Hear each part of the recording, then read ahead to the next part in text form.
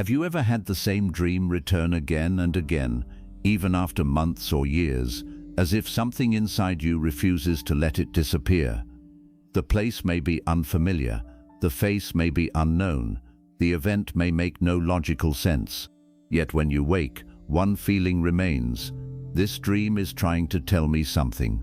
Welcome to The Dream Your Soul Keeps Repeating, a Vedic-inspired audiobook exploring why certain dreams return, why some feel older than memory, and what they may reveal about fear, desire, karma, samskaras, unfinished emotion, and the hidden movements of the mind. Stay until Chapter 7, because the deepest meaning of a repeating dream may not be hidden in what you see while sleeping. It may be hidden in what your waking life keeps refusing to face. Chapter 1. The dream returns because the feeling has not finished. Some dreams disappear before your feet even touch the floor in the morning, but others return with such persistence that they begin to feel less like random images and more like unfinished conversations. You may see the same road, the same house, the same face, the same doorway, the same river, or the same frightening moment again and again, and even when the details change, the emotional weight remains almost identical. You wake with the same pressure in your chest, the same sadness, the same strange sense of familiarity, and the same question, why is my mind bringing me back here? The first thing to understand is that repetition usually matters more than the surface image. A dream may show a house, but the deeper pattern may be fear. It may show a stranger, but the deeper pattern may be longing. It may show you being chased, but the deeper pattern may be avoidance. It may show a locked door, but the deeper pattern may be something in waking life that you are not yet ready to face. The dream changes its costume, but the feeling underneath often stays the same, and that feeling may be the real message asking for your attention. Vedic-inspired wisdom gives us a powerful way to think about this through the idea of samskaras, the subtle impressions left within us by experiences, habits, emotions, actions, and deeply repeated patterns. Some impressions are light and fade quickly, while others become so strong that they continue shaping the way we think, react, fear, desire, and even dream. Within traditions that accept rebirth, samskaras are sometimes understood as impressions that can continue beyond the boundaries of one lifetime, although recurring dreams by themselves cannot prove such a connection. What matters practically is that something has become deeply impressed within the mind, and sleep may be one of the places where that impression becomes visible. This is why the same dream can return even when you believe you have moved on. During the day, you may be busy enough to avoid a feeling, strong enough to suppress it, or distracted enough to forget it. But when the outer world becomes quiet and the conscious mind loosens its grip, the unfinished emotion may find another way to rise. The dream does not need your permission. It simply creates a language of images and pulls you back toward the emotional place you keep leaving unfinished. Perhaps you lost someone years ago and you tell yourself you are fine, yet in your dream they keep appearing exactly as they once were. Perhaps the relationship ended, the funeral passed, the house changed, the years moved forward, but some part of your grief never completed its journey. The dream may not mean the person is literally visiting you, and it may not be a prediction or supernatural message. It may simply mean that love, grief, guilt, regret, or longing still carries enough emotional force to enter sleep again. This can also happen with fear. You may repeatedly dream that you are falling, drowning, trapped in a dark place, running from something, losing your way, or arriving too late, and each time you wake with the same sense of urgency. It is tempting to interpret the dream literally, but often the more useful question is what your waking life feels like. Are you carrying responsibilities that feel impossible to control? Are you afraid of failing someone? Are you living inside uncertainty? Are you avoiding a decision that keeps becoming more urgent? The dream may be dramatic, but the waking emotion may be surprisingly ordinary. What makes recurring dreams so powerful is that they can reveal the gap between what you say and what you actually feel. You may say, "I am not afraid," while dreaming of being chased. You may say, "I do not miss them anymore," while dreaming of the same person every week. You may say, "I am happy where I am," while repeatedly dreaming of escape. You may say, "I have forgiven," while the dream keeps returning to the same argument, the same betrayal, or the same place where the wound first opened.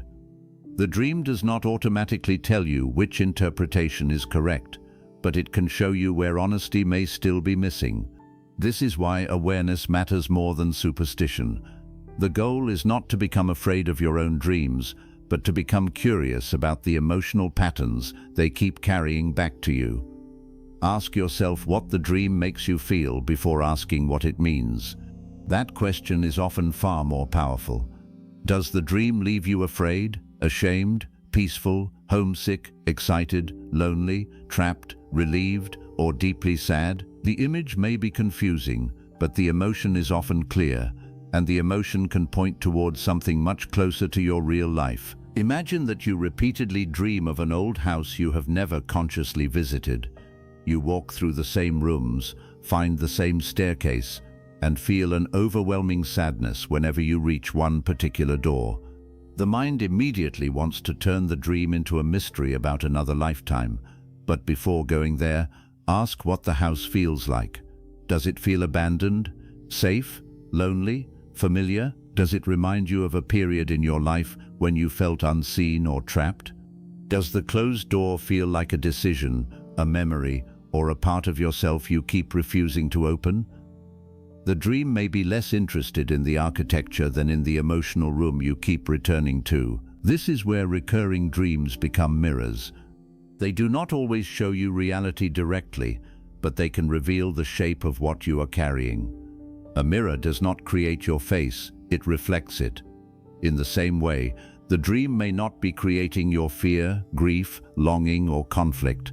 It may simply be reflecting what has already become strong enough to keep appearing. Sometimes the repeating dream is connected to unfinished action. You may know there is a conversation you need to have, an apology you need to offer, a boundary you need to set, or a decision you need to make, but every day you postpone it. The waking mind becomes skilled at delay, but the dream keeps rebuilding the same symbolic problem at night. You are late. You cannot reach someone. You cannot open the door. You cannot find the road. You are trying to speak, but no sound comes out. These dreams can feel mysterious, but the pattern may be painfully simple. There is something in your waking life that still has no resolution. This does not mean every recurring dream demands immediate action. Sometimes the dream reflects a process that needs time, especially in grief, trauma, or major life change. The mind may revisit the same material many times because healing is not always a straight line. A dream can return because the emotional system is still processing what happened, not because you are failing to understand some hidden message. This is important because people can become overly anxious when a dream repeats. They begin thinking, something bad is about to happen, or the universe is warning me, and the fear itself makes the dream stronger. The more attention, fear, and expectation you attach to the dream, the more likely your mind may be to return to it. In this way, the dream and the fear of the dream can begin feeding each other. A wiser response is to become grounded. Write the dream down if it helps. Notice the emotional pattern. Ask what was happening in your life during the days before the dream returned. Did you feel rejected, stressed, overworked, lonely? Did you see someone who reminded you of the past? Did an old fear become active again? Sometimes the trigger is not inside the dream at all. It is in what happened before you went to sleep. There is also a deeper Vedic-inspired question here. What happens when an impression becomes so strong that it begins shaping experience repeatedly? A samskara is not merely a memory, it can become a tendency. If you repeatedly react to fear in the same way, the pattern can become stronger. If you repeatedly avoid grief, the avoidance itself can become habitual. If you repeatedly suppress a desire, it may begin appearing indirectly. This is why the first chapter is not really about dream interpretation. It is about unfinished emotional energy. The dream returns because something has not yet found a new form. Fear has not become understanding. Grief has not become acceptance.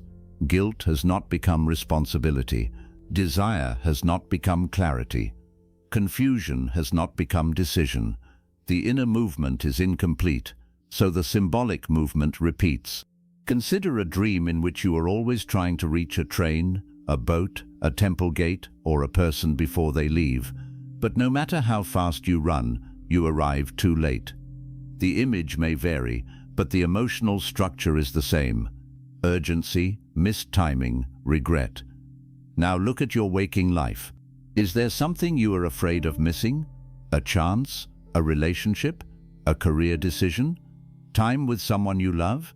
Your own sense of purpose? The dream may not be predicting that you will lose something. It may be showing you that you already feel you are running out of time.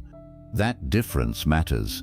A dream that feels prophetic can sometimes be emotional rather than predictive. The same is true of dreams about being chased. The question is not always, what is chasing me? It may be, what am I refusing to turn around and face?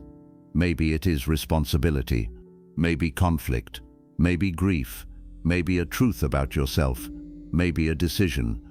The dream turns avoidance into movement, because running is the perfect image for something you do not want to confront. Then one night, something changes. You stop running. You turn around. The dream may end differently. That change can be more meaningful than the original image because it may reflect a new relationship with the fear. You are no longer only being carried by the pattern. Some part of you is beginning to respond differently. This is one of the reasons recurring dreams can be so valuable. They give you a repeating stage on which internal patterns become visible. Over time, you may notice that the same dream changes as your waking life changes. A dark room becomes brighter. A locked door opens. The person you were chasing stops running. The water becomes calmer. You speak when before you could not. These shifts may not be mystical predictions.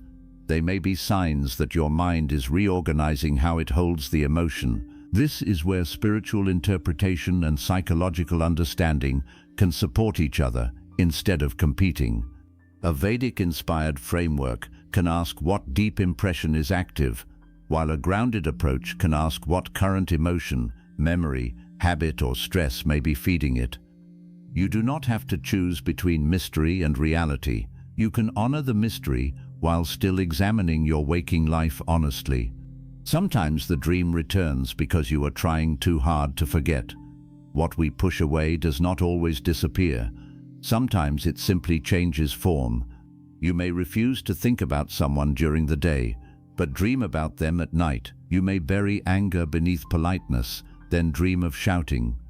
You may pretend you are not afraid of change, then dream of losing everything familiar. This does not mean suppression is always wrong. Sometimes we need distance from overwhelming emotions, but if an emotion keeps returning, it may be asking for a more conscious place in your life. This is why healing often begins with naming. I am still hurt. I am still afraid. I still miss them. I still feel guilty. I do not know what I want. I know I need to change something. A sentence spoken honestly while awake can sometimes begin changing what repeats during sleep, because the mind no longer needs to work so hard to make the feeling visible. There is another important point. A recurring dream can contain more than one meaning over time. The same house may represent loneliness during one period and safety during another. The same river may feel frightening at first and peaceful years later. Symbols are not fixed dictionaries. Their meaning depends on your history, your associations, your emotions, and the context of your life. This is why simplistic dream interpretation can be misleading. A snake does not always mean betrayal. Water does not always mean emotion. Death in a dream does not automatically mean physical death. The dream belongs to a particular mind, living a particular life, and its meaning must be approached with humility. If the same dream returns, resist the temptation to ask only what the symbol usually means. Ask what it means to you. What does that house remind you of? What does that river make you feel? What does that person represent in your life? What do you associate with that doorway? This personal meaning may reveal more than any universal dream dictionary. Within a Vedic-inspired view, dreams have long been treated as worthy of reflection. But reflection is different from blind belief. A dream can be significant without being literal. It can be spiritually interesting without becoming a command. It can carry emotional truth without predicting the future. That distinction protects you from fear. If you dream repeatedly of death, do not immediately assume someone will die. Ask what is ending in your life, what identity is changing, what relationship has transformed, what old version of yourself is becoming impossible to continue. Sometimes death in a dream may symbolize transition. Sometimes it may reflect fear, sometimes grief. Sometimes it may simply be random imagery shaped by what you recently saw, heard, or remembered. The point is not certainty. The point is awareness. This is especially important when a dream feels ancient. You may dream of temples, villages, clothing, languages, landscapes, or people that seem outside your normal life, and the familiarity can be intense. Within rebirth traditions, some people may interpret such dreams as possible echoes of earlier impressions, but even then, the wisest response is not to build your identity around an unproven story. Ask what the dream changes now. Does it make you more compassionate, more curious, more aware of mortality, more willing to resolve unfinished relationships, more grateful for the present? If the dream becomes only a fascination with who you might have been, you may miss who you are becoming. This is a recurring theme in Vedic-inspired wisdom. The present choice matters. A dream may point backward. The lesson must still be lived forward. Perhaps you see a person again and again in sleep, and you feel sure you knew them somewhere beyond this life. Maybe that is true within your spiritual worldview. Maybe it is symbolic. Maybe they represent a lost part of yourself. Whatever the explanation, ask what the relationship to that image is teaching you now. Do you wake with longing? Then examine longing. Do you wake with guilt? Examine guilt. Do you wake with peace? Examine what kind of peace the dream gives you and why you need it. The dream figure may be the messenger, but the emotion is often the message. Sometimes people spend years trying to decode the face and ignore the feeling. This can keep the dream mysterious longer than necessary. There is also something powerful about accepting that some dreams may never be fully understood. The mind does not always provide neat explanations. Some images may remain strange, some places may never make sense. Some repeated dreams may eventually stop without telling you why. Maturity includes allowing some mystery to remain.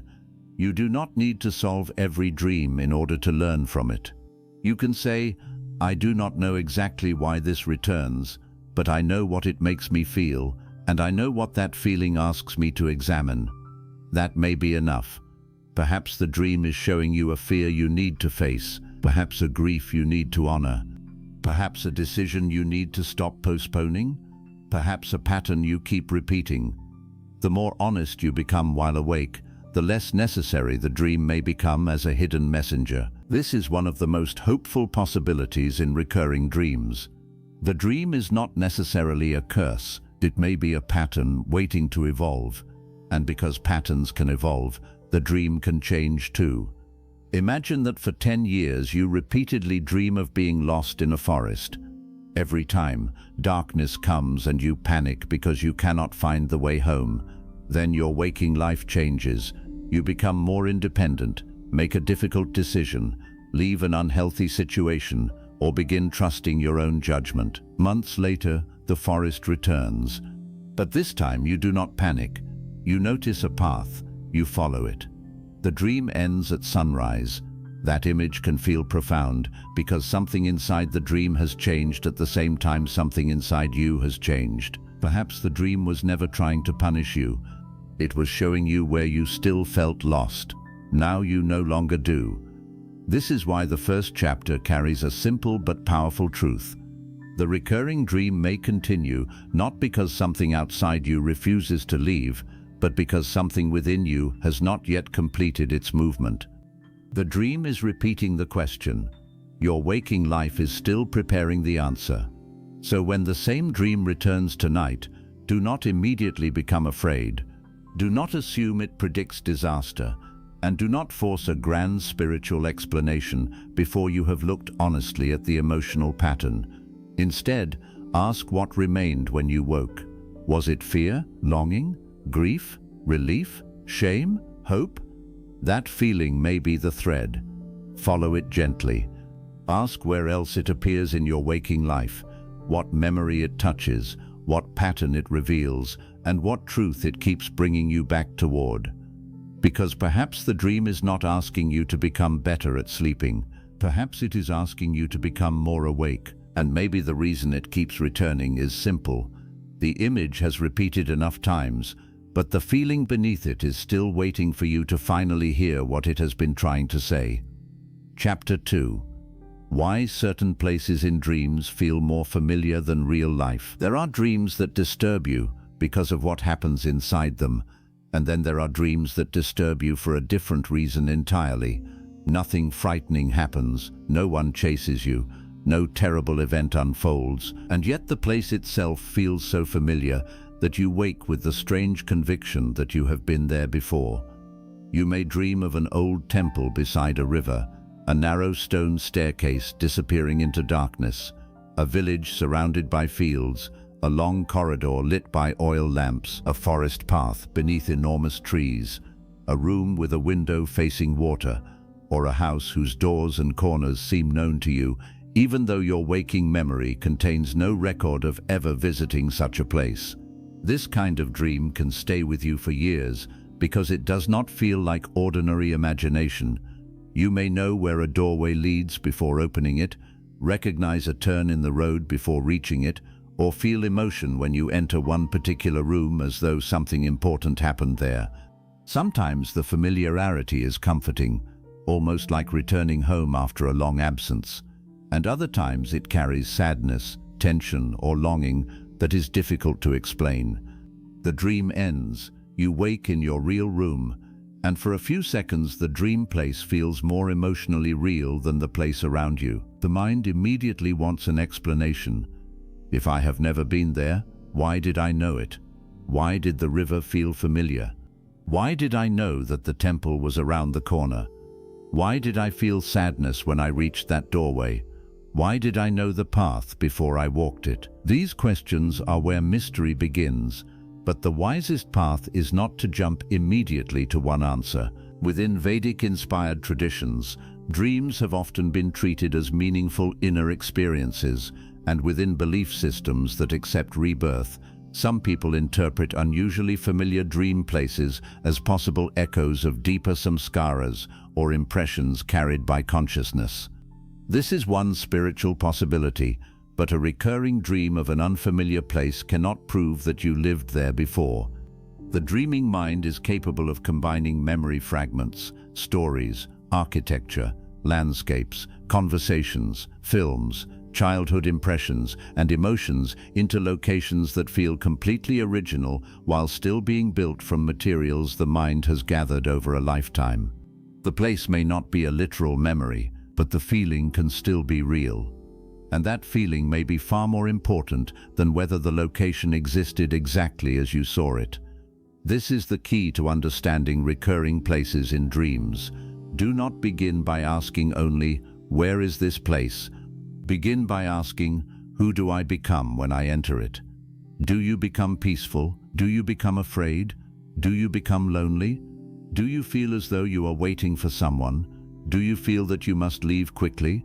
Do you feel an overwhelming desire to stay? The dream location may be functioning like an emotional container, holding a particular state of mind that your waking life has not yet given a clear name. Imagine that you repeatedly dream of a river you have never seen. It is always evening. The water moves slowly. There is a temple on the opposite bank, but you never cross. Every time you stand there, you feel a sadness that is almost beautiful, a sadness mixed with longing, and when you wake you cannot explain why the scene affects you so deeply. A literal interpretation might ask whether this was a place from another lifetime. A symbolic interpretation asks a different question. What is on the other side of your life right now that you can see but have not reached? Maybe the river represents distance. Maybe the temple represents meaning.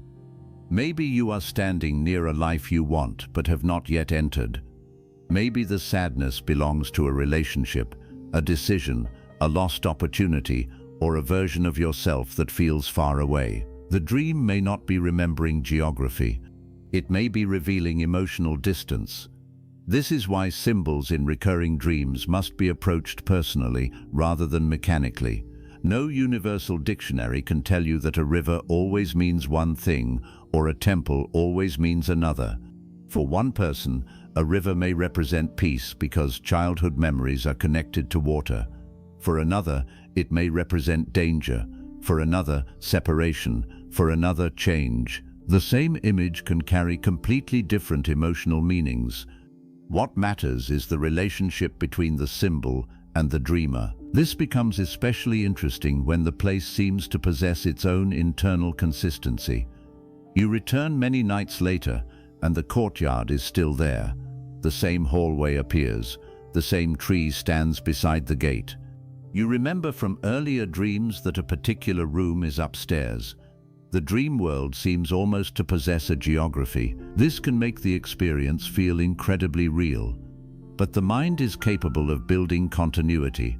Recurring dreams can become internally organized because memory from previous dreams sometimes influences later ones.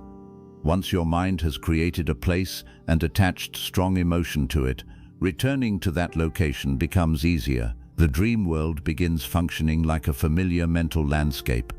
This does not make it meaningless. In fact, the repetition may make it more meaningful because it shows that the location has become psychologically important enough to keep being reconstructed. The dream place has become a stage. Now ask what keeps happening on that stage. Perhaps you always walk toward one locked room. Perhaps you keep arriving at the same empty courtyard. Perhaps someone is always waiting near the river. Perhaps you keep searching for an exit. The place stays familiar because the emotional question stays unfinished. This is where samskaras become useful as a concept. A deep impression does not need to return as a literal replay of an event. It may return as an atmosphere, a tendency, a feeling, or a symbolic environment that carries the emotional tone of something unresolved. Perhaps your strongest samskara is not this temple. Perhaps it is waiting. Not this house, but being trapped. Not this village, but belonging. Not this forest, but being lost. The dream place becomes a visual language for the impression. This is one reason a person can dream repeatedly of a home they have never lived in. The house may symbolize an inner sense of self. One room feels safe. Another remains locked. The roof is collapsing. The windows will not open. Or perhaps the entire house feels warm and familiar in a way no real place does. Instead of asking whether the house exists somewhere in the world, ask what kind of inner home it represents. Does it resemble who you are now, or who you wish you were? Does it feel abandoned because some part of yourself has been neglected? Does it feel peaceful because it represents a state you are searching for? There are dreams in which the place becomes more familiar than the people. You may not know anyone there, yet the road feels known. You may see strangers, but the temple steps feel like home. This suggests that the emotional bond may be with the environment itself, rather than with one specific dream figure. Within a rebirth belief, some may interpret this as a place carrying a past life resonance, but even without taking that literally, the experience may still reveal something profound. Why does this particular environment move you? Perhaps the dream is giving form to a longing that waking life has not satisfied. Some people live surrounded by noise and dream repeatedly of silent monasteries or forests. Some live highly structured lives and dream of open roads. Some feel emotionally isolated and dream of warm family homes. The recurring place may show the opposite of your waking condition. In this way, it can become compensation. The mind creates what the day does not provide. This is why the emotional tone matters more than the architecture. There is another type of recurring place that feels frightening rather than comforting. Perhaps it is an old building where you know something is wrong, a corridor that never ends, a staircase going downward, a dark forest where the path keeps disappearing, or a room you avoid entering. You may wake with the strong feeling that the place is dangerous. Again, the temptation is to interpret the location literally, but fear in dreams is often symbolic. What part of your life feels like that corridor? What situation keeps stretching without resolution?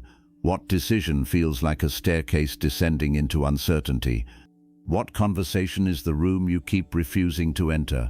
The dream place can become a map of avoidance, and because avoidance repeats, the location repeats.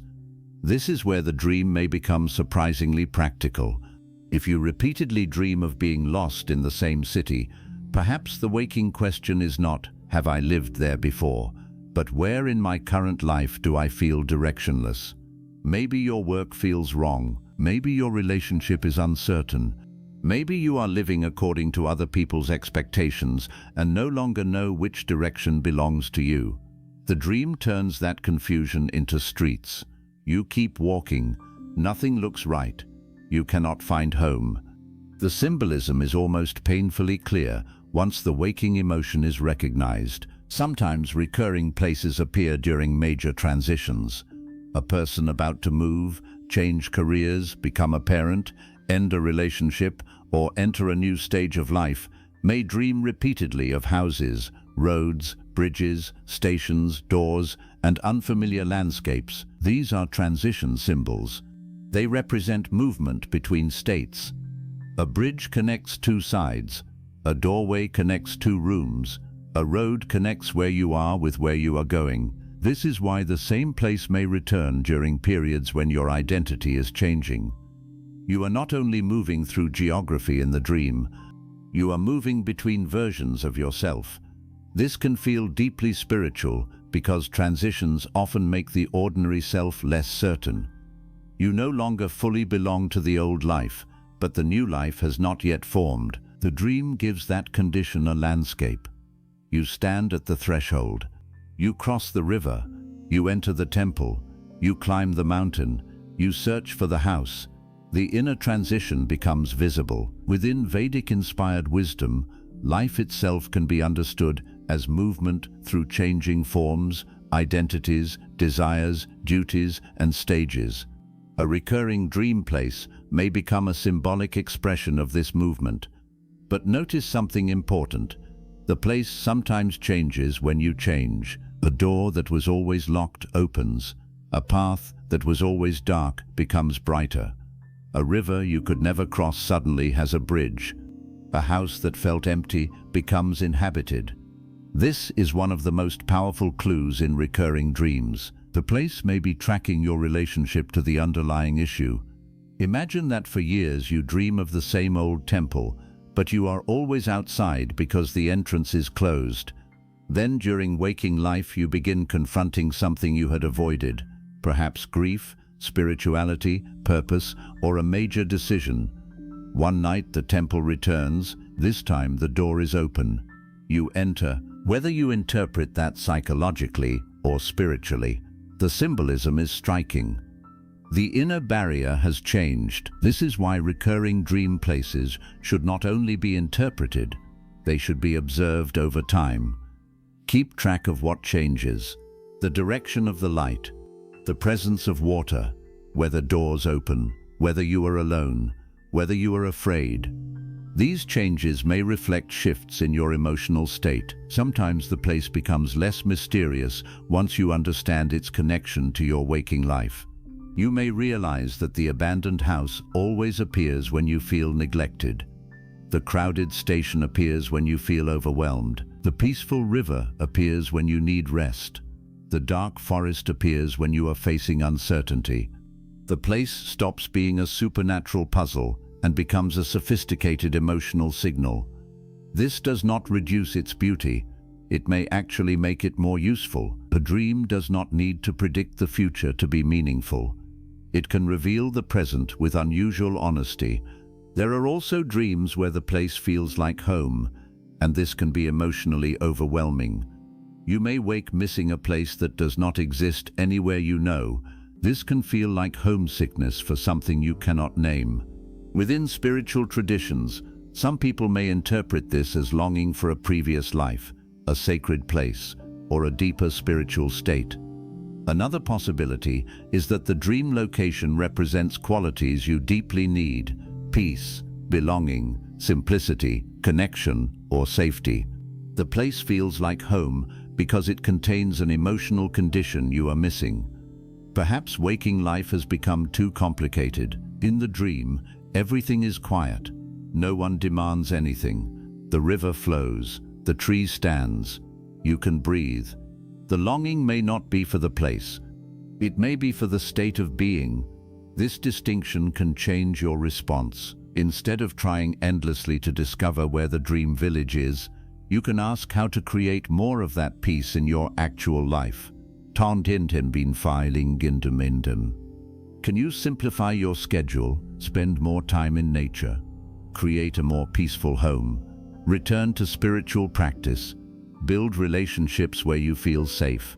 The dream becomes guidance, not because it tells you a literal destination, but because it reveals a quality your life needs.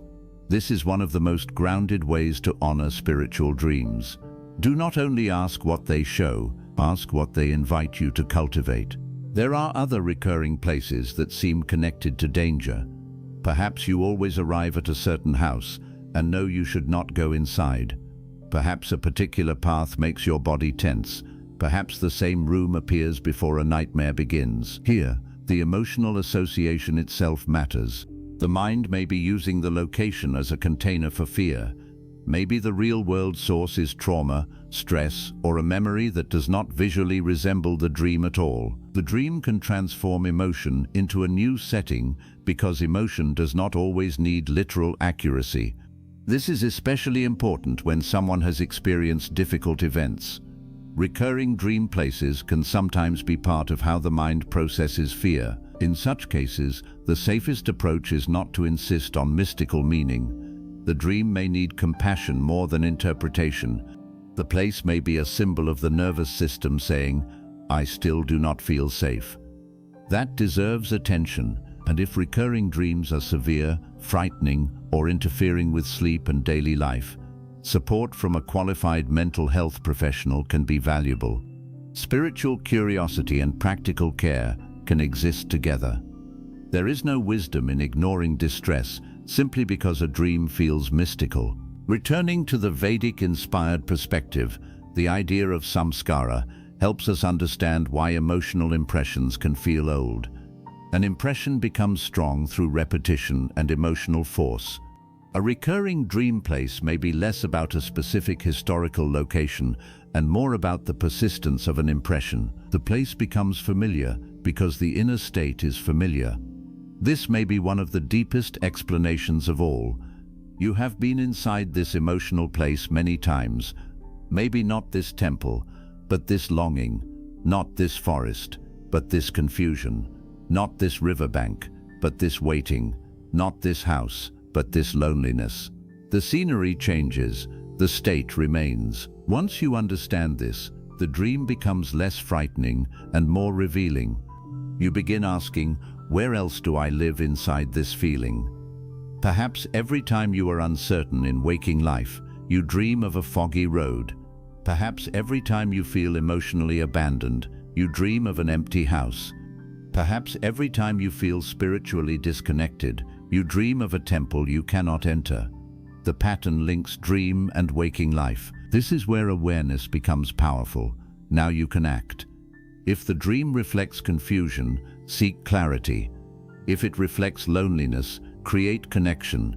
If it reflects exhaustion, rest. If it reflects suppressed grief, allow grief. If it reflects spiritual longing, make space for practice. you are no longer simply a passive receiver of mysterious images. You begin responding.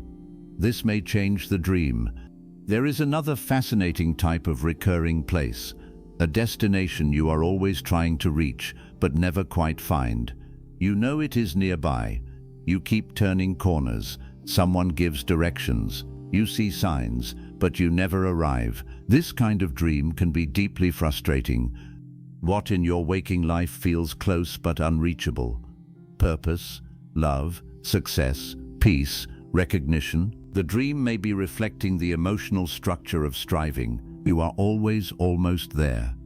This can reveal not only desire, but also the way you relate to desire. Do you believe fulfillment is always somewhere ahead? Do you postpone peace until the next achievement? Do you keep telling yourself, once I get there, then I will be okay? The dream may be showing you that there keeps moving. This becomes a spiritual lesson about desire. Within Vedic thought, desire can be powerful and creative, but attachment to outcomes can also create suffering. If the dream place is always ahead, perhaps the question is whether you have forgotten how to inhabit where you are. The dream may not be asking you to stop moving. It may be asking you to stop believing that your life begins only after arrival. Another recurring dream place is the childhood home, even after decades have passed. This is more easily explained because the place actually existed, but its repetition can still be deeply symbolic. A childhood home may carry the earliest samskaras of safety, fear, family, identity, belonging, or conflict. When it returns, the dream may be bringing you back to the emotional foundations beneath current problems. Perhaps you are having relationship difficulties and suddenly keep dreaming of the old house where you first learned what love looked like. Perhaps work stress awakens memories of being judged. The dream returns to the original environment where the pattern was formed. This shows something important.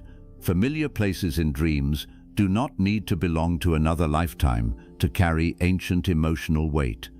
Sometimes ancient simply means early, before you had language, before you understood what was happening, before you could choose how to respond. Those early impressions can feel almost timeless. This is another reason to approach dreams with humility.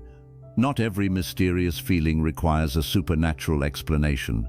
The ordinary human mind contains enormous depth, but spiritual frameworks can still offer useful language for that depth. Samskara gives us a way to talk about impressions that become embedded. Karma gives us a way to think about repeated patterns and consequences. Awareness gives us the possibility of responding differently. The dream place becomes meaningful because it reveals where these processes are active. There may also be places that appear only at particular ages or stages. You may dream repeatedly of a mountain during your 20s, then never see it again. Years later, during another major transition, the mountain returns. This can feel like the dream is marking chapters of your life. The same symbol appears when the same deeper lesson returns. Perhaps the mountain represents responsibility, perhaps growth, perhaps solitude, perhaps ambition. When life brings you to a similar inner challenge, the old dream landscape becomes relevant again. This can create the strange feeling that the dream itself remembers you. But perhaps it is your mind remembering the symbol. The symbol worked before, so it returns. This is not less mysterious. It shows how deeply the mind organizes experience through images. There are also dreams of sacred spaces, temples, shrines, fires, rivers, caves, mountains, that can feel unusually powerful, because these symbols already carry spiritual meaning culturally and personally. They may become containers for questions about purpose, mortality, devotion, and identity. A temple in a dream may not mean one fixed thing. It may represent a search for meaning, a place of refuge, a confrontation with guilt, a longing for discipline, a desire to reconnect with something sacred. If it keeps appearing, ask what your relationship with the sacred looks like while awake. Have you become disconnected from a practice that once mattered? Are you searching for meaning after loss? Are you questioning what you believe? Perhaps the dream temple appears because the spiritual part of your life is asking for attention. You do not need to assume it is a literal temple from another incarnation to take the message seriously. The dream can still call you toward reflection. This is where the deepest mistake would be to become fascinated with the place but ignore the life. You can spend years searching online for architecture that resembles your dream temple. You can try to identify the river. You can compare villages. You can become obsessed with proving the dream came from another life. But if the dream is really about grief, fear, purpose, or belonging, the search may become another form of avoidance. The scenery becomes more interesting than the lesson.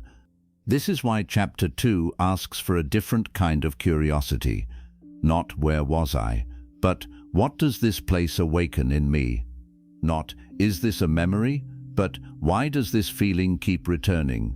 Not how can I prove the dream is ancient, but what does the dream reveal about my present inner world? These questions keep mystery alive without allowing mystery to replace wisdom. There is another powerful possibility. Sometimes the recurring place changes after you make a major waking decision. You leave a painful relationship. The dream house that was always dark now has open windows. You begin a new spiritual practice. The temple door opens. You forgive someone. The river becomes calm. You stop avoiding a decision. The endless road finally reaches somewhere. These changes can feel like confirmation. Maybe not confirmation of a supernatural interpretation, but confirmation that inner and outer life are connected. The dream reflects the shift. This is why recurring dream places can become markers of healing. If you track them, you may notice that fear decreases. You explore instead of running. You enter instead of avoiding. You recognize that the place no longer has the same power over you. This may be one of the most beautiful moments in recurring dream work. You return to the same place, but you are not the same person. And because you have changed, the place changes too. Perhaps the old staircase no longer frightens you. Perhaps you walk down willingly. Perhaps the room at the bottom is empty. You expected a monster. There is only silence. Sometimes what we fear becomes less powerful when we finally approach it. The dream can dramatize this beautifully.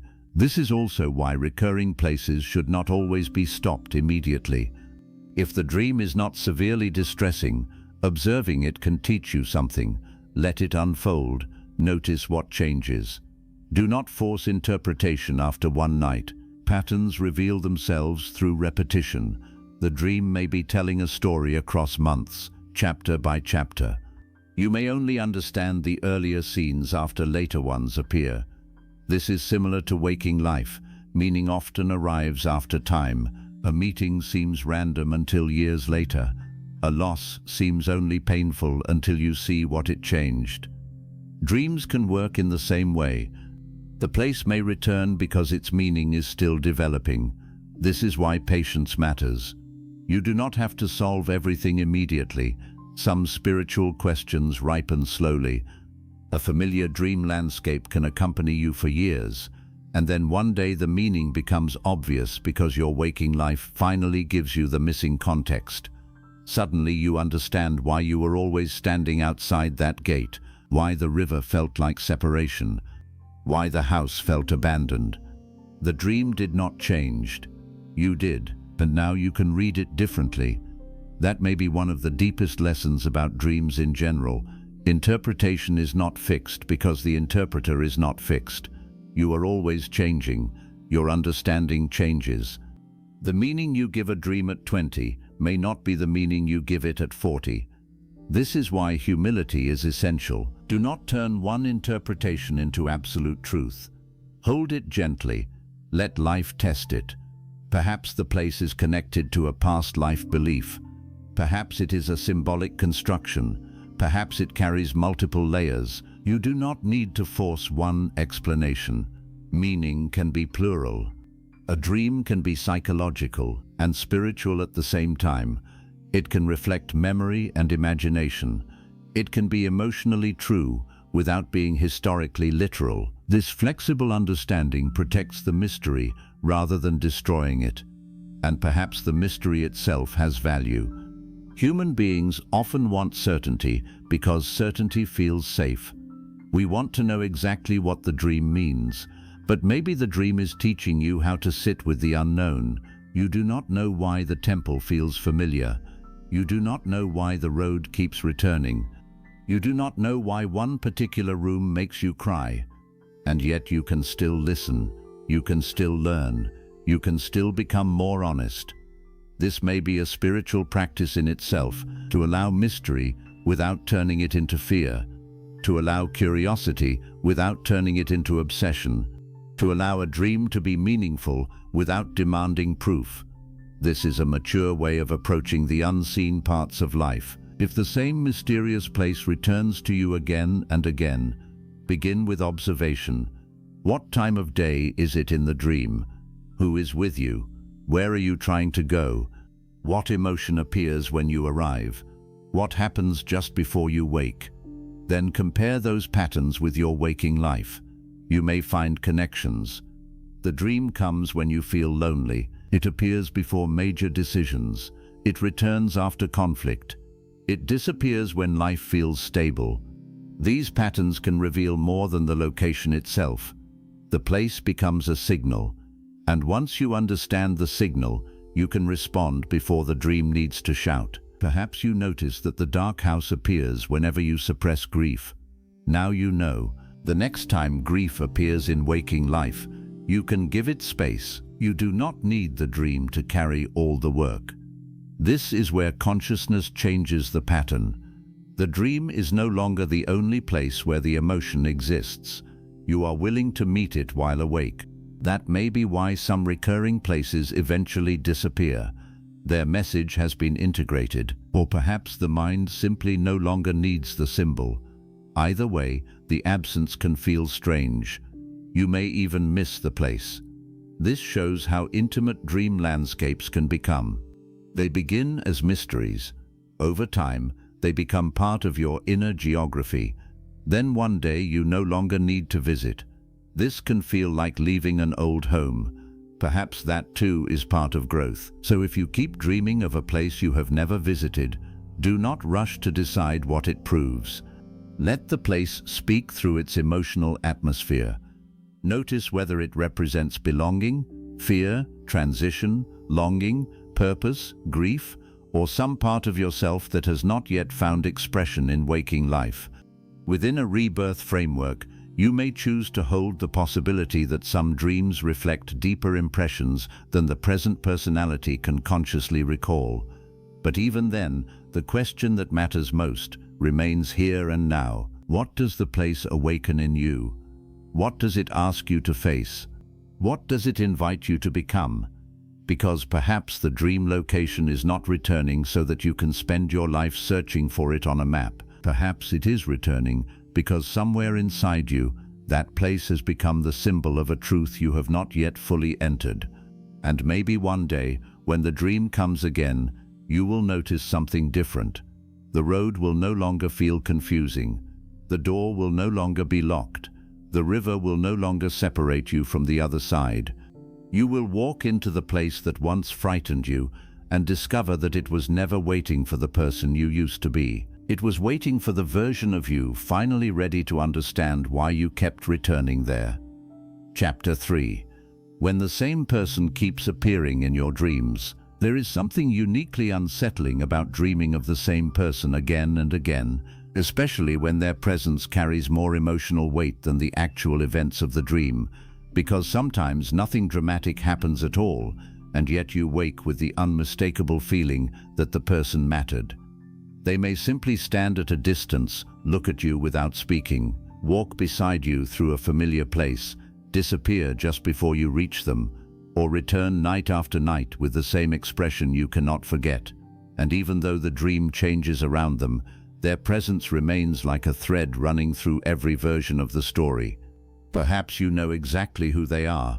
Maybe they are someone you loved, someone you lost, someone from your childhood, someone you have not spoken to in years, or someone whose relationship with you ended without the closure you hoped for. But sometimes the mystery becomes much deeper because the person is completely unknown. You have never met them in waking life. You cannot connect their face with anyone you remember, and yet when they appear in the dream, you feel a familiarity that seems impossible to explain.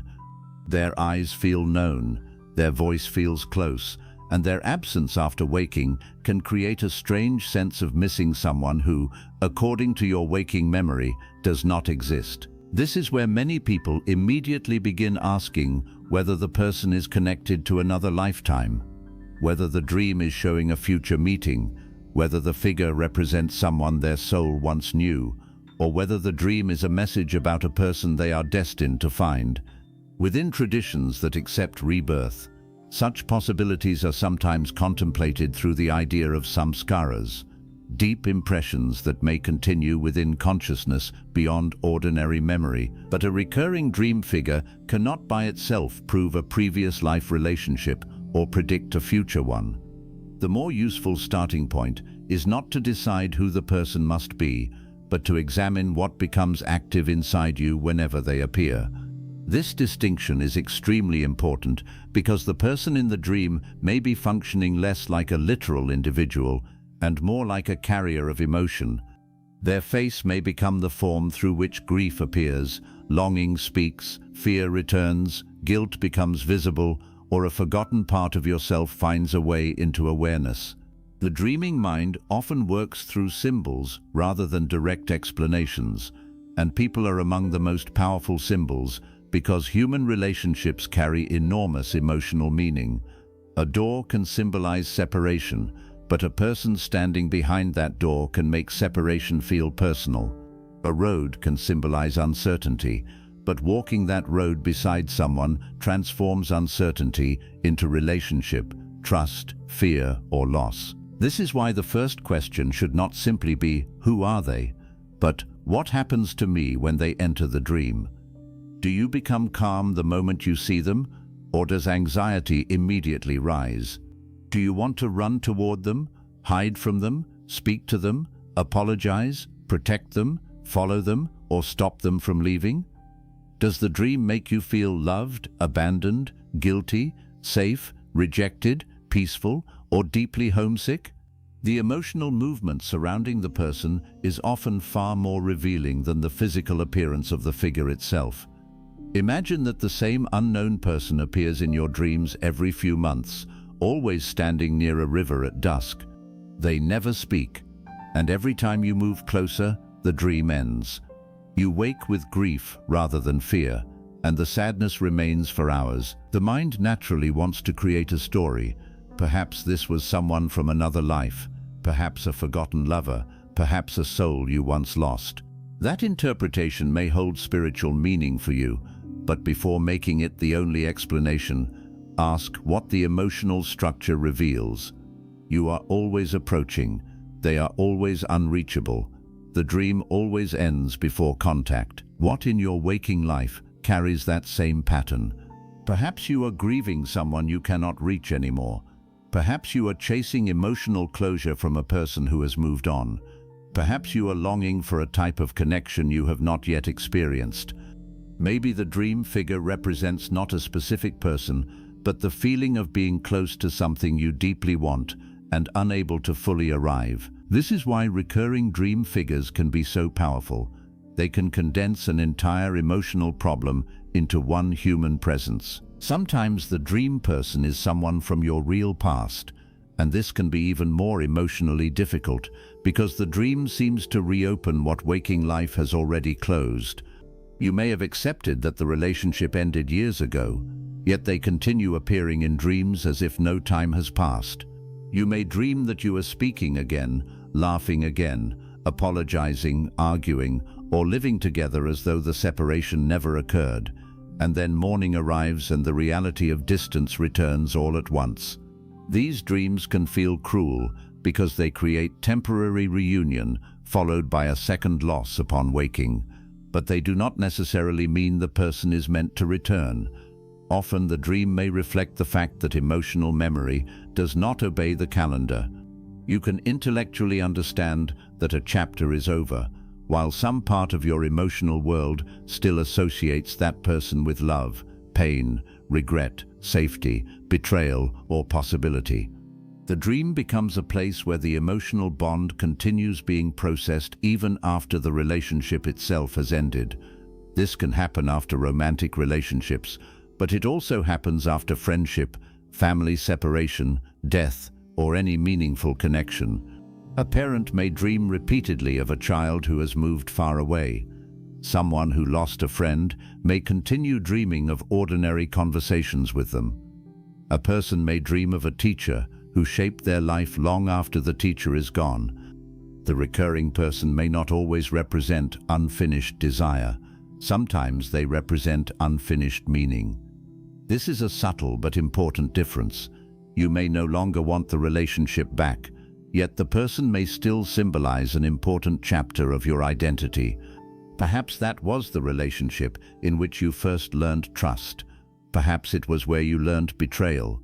Perhaps it was when you discovered your own capacity for devotion, or when you learned that love without boundaries becomes suffering. The person remains in dreams because their role within your inner history is not small. They have become connected to a lesson. And lessons can continue echoing even when the teacher is no longer present. Within a Vedic-inspired understanding of samskaras, strong relationships can create deep impressions because repeated emotion, desire, attachment, and action reinforce pathways of response. This does not require a mystical explanation.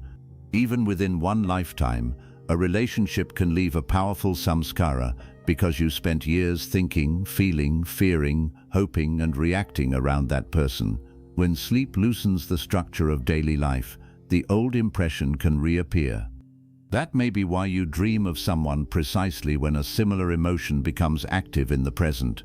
You enter a new relationship, and suddenly your former partner begins appearing in dreams. You face betrayal at work and dream of a childhood friend who once betrayed you. You become afraid of losing someone and dream of a person you already lost. The dream figure acts like an emotional bridge between then and now. This is why context matters. If the same person returns in dreams, pay attention to what is happening in your current life around the time the dream appears. Has something made you feel lonely? Has a new relationship begun? Are you facing a decision? Did someone say something that reminded you of the past? Did you visit an old place, hear a song, smell something familiar, or experience an emotion that resembles a previous chapter? The trigger may be subtle enough that the conscious mind does not notice it, but the dreaming mind may.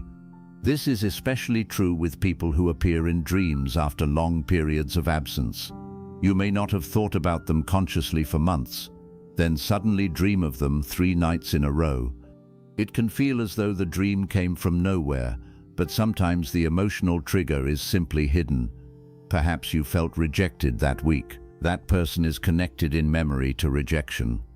Perhaps you felt hopeful. That person represents a time when you were hopeful. The dream may be using them as emotional shorthand. This is one of the reasons dream figures should not automatically be interpreted literally. A person appearing in a dream may represent themselves, but they may also represent what they mean to you. A strict father may symbolize authority. A lost friend may symbolize belonging. A former lover may symbolize desire, regret, or a younger version of yourself. A stranger may symbolize an unknown future, an unrecognized part of your personality, or a quality you have not yet integrated. The same person can even symbolize different things at different periods in your life. This is why no dream dictionary can tell you exactly what a recurring person means. Meaning is personal. Now consider the mysterious case of an unknown figure who feels deeply familiar. These dreams can be among the most emotionally powerful because they create recognition without biography. You may remember the face clearly, even after waking, yet there is no real-world person attached to it. Sometimes the figure returns with consistent details, the same clothing, the same eyes, the same voice, the same environment. Perhaps they age with you. Perhaps they always appear young. Perhaps they never speak. The consistency makes the dream feel like memory, but consistency alone does not prove that it is memory. The mind is capable of creating recurring characters in the same way it creates recurring places. Once a figure becomes emotionally significant, later dreams can reconstruct them. Yet again, the spiritual question remains interesting.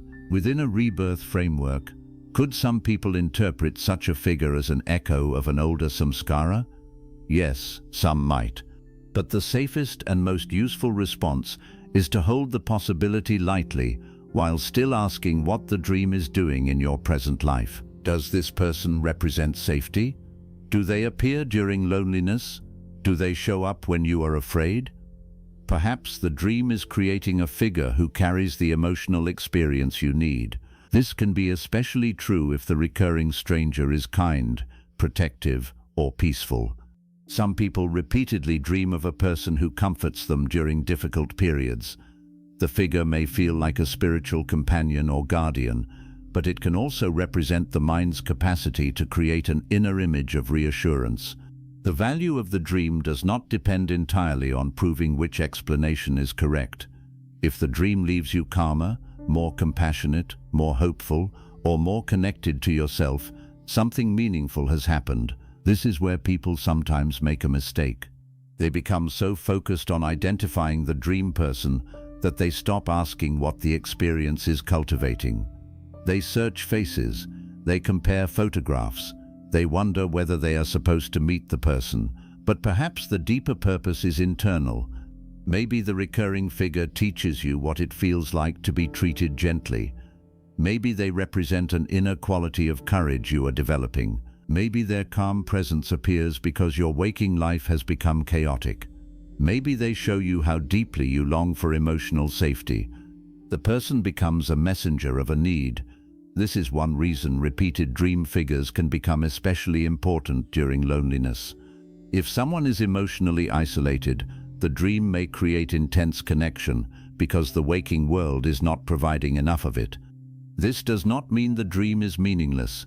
It means the psyche may be compensating. The dream gives you a relationship experience. You wake realizing how much you need connection. That realization can become useful if it leads you to build healthier relationships while awake. But if you become obsessed with the dream person and withdraw further from real people, the dream stops being a doorway and becomes an escape. This distinction matters.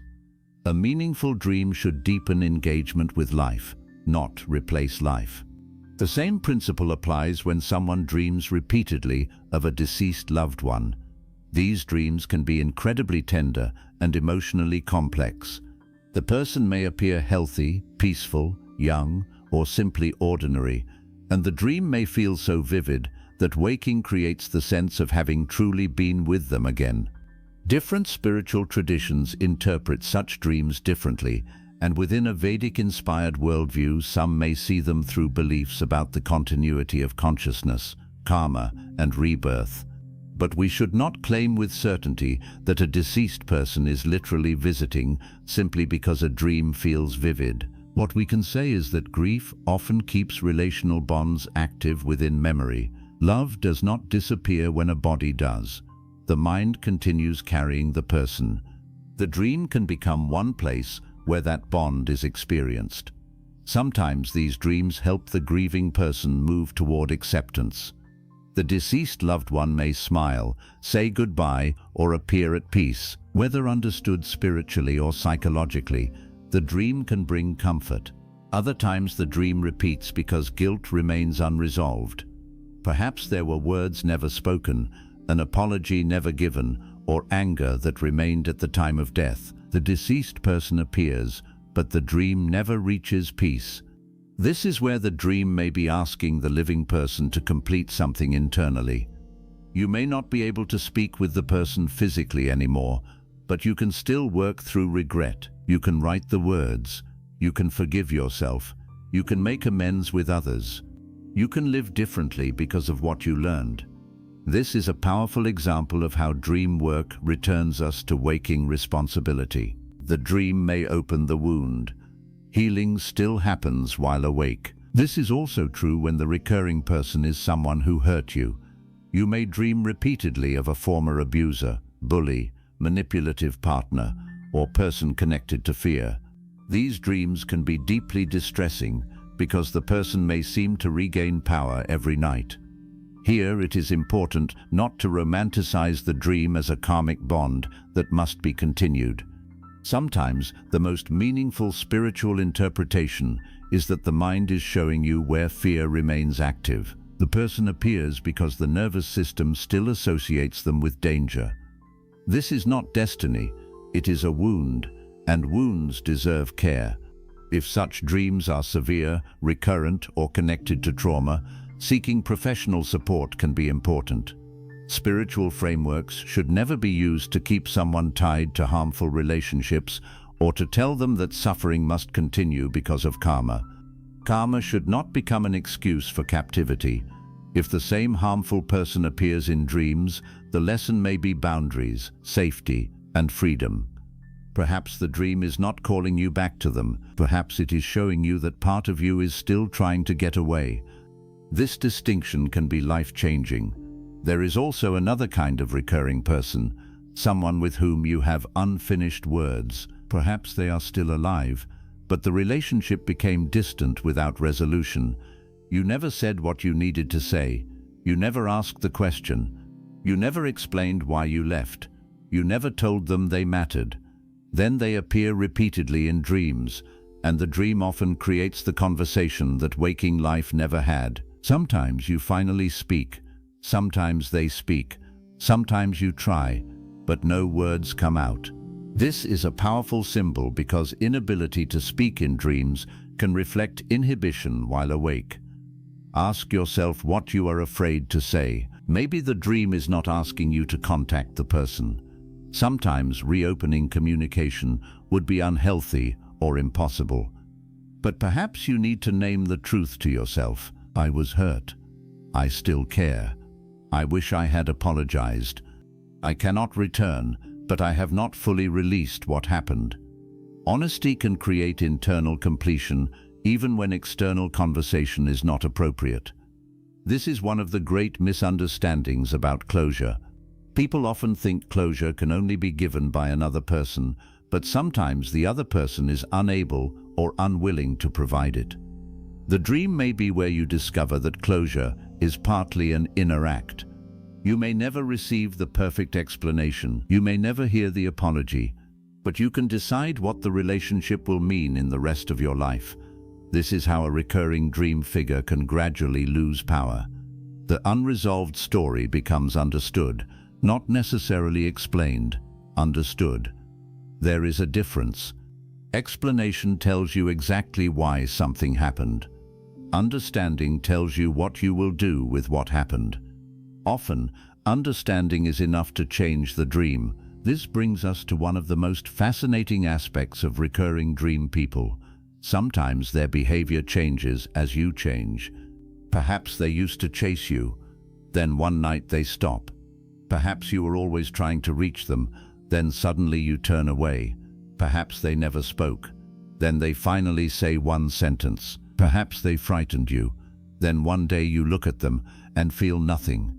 These changes can be deeply symbolic because they may reflect a change in the emotional charge of the relationship. You are no longer controlled by the same fear.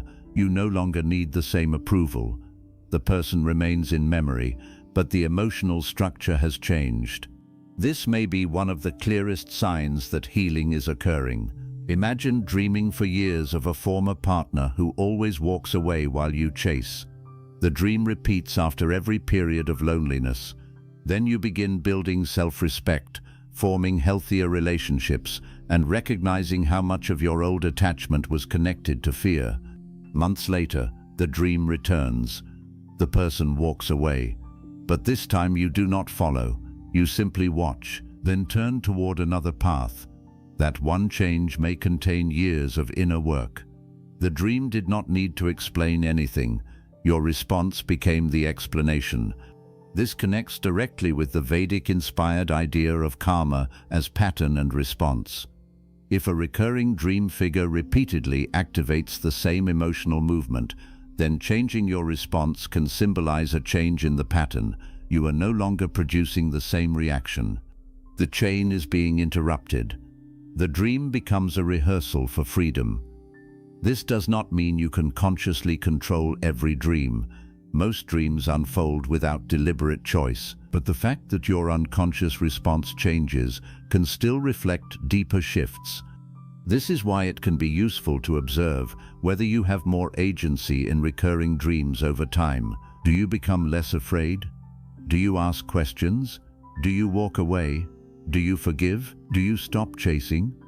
Agency in the dream may parallel agency in waking life. There is another powerful category of recurring figure, the person whose face changes but whose emotional role stays the same. You may dream of different strangers, yet each one behaves similarly.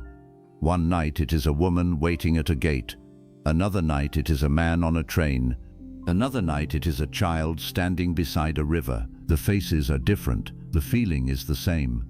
This suggests the recurring element may not be an individual person at all.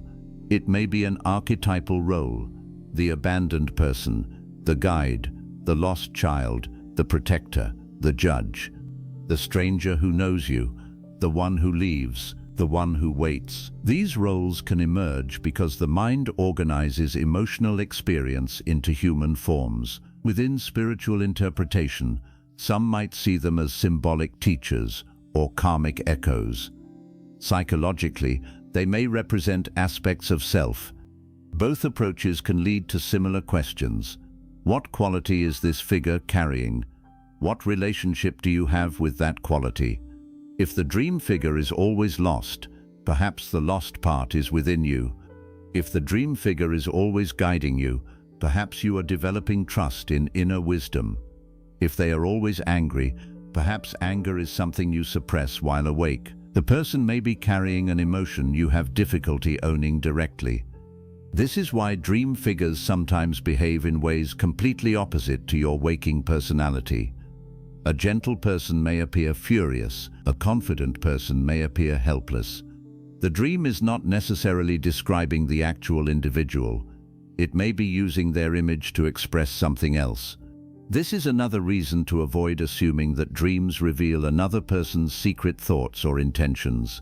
If you dream that someone betrays you, it does not mean they are secretly betraying you.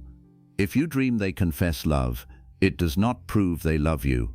Dreams tell you about your inner world more reliably than they tell you the hidden minds of other people.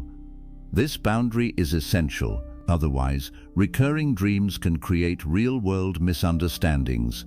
You may begin treating someone according to what they did in a dream. That is unfair. The dream belongs to you. Use it to understand yourself. Do not use it as evidence against another person. This becomes especially important when the recurring person is someone you currently love. You may dream repeatedly that they leave, cheat, disappear, or reject you, and the intensity can make waking suspicion feel justified. But the dream may be revealing your fear of loss rather than their behavior. Ask what evidence exists in waking life. If there are real warning signs, address them directly. If not, the dream may be showing your own attachment anxiety. The difference matters. A fear can feel true without being factual. Recurring dreams often reveal emotional truth, not literal truth. The emotional truth may be, "I am afraid of abandonment." That is meaningful. The literal conclusion, "Therefore this person will abandon me," does not automatically follow. This is where grounded spirituality becomes protective. You can honor the emotional depth without turning it into prophecy. Another recurring person may be someone you admire deeply. You dream of a teacher, sage, elder, spiritual figure, or person whose wisdom affects you.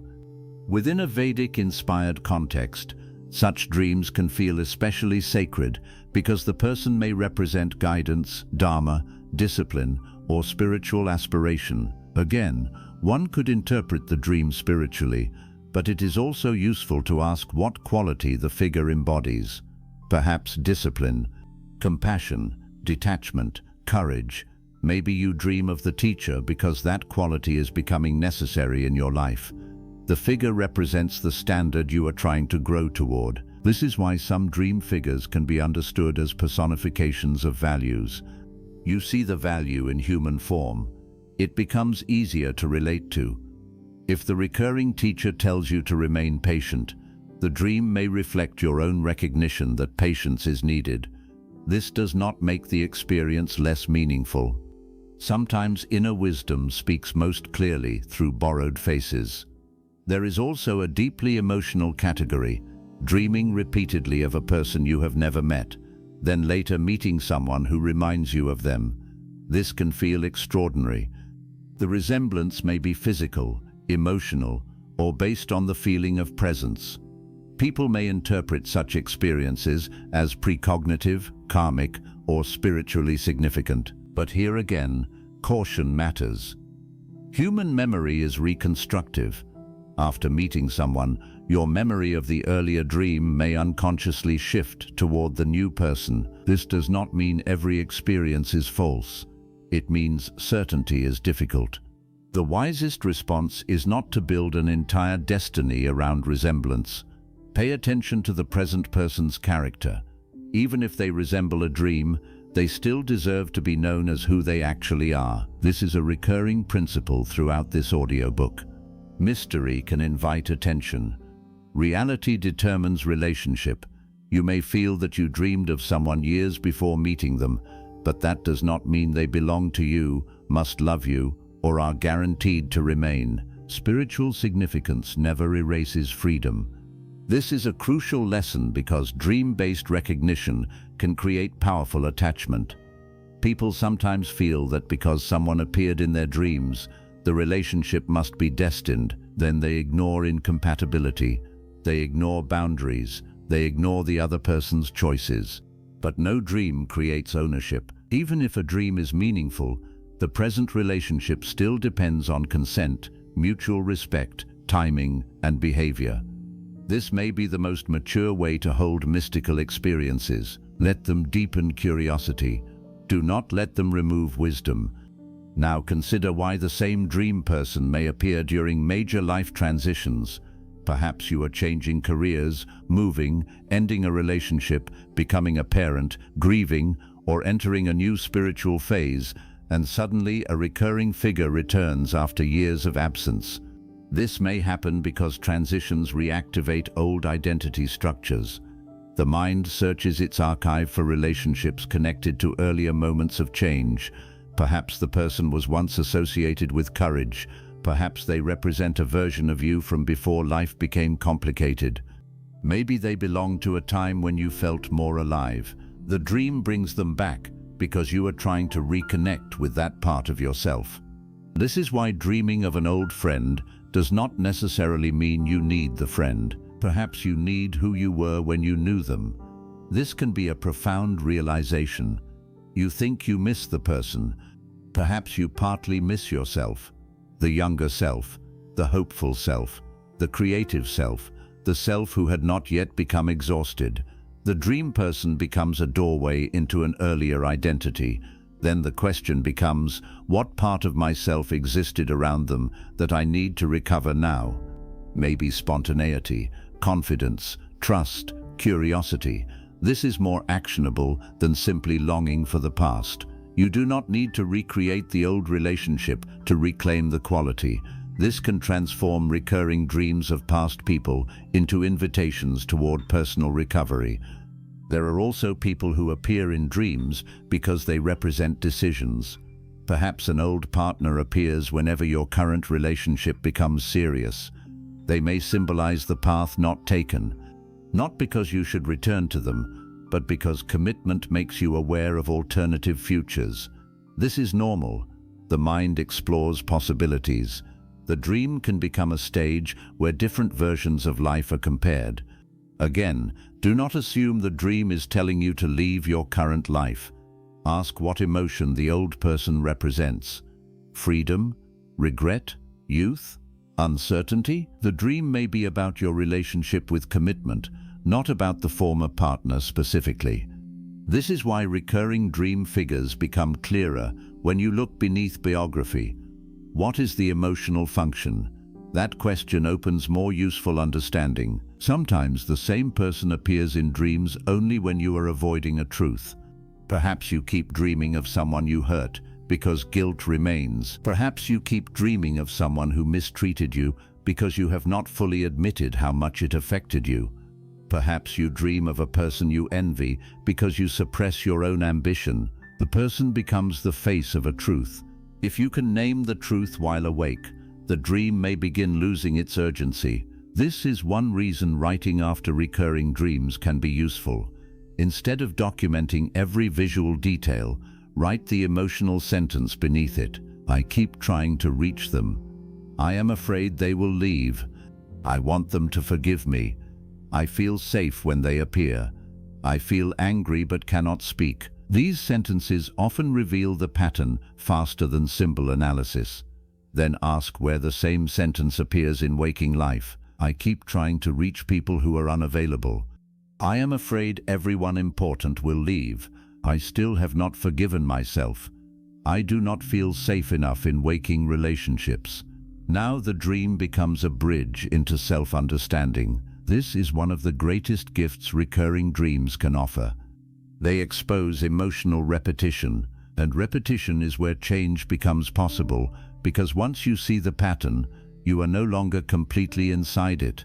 You gain distance. Distance creates choice. This is deeply connected to the Vedic-inspired theme of awareness. An unconscious samskara keeps shaping behavior until it becomes visible. The recurring dream person may be one way the pattern becomes visible. Each appearance says, in effect, look again, not necessarily because the person is important in some cosmic sense, because the emotional movement associated with them is unfinished. This is where the chapter title becomes clearer. When the same person keeps appearing in your dreams, perhaps the dream is not repeating the person. It is repeating the relationship between you and a feeling. That relationship may involve longing, fear, guilt, love, grief, control, abandonment, forgiveness, self-worth. The person is the face, the feeling is the current, and the current keeps flowing beneath different dreams. Once you identify the current, you can begin changing how you respond while awake. If the dream person always leaves, perhaps practice security. If they always accuse you, perhaps examine guilt. If you are always trying to save them, ask whether rescuing others has become part of your identity. If they always comfort you, ask where you need more support in waking life. This can turn dream interpretation into life practice. That is where it becomes genuinely useful. There is another fascinating pattern. Sometimes the dream person disappears after you finally understand the lesson. You may dream of them for years, then one night something different happens. You speak honestly, you say goodbye, you forgive. They smile. You walk away. Then the dreams stop. This can feel almost ceremonial. Whether understood as psychological integration or spiritual completion, the result is similar. The emotional pattern no longer needs constant representation. Something has changed. The dream may have reached its ending. This is one reason recurring dream figures should not always be feared. Their repetition may be part of an unfolding process. The dream may be trying to move toward resolution. If you approach it only with fear, you may miss that. Instead, observe whether the dream is changing gradually. Maybe the person stands closer. Maybe conversation becomes possible. Maybe the environment becomes lighter. The dream may be progressing. This is important because recurring does not always mean stuck. Sometimes repetition is development. A story can revisit the same character while moving deeper each time. Your dreams may be doing the same. One month you see the person from a distance. Later you speak. Later you argue. Later you forgive. The figure remains, but the relationship evolves. This could reflect emotional integration. The dream is building a narrative of change. This is why patience matters when working with recurring dreams. You may not understand the person after the first or 10th appearance, The meaning may reveal itself slowly, just as relationships in waking life reveal depth through time. Dream relationships can too. There may be layers. At first you think the person represents love. Later you realize they represent grief. Then you discover that beneath grief is fear. Then beneath fear is an old belief that you are unworthy of being chosen. The dream becomes a path inward. This is much deeper than asking whether the person is a soulmate. A soulmate interpretation may be emotionally appealing, but self-understanding creates actual change. This is why the Vedic-inspired emphasis on awareness remains so important. Mystery should lead toward consciousness. If it leads only toward obsession, something has gone wrong. You should become more awake because of the dream, not less grounded.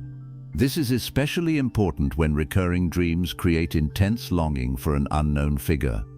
Some people wake feeling heartbroken because they miss someone who only exists in dreams. This can be surprisingly painful.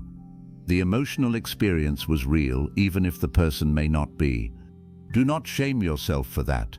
The mind can create genuine attachment to dream figures because emotion does not always distinguish sharply between imagined and lived experience during sleep. But the healthiest response is to ask what quality the dream relationship provided. Did you feel completely understood, safe, desired, peaceful? Then perhaps the dream reveals what you want from real relationships. That is valuable information. Use it to clarify your standards. Do not make the mistake of comparing every real human being with an idealized dream figure, because dream characters do not have ordinary flaws, responsibilities, contradictions, or needs in the same way real people do. The dream may give you an ideal. Life requires relationship.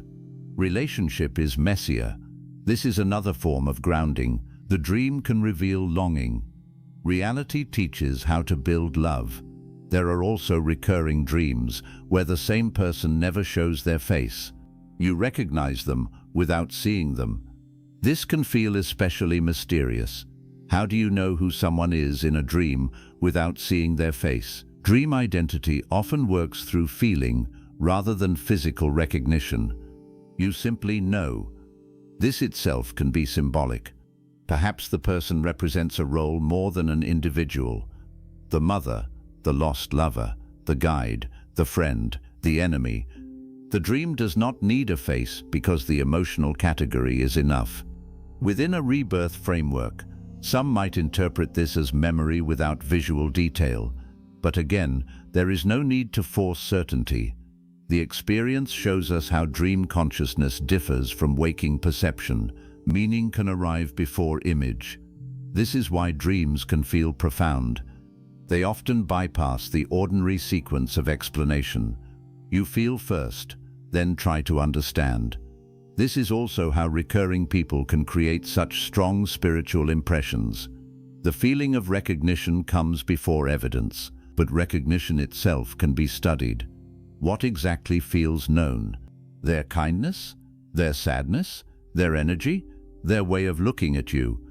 Maybe what is familiar is not the person but the emotional state they awaken. This returns us to one of the deepest themes of the chapter. Sometimes you are not recognizing someone, you are recognizing yourself in relation to them. You recognize the version of yourself who feels safe, the version who feels abandoned, the version who becomes jealous, the version who wants to rescue.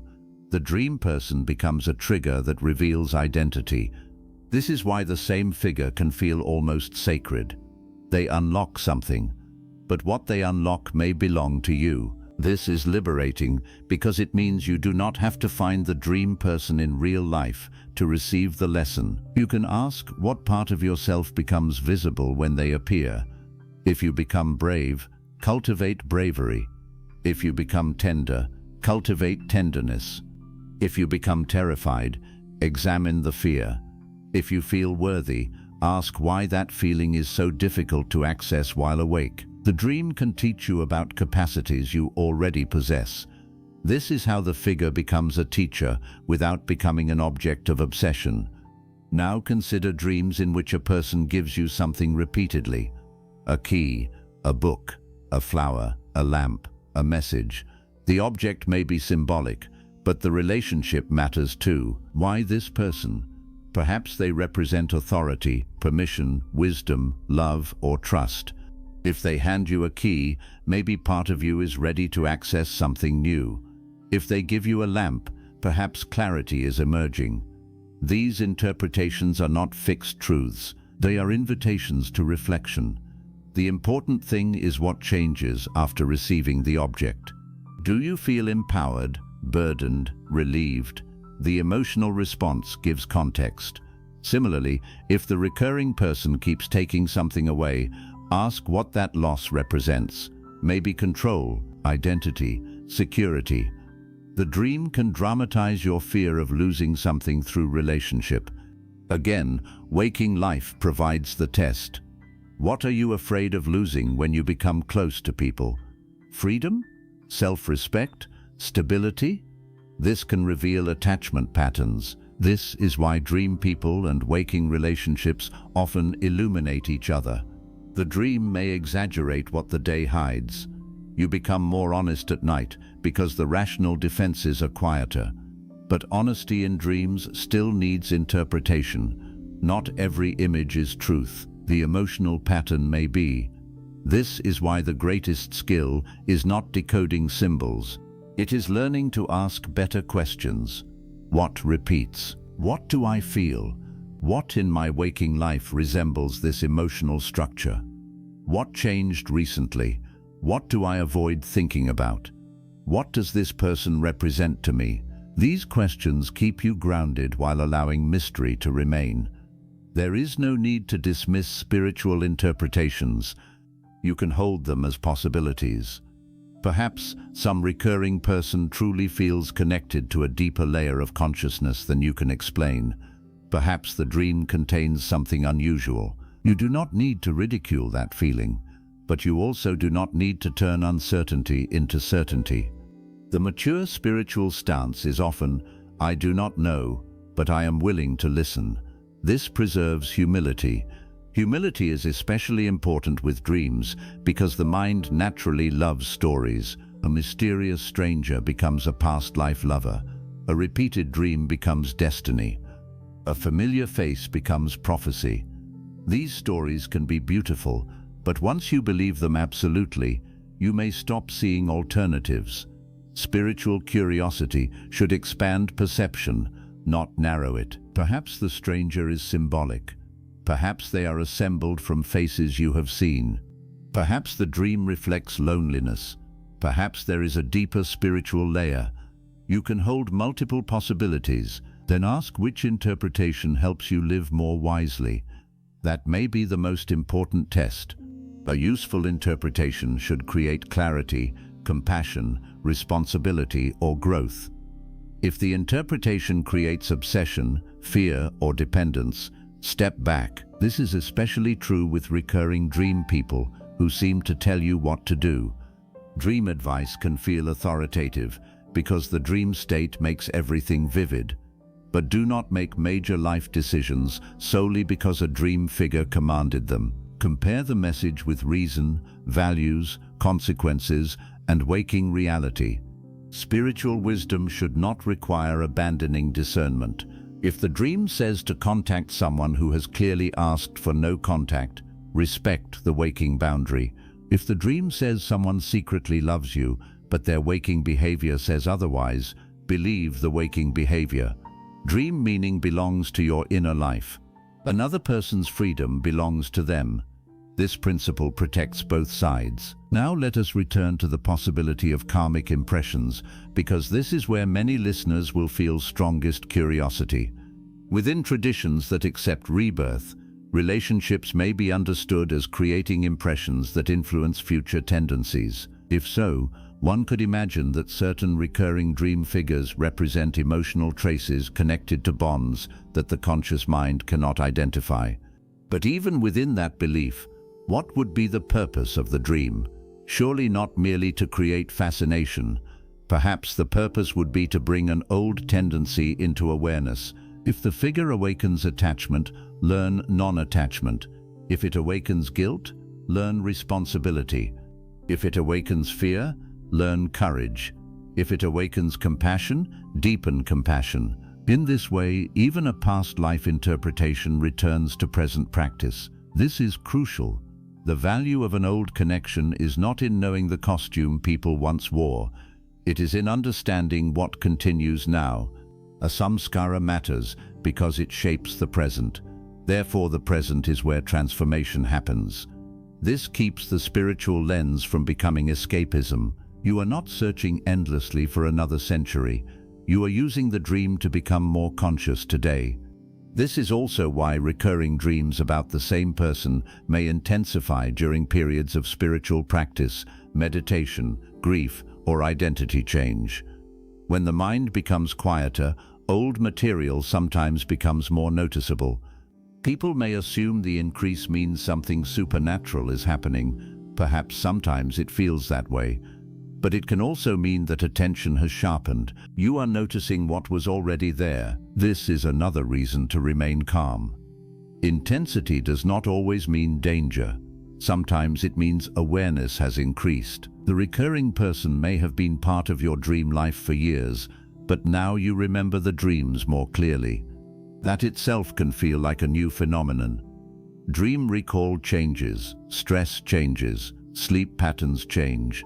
All of these factors affect what you remember. A grounded understanding can coexist with spiritual reflection. This is one of the central strengths of this audiobook. Mystery does not need exaggeration. The dream is already mysterious enough.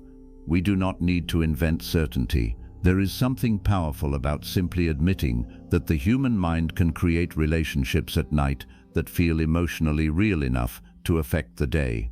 That fact alone deserves attention. The recurring person becomes part of your inner world.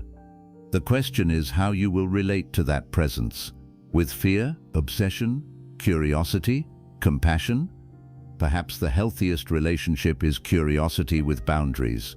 You notice, you write, you reflect, but you continue living. You do not spend every waking hour waiting for the dream to return. The dream should not become more important than the life that produces it. This may sound simple, but it is a deep spiritual principle. The unseen should illuminate the seen, not replace it.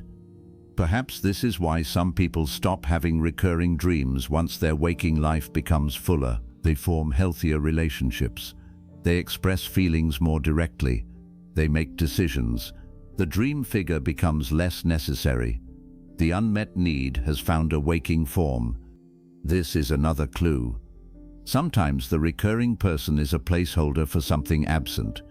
Once the quality arrives in real life, the figure fades. You begin experiencing safety. The protector stops appearing.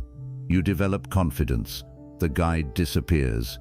You create connection. The dream companion visits less often. This can feel bittersweet, but perhaps it is a sign that the dream completed its role. The figure led you towards something you can now live without them. That is a beautiful way to understand recurring dream people. Not as ghosts that must haunt you forever, as messengers that may eventually become unnecessary. This is also true with grief. At first, the deceased person may appear constantly. Years later, less often. This does not mean love diminished. The mind has found another way to carry the bond. The relationship moves from acute presence into integrated memory.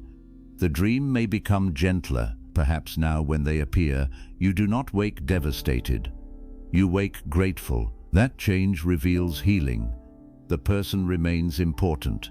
The pain no longer dominates. This is another example of emotional transformation appearing through dream relationships. There may also be times when a recurring person returns unexpectedly after decades. Do not assume you have gone backward.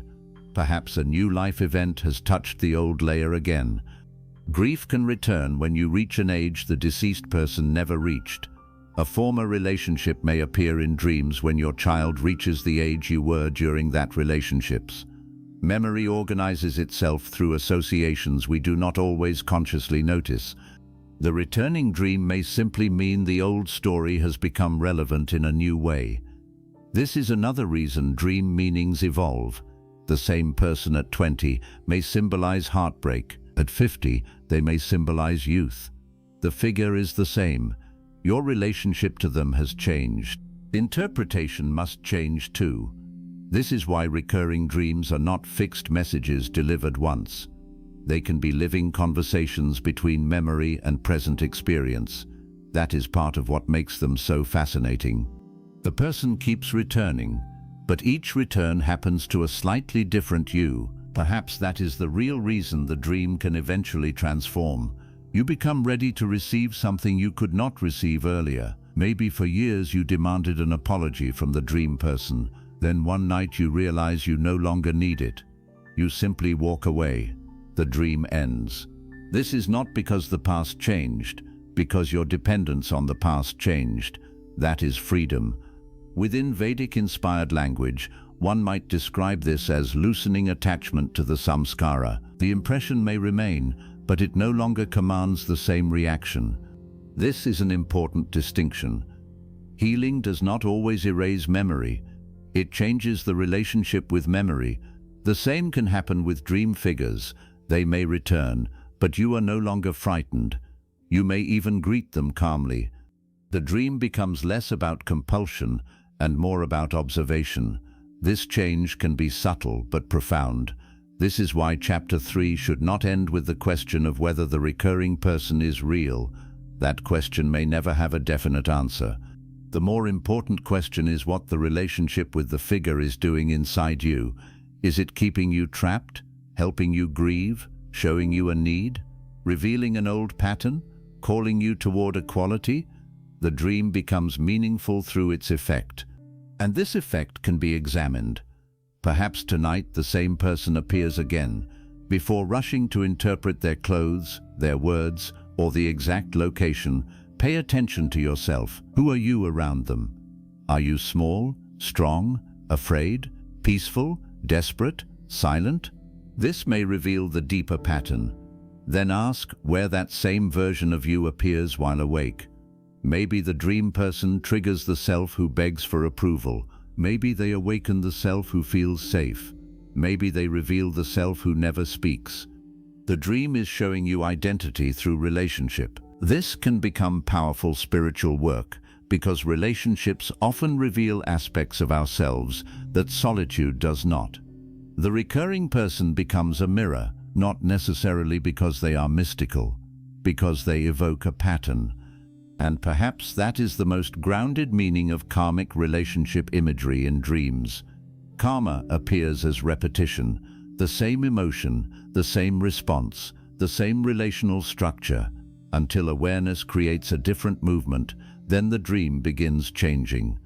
The dream person does not have to disappear for the lesson to change. Your response is enough. This is why one of the most powerful moments in a recurring dream is when you do something you have never done before. You speak, you stop, you turn, you refuse, you forgive, you let them leave. You embrace them without fear.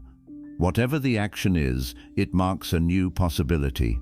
The dream has broken its own rule that can mirror the moment your waking life breaks an old rule too. Perhaps you finally stopped chasing someone, finally told the truth, finally allowed yourself to grieve, finally admitted that you miss what the person represented rather than the person themselves.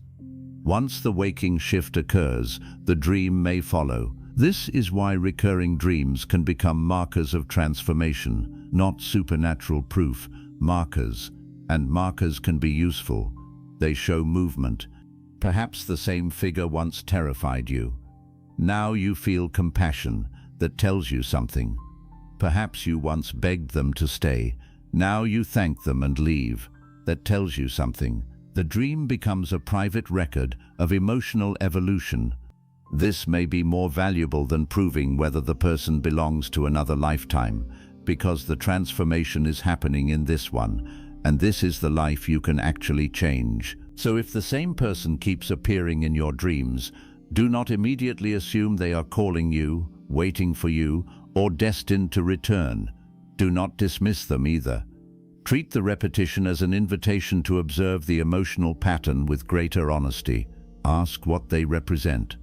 Ask what feeling arrives first. Ask what remains after you wake. Ask what in your waking life activates the same emotion. If the person is someone from the past, perhaps there is grief, guilt, or meaning still being integrated.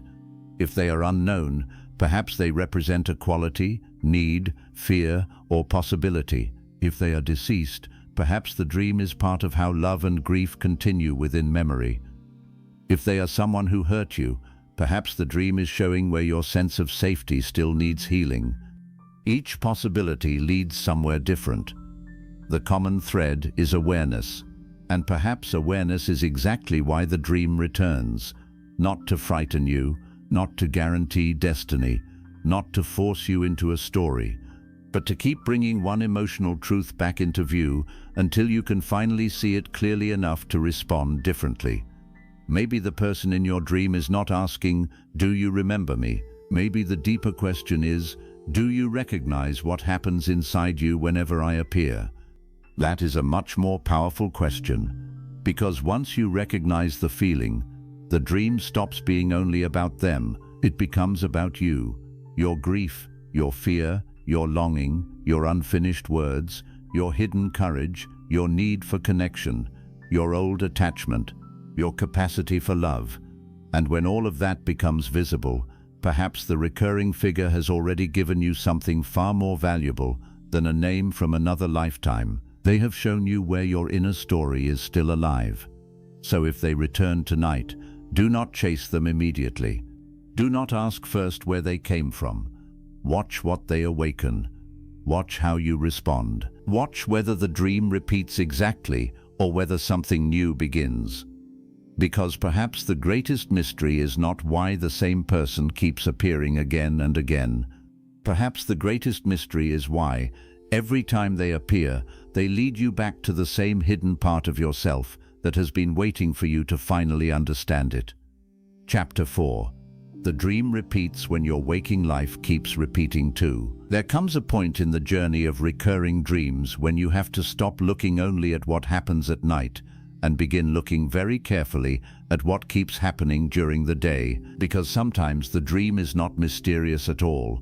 Once you recognize that your waking life is repeating the same emotional pattern in a different form, you keep returning to the same kind of relationship, postponing the same decision, tolerating the same disappointment, fearing the same rejection, avoiding the same truth, or promising yourself that tomorrow will be different, while your actual choices continue producing the same result, and then sleep arrives and the mind builds another version of the same story.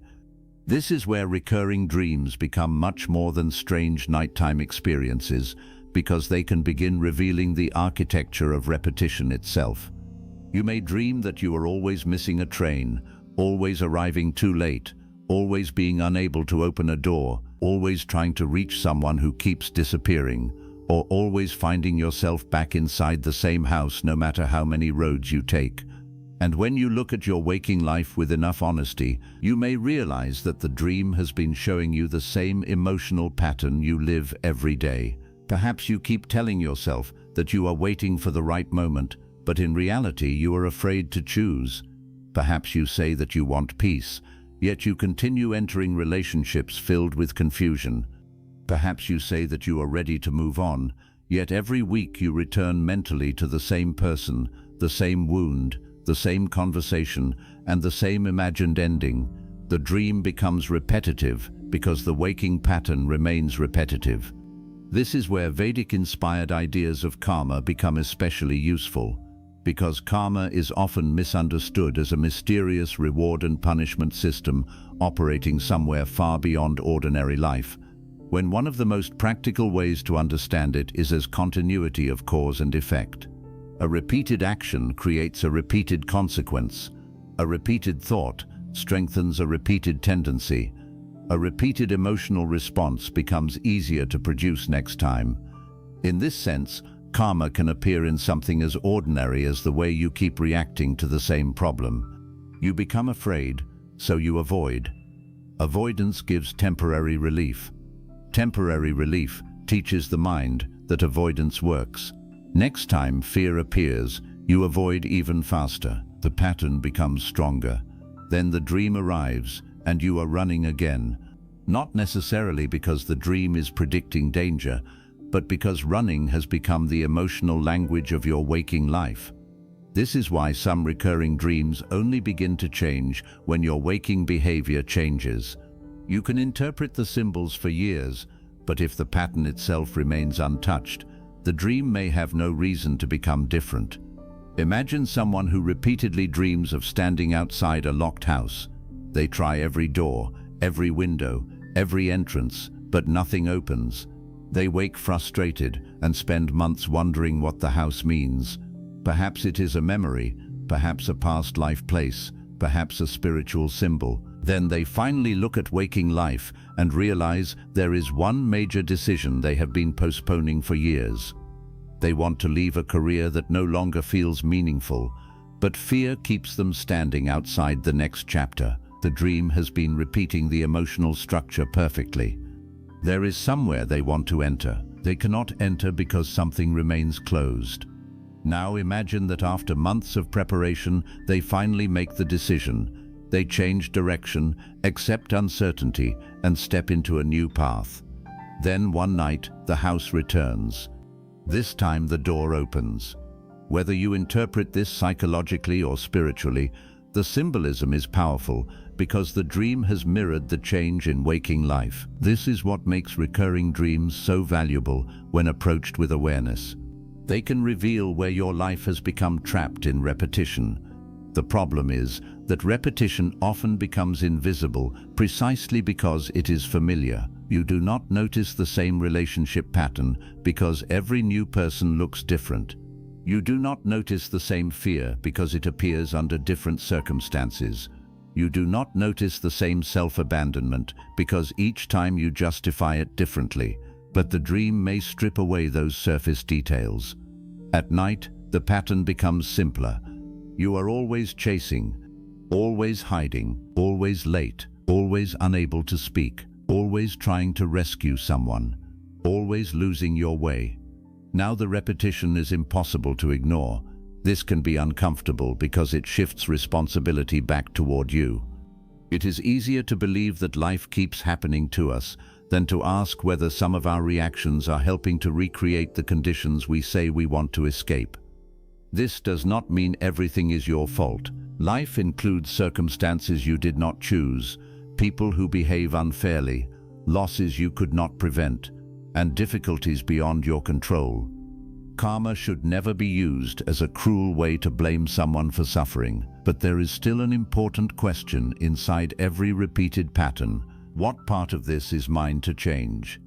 That question is where freedom begins. Perhaps you cannot control whether someone rejects you, but you can examine why you continue choosing emotionally unavailable people. You cannot control every difficult event, but you can notice whether fear makes you postpone every important decision. You cannot force someone to apologize, but you can stop building your future around waiting for their apology. The recurring dream can bring you to this point because it makes one thing obvious: the old response is still active. This is especially clear in relationship dreams. Perhaps you repeatedly dream that someone leaves and you chase them. Different face, same emotional movement. You wake anxious. Then look at your actual relationships and notice that whenever someone creates distance, you immediately abandon your own center. You send too many messages, over-explain, apologize for things you did not do, or accept treatment you would normally reject because the fear of losing the person becomes stronger than your self-respect. The dream is not necessarily about one particular person. It may be about the pattern of chasing, and the dream may continue until you begin changing that pattern while awake. This is where the idea of samskara and karma can work together. Samskara describes the deep impression or tendency. Karma describes the action and consequence that keep reinforcing it. You fear abandonment. That fear is the impression. You chase. That is the action. The other person withdraws further. That is one consequence. Your fear increases, the impression becomes stronger. The cycle continues. Then the dream repeats. This can continue for years if nothing interrupts it. But awareness can interrupt it. The next time distance appears, you pause. You do not immediately chase. You communicate once clearly. You give space. You watch behavior. You maintain your own life. Now the emotional pattern has received a different response. That response may feel unnatural at first because old samskaras make familiar reactions feel automatic. But every different choice teaches the mind something new. This is why transformation often feels uncomfortable. You are not only changing a behavior, you are weakening a pattern that has been rehearsed many times. The recurring dream may become part of that process. Perhaps you still dream of chasing for a while. Then one night you stop. The person walks away. You feel the urge to follow, but you remain still. That small difference can symbolize a major waking shift. You are learning that you do not have to obey every old emotional command. This is one way recurring dreams can become markers of karmic change. The same situation appears, the response changes. And when the response changes, the future begins changing too. This applies far beyond relationships. Consider the dream of always being late. You rush through corridors, search for your shoes, miss trains, arrive after the doors close, or discover that everyone has already left. These dreams are extremely common during periods of pressure, but if they repeat for years, ask what too late means to you. Are you constantly postponing your own life? Do you wait until conditions are perfect before beginning anything important? Do you compare yourself with others and feel that everyone has moved ahead? Do you believe you missed your chance? The dream may be dramatizing an emotional belief. I am falling behind. Then look at your waking behavior. Perhaps the fear of being behind makes you so anxious that you avoid starting. You procrastinate. Then more time passes. Now you feel even further behind. Again, the fear helps create the result it fears. This is the structure of a karmic loop. Not punishment, repetition. The dream may simply be showing the loop in symbolic form. If this is true, the solution is not endlessly decoding trains and clocks. The solution may be doing one thing you have been postponing. Beginning, making the appointment, writing the first page, having the conversation, taking the first step. You change waking action. Then watch whether the dream changes too. There is something powerful about this because it turns dream reflection into real transformation. You stop asking only, "What does this mean?" You begin asking, "What can I do differently?" That is a much more useful spiritual question. Vedic-inspired wisdom is not merely about interpreting experience. It is about becoming more conscious of action. A dream may reveal the pattern, but waking life is where karma is created and changed. This distinction matters deeply. You could have the most profound dream in the world and still repeat the same destructive behavior the next day. Then the dream has become entertainment. Insight only becomes wisdom when it changes how you live. This is why recurring dreams can sometimes feel almost impatient. The same symbol returns, the same situation, the same emotional pressure. It is as if the mind is saying, "You already saw this. Why are you still living it the same way?" Of course, the dream is not literally speaking like a teacher, but the repetition can function that way. It keeps placing the pattern where you cannot pretend you did not notice. This is especially powerful when the dream contains an obvious choice: 2 roads, 2 doors, a bridge, a staircase, someone offering you something. You always make the same choice, then wake. This can be understood as a symbolic representation of waking indecision. Maybe one road is familiar but dark, the other is unknown but bright. Every night you choose the familiar road because it feels safe. What in waking life does that resemble? Perhaps you remain in a situation you know is unhealthy because uncertainty feels more frightening than dissatisfaction. This is one of the most important truths about repetition. People do not always repeat what they enjoy. They often repeat what feels familiar. Familiar pain can feel safer than unfamiliar possibility. This is why old patterns are so difficult to break. You may know something is hurting you, but at least you know what to expect. A new life contains uncertainty. The mind often prefers predictable suffering to unpredictable freedom. Recurring dreams can reveal this beautifully. You keep returning to the same house because even the prison is familiar. You keep choosing the same road because you know where it leads. The dream may be asking whether familiarity has become confused with safety. This question appears often in relationships too. Someone may repeatedly choose partners who are distant, critical, inconsistent, or controlling, not because they consciously want pain, but because those emotional dynamics feel familiar. Then when a stable person appears, the connection feels strange. Peace feels boring. Consistency feels suspicious. The nervous system does not recognize calm as love. This is where old samskaras become visible. The recurring dream might always involve trying to win someone's approval. A teacher, a parent, a stranger, a lover. Different figures, same need. Then you realize that waking life contains the same pattern. You are always proving, always performing, always trying to be enough. The dream is not about those specific people. It is about the belief, my worth must be earned. That belief may have shaped many choices. This is where recurring dreams can lead to something deeper than interpretation. They can reveal core beliefs. A core belief is not always spoken aloud. It may exist beneath thought. I am not safe. I will be left. I am not enough. I must take care of everyone. If I fail, I will lose love. These beliefs create behaviors. Behaviors create consequences. Consequences reinforce beliefs. Then the loop continues. This is very close to the practical meaning of karma as repeated cause and effect. The dream may be showing the loop. Perhaps every night you are trying to rescue someone from danger. Different person, same urgency. You wake exhausted. Now ask whether waking life has turned you into a rescuer. Do you constantly solve other people's problems? Do you feel guilty when you cannot save someone? Do you attract people who avoid responsibility because you are always ready to take it? The dream may exaggerate your waking role. Then the deeper question becomes uncomfortable. Who are you if you stop rescuing?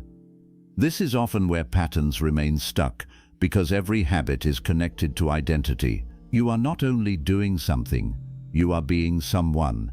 The helper, the victim, the abandoned one, the strong one, the invisible one, the one who fixes everything. The recurring dream may repeatedly cast you in the same role. Notice it. Who are you in the dream? This is one of the most revealing questions you can ask.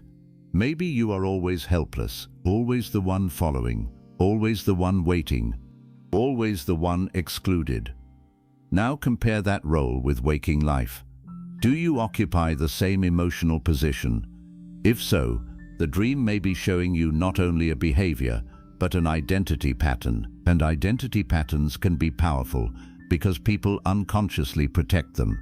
If you believe, I am always the one people leave, then every relationship becomes filtered through that expectation. You notice distance quickly. You interpret ambiguity negatively. You may even choose people likely to reinforce the belief. Then another ending happens. The belief says, see, I was right. The cycle strengthens. This is how old samskaras can shape perception. We do not only react to what happens, we interpret what happens through what we already expect. Recurring dreams can reveal these expectations in dramatic form. You dream that everyone leaves. Perhaps the dream is showing the expectation, not the future. This distinction is essential. A recurring dream is not automatically prophecy. It may be rehearsal. The mind repeatedly rehearses the feared outcome because the expectation has become deeply established. Once you understand this, you can begin asking a more powerful question. What if I stop rehearsing the same ending while awake? This does not mean pretending nothing bad will happen. It means becoming aware of the story you keep telling yourself. Perhaps you enter every relationship already waiting for betrayal. You enter every opportunity already expecting failure. You enter every conflict expecting rejection. That expectation changes how you behave. You become defensive, withdrawn, controlling, overly cautious. Then other people respond to that behavior. Again, the cycle creates evidence for itself. This is why awareness is so important. You may not be able to remove fear immediately, but you can stop letting fear write every action. This is one of the deepest ways to change karma, not through ritual alone, through conscious response. The same trigger appears. You choose differently. The same fear appears. You do not obey it automatically. The same dream may return, but perhaps your role inside it slowly changes. This is where the waking and dreaming worlds begin influencing each other. There are also recurring dreams connected to perfectionism. Perhaps you always dream that you are unprepared for an examination, performance, ceremony, or important event. You forgot something. You did not study. Everyone is waiting.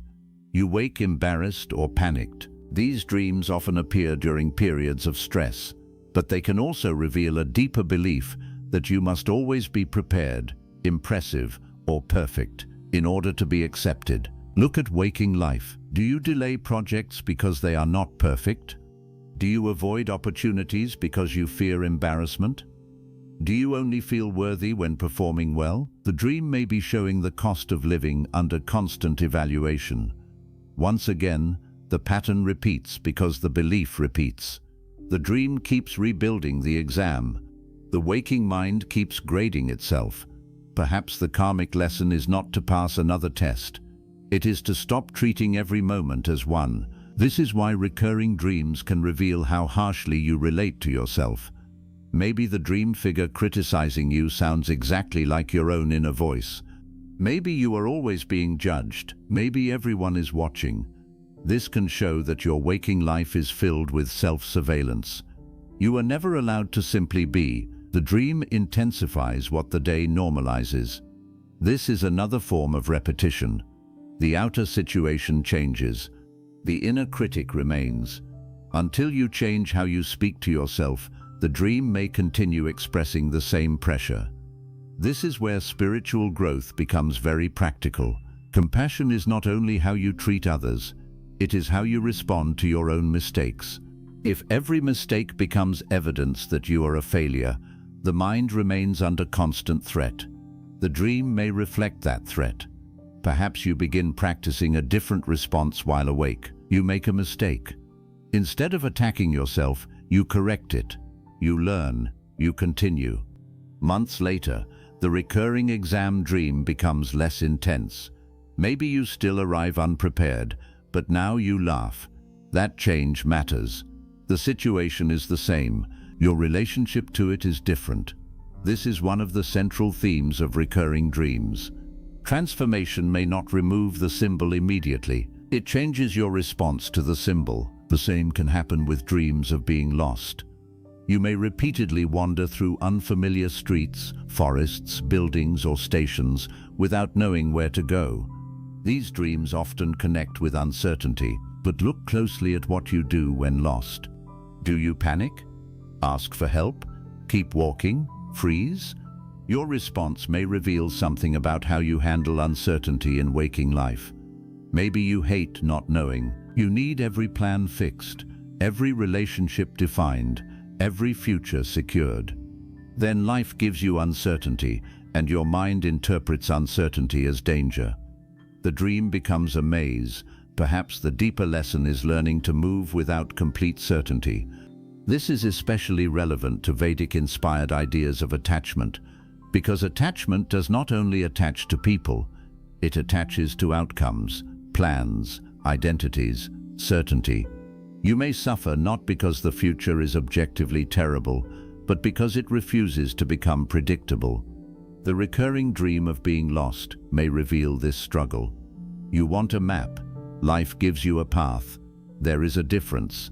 A map shows everything in advance.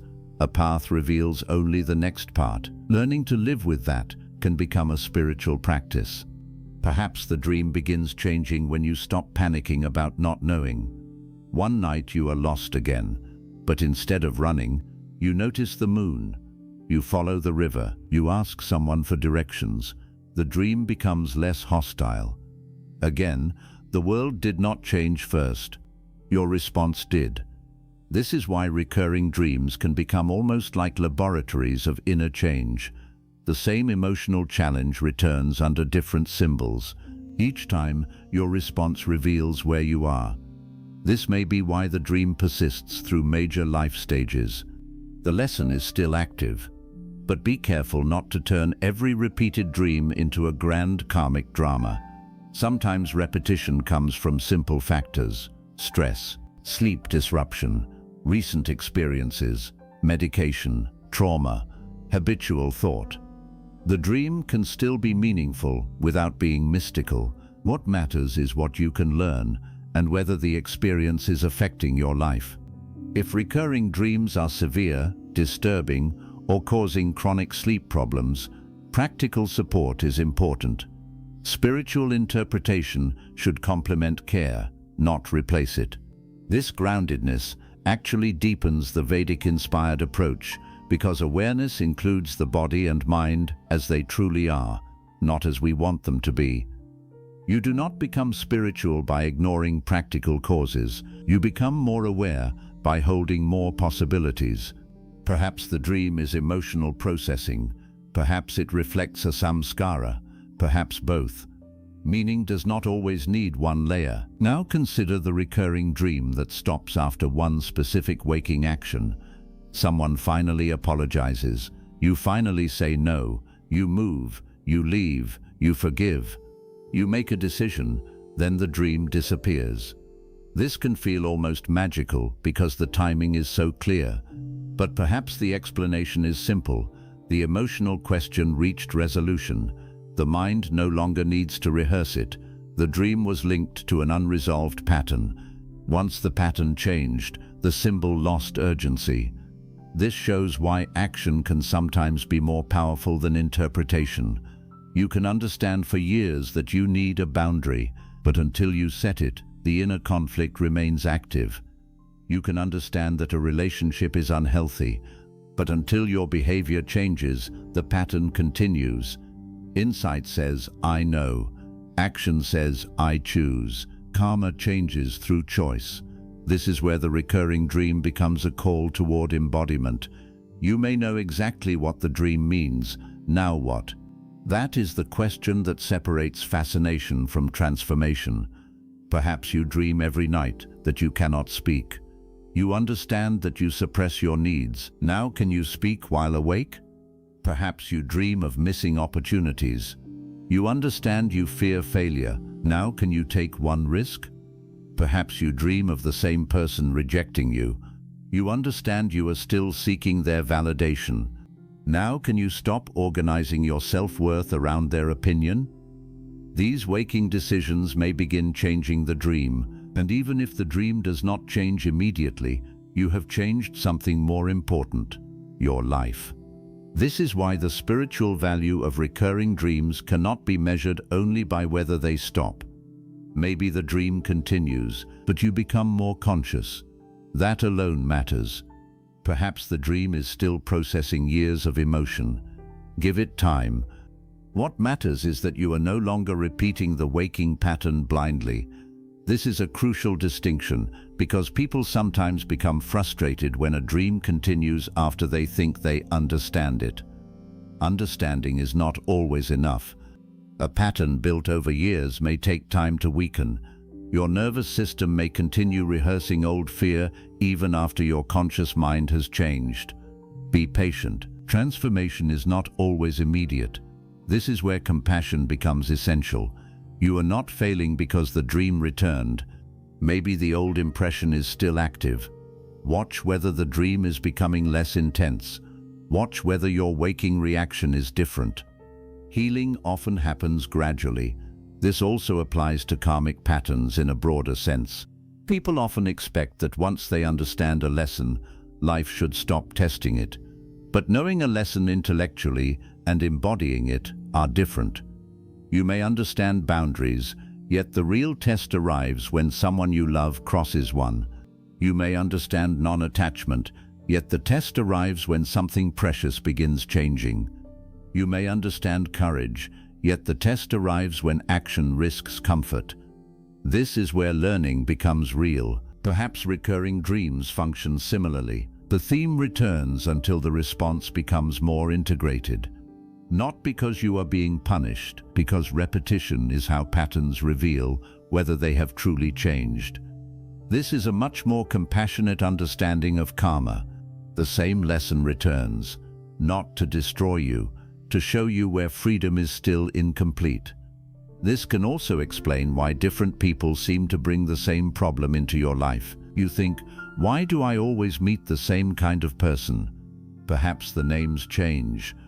The relational pattern remains. You overgive, they take. You stay silent. They assume everything is fine. You eventually explode. The relationship ends. Then a new person appears, same pattern. This is where recurring dreams and recurring relationships can mirror each other. The dream may show the pattern in simplified form before you recognize it in real life. Perhaps you always dream of carrying a heavy bag for someone else. You wake confused, then notice that you carry everyone's emotional burdens during the day. The dream is almost literal. This can become an invitation to redistribute responsibility. You do not have to carry what belongs to others. Again, a different waking choice can interrupt the loop. This is why Chapter 4 is really about one of the deepest truths in spiritual growth. What repeats outside often connects with what repeats inside. Not always, but often enough to deserve attention. If you keep meeting the same emotional problem, ask what response remains unchanged. If you keep having the same dream, ask what waking pattern remains active. The question is not meant to blame you, it is meant to return power to you. Because if everything is only fate, you can do nothing. But if part of the pattern is your response, then change becomes possible. This is the hopeful side of karma. Cause and effect mean your actions matter. If old actions created patterns, new actions can create new patterns. You are not condemned to repeat forever. This is why a recurring dream can become almost like a bell. It rings. You notice. It rings again. You notice more deeply. Eventually you wake not only from sleep, you wake from the pattern. That may be the real meaning of a repeated dream. Perhaps the dream is not asking you to remember something ancient. Perhaps it is asking you to stop repeating something current. This can be especially powerful when the dream contains a person from your past. You assume the dream is about them, but maybe they represent the version of you who existed in that relationship. The insecure you, the silent you, the hopeful you, the wounded you, the one who kept waiting. The dream returns because that version of you still appears in present relationships. Now the question becomes, are you still becoming that person every time love becomes difficult? If yes, the dream may be revealing continuity. The past is not only behind you, it is being recreated through response. This is another practical meaning of karma. Past tendencies move into the present through repeated action. Once you see this, the dream becomes less about memory and more about choice. You cannot change who you were, but you can change who appears the next time the pattern arrives. Perhaps you used to become silent when hurt. Now you speak calmly. Perhaps you used to chase. Now you remain grounded. Perhaps you used to disappear. Now you communicate. This is how a new future is created, one different response at a time. This may sound small, but small actions repeated become samskaras too. Just as fear can become a habit, courage can. Just as avoidance can become automatic, honesty can. Just as self-abandonment can become familiar, self-respect can. This is extremely important. Spiritual growth is not only about removing old patterns, It is about creating new ones. You practice the new response until it becomes more natural. Then perhaps the dream changes because the mind now has different material to work with. The chase becomes a conversation. The locked door opens. The endless corridor reaches an exit. The missing train waits. The person who always leaves remains long enough for you to say what matters, or perhaps you no longer need them to remain.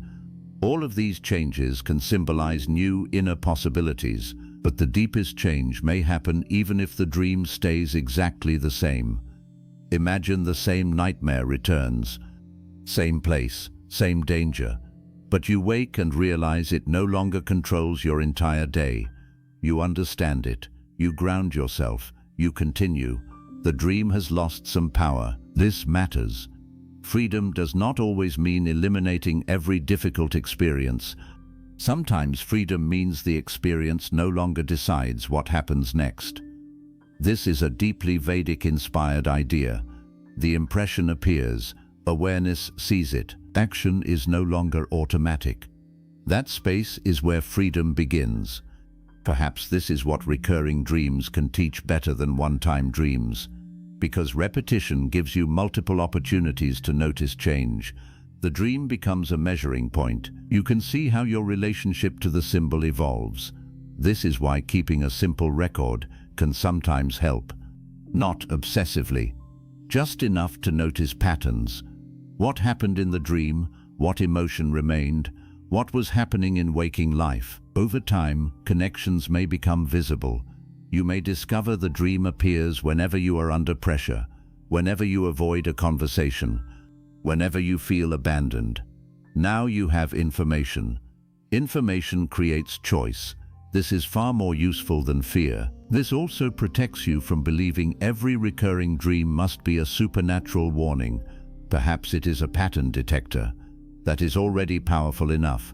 The mind notices what consciousness ignores. At night, it puts the pattern on a stage. This is why the same dream can feel like it knows you. In a way, it does. It is built from you, your memory, your fears, your expectations, your impressions, your unresolved emotions. Whether you add a spiritual layer beyond that is a personal belief, but the inner connection remains. The dream is part of your consciousness, so listen to it without becoming enslaved by it. That balance is essential. You do not have to obey the dream, you can learn from it. This is the difference between wisdom and superstition. Superstition says the dream controls the future. Wisdom asks what the dream reveals about the present. Superstition says repetition means fate. Wisdom asks what pattern is being repeated and whether it can change. That distinction can transform fear into curiosity. Instead of waking and thinking, "Why is this happening to me again?" you begin asking, "What is still happening in me?" That is a powerful shift. It brings attention back to the place where change is possible. Perhaps tonight you dream again of the same locked door. Do not immediately assume the dream has failed to change. Ask whether your waking life has. Maybe you still avoid the conversation. Maybe you still postpone the decision. Maybe the door is simply reflecting that the threshold remains. And if you finally step through that threshold tomorrow, perhaps the dream will not need to keep standing there every night, reminding you that the choice still exists. This is why recurring dreams sometimes end quietly. No dramatic final message. One day you simply notice they have stopped. Weeks pass, months. The old dream does not return. You may not even know exactly why. Perhaps something resolved, perhaps a pattern weakened, perhaps life moved. This can be one of the most beautiful signs of integration. You are not haunted by the same question anymore. A new chapter has begun, but do not make stopping the only goal. Some dreams may continue for reasons you cannot fully understand. The deeper goal is awareness. If you can wake from the same dream and respond to life with greater clarity, the dream has already become useful. This is why Chapter 4 asks you to look beyond the night. What repeats when your eyes are open? Which relationships feel strangely familiar in their pain? Which fears keep making the same decisions? Which conversations do you keep avoiding? Which promise to yourself have you broken so many times that disappointment has become normal? The dream may be pointing there, not backward to some mysterious past, right here, to the life you are repeating now. And perhaps this is the most uncomfortable and liberating truth of all. Sometimes the reason the same dream keeps returning is that you keep returning to the same version of yourself. The dream changes costume, life changes scenery, people change names, but you stand at the same emotional doorway and make the same choice. Until one day you do not. That one day can become the beginning of an entirely different chapter. You choose the boundary, you tell the truth, you stop chasing, you begin, you leave, you stay, you forgive. You finally decide, and the old pattern meets a response it has never received before. That is where karma begins to turn, not because the past disappears, because the next action is different. Perhaps that is what your recurring dream has been waiting for, not another interpretation, not another night of wondering, a new choice.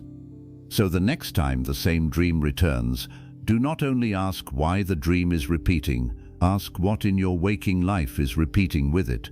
Follow the pattern honestly. Find the fear, find the habit, find the response. Then ask the question that can change everything. If the same situation came to me again tomorrow, what would I do differently this time? Because perhaps the dream does not return to tell you that you are trapped inside destiny. Perhaps it returns to show you exactly where destiny is still being shaped by habit. And maybe the moment you stop repeating the old response, the dream will finally have permission to tell a different story. Chapter 5. Why fearful dreams return even when nothing is wrong. There are recurring dreams that do not confuse you because of a mysterious place or an unknown person. They frighten you because they make danger feel completely real, even when your waking life appears safe. You may repeatedly dream that you are falling from a great height, drowning in dark water, being chased through unfamiliar streets, trapped inside a room with no exit, losing someone you love, missing an important moment, standing before something terrible that you cannot clearly see, or trying desperately to escape while your body refuses to move quickly enough. And when you wake, your heart may still be racing even though you are lying safely in your own bed. These dreams can become especially disturbing when nothing obvious seems wrong in waking life. You may have a home, a routine, people around you, enough food, ordinary responsibilities, and no visible danger. Yet night after night your dreams behave as though some unseen threat is following you. This is where fear begins creating a second question. The first question is, why am I dreaming this?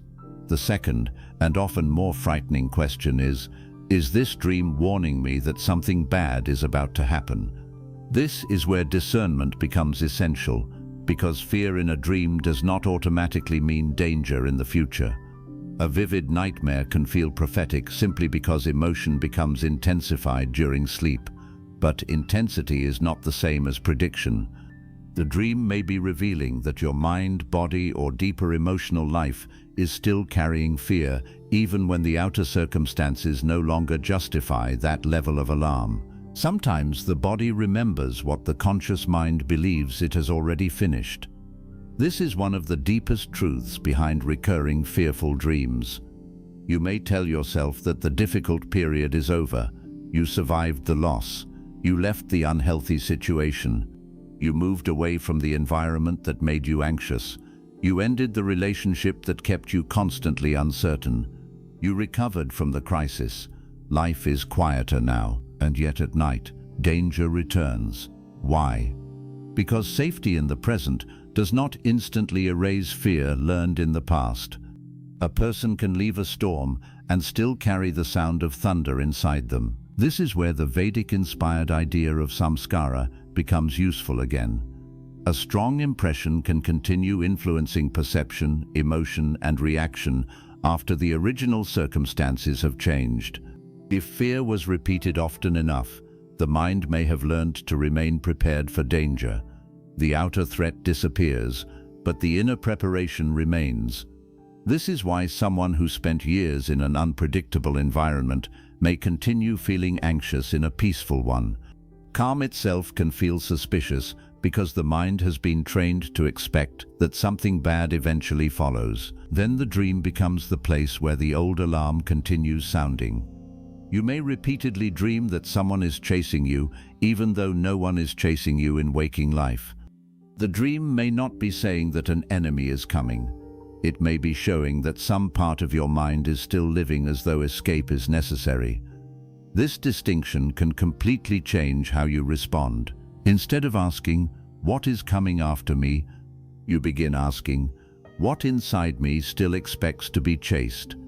That question moves the dream from prophecy into awareness.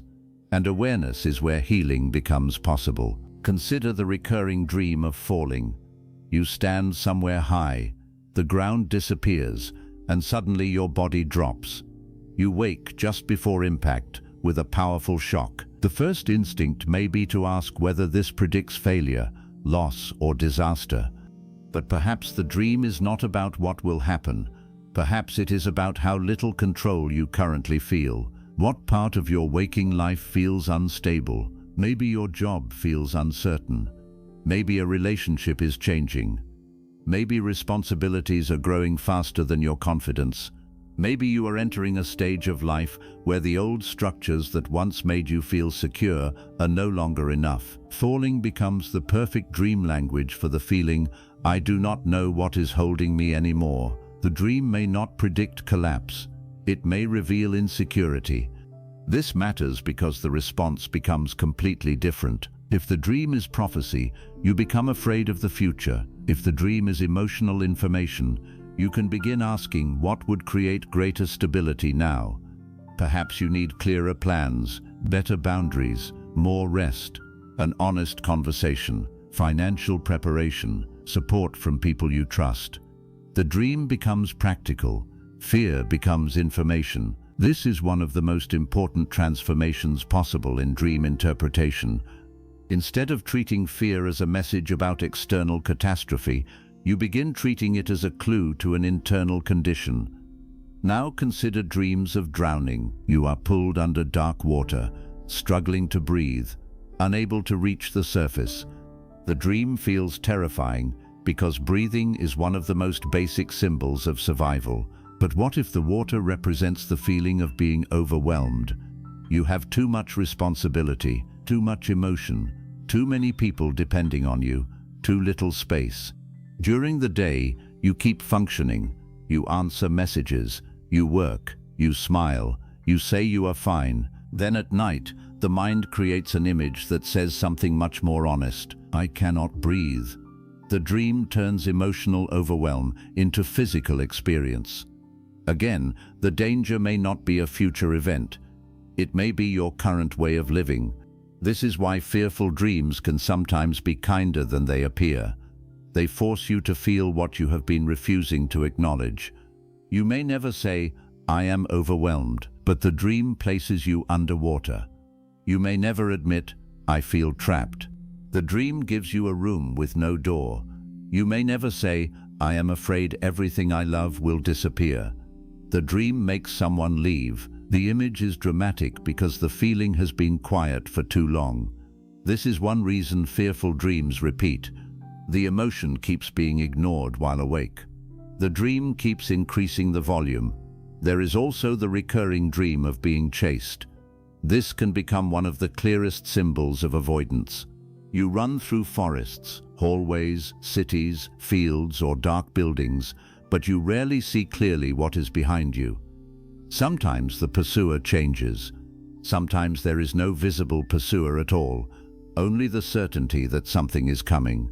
This is fascinating because the fear often remains stronger than the identity of the threat.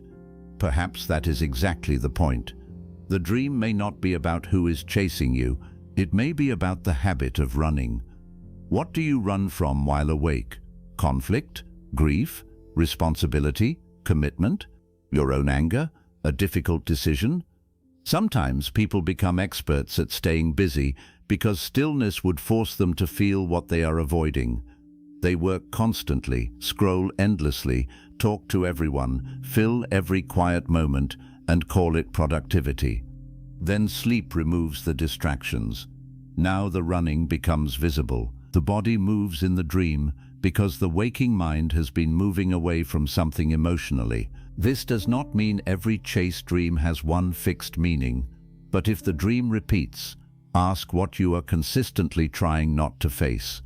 Perhaps you are afraid to end a relationship that you already know has changed. Perhaps you are afraid to admit that the career you chose no longer fits who you are.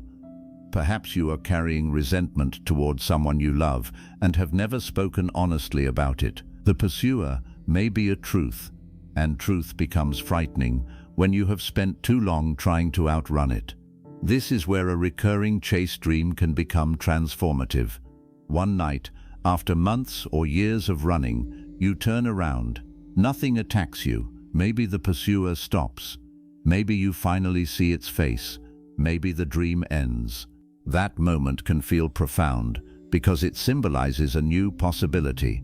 Facing is replacing fleeing. If the same shift is happening in waking life, the dream may be reflecting it. You begin having the conversation, making the decision, allowing the grief, naming the anger. The thing behind you becomes less powerful because you are no longer using your entire life to avoid it. This is another way recurring nightmares can track inner change. They may start as pure helplessness. Over time, agency appears, and agency matters. Now consider dreams of being trapped. Perhaps you are inside a room where the door will not open. You are in an underground place with no exit. You are stuck in an elevator, a narrow passage, a house, a vehicle, or a dark space that keeps becoming smaller. These dreams can feel especially terrifying because they remove choice.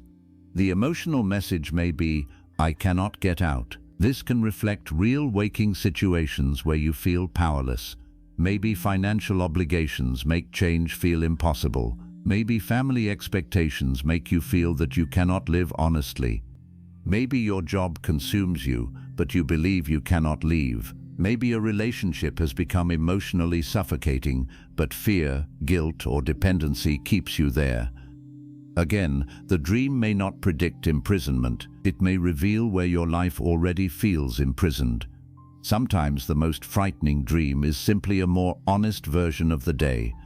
This can be difficult to admit. We often prefer a mysterious explanation because a mysterious explanation does not demand action. If the dream is supernatural, you can remain passive. If the dream reveals that you feel trapped in waking life, then a decision may be necessary. This is why dream interpretation can become uncomfortable when it is done honestly. The meaning may not be hidden. The meaning may be something you already know, but do not want to say aloud. This connects directly with the deepest theme of the entire audiobook. Repeating dreams may not be trying to tell you something you do not know. They may be trying to make you stop pretending that you do not know it. Fearful dreams are especially good at doing this because fear breaks through denial. A quiet symbol can be ignored. A nightmare wakes you. This does not mean fear should control you. It means fear can become a messenger. There is another recurring nightmare that many people experience: losing someone they love.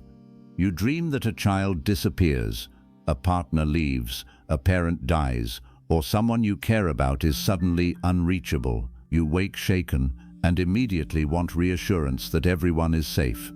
These dreams can feel prophetic because the emotional bond is so strong. But usually, the dream tells us more about attachment and fear than about future events. When you love someone deeply, the possibility of loss exists within the structure of love itself. You care. Therefore, they can matter enough to hurt. This vulnerability can be difficult for the mind to accept. During the day, you may not consciously think about loss. At night, the fear appears. This does not mean the dream predicts death. It may mean the heart understands impermanence more deeply than the waking mind wants to. From a Vedic-inspired perspective, Impermanence is unavoidable in the realm of changing forms. Bodies age, relationships shift, circumstances change. The fact that something is precious does not make it permanent. This truth can create fear, but it can also create presence. If you keep dreaming of losing someone, perhaps the dream is not asking you to become terrified of their death.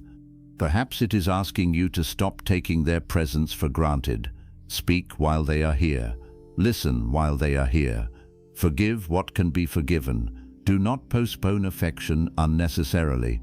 Fear of impermanence can become appreciation.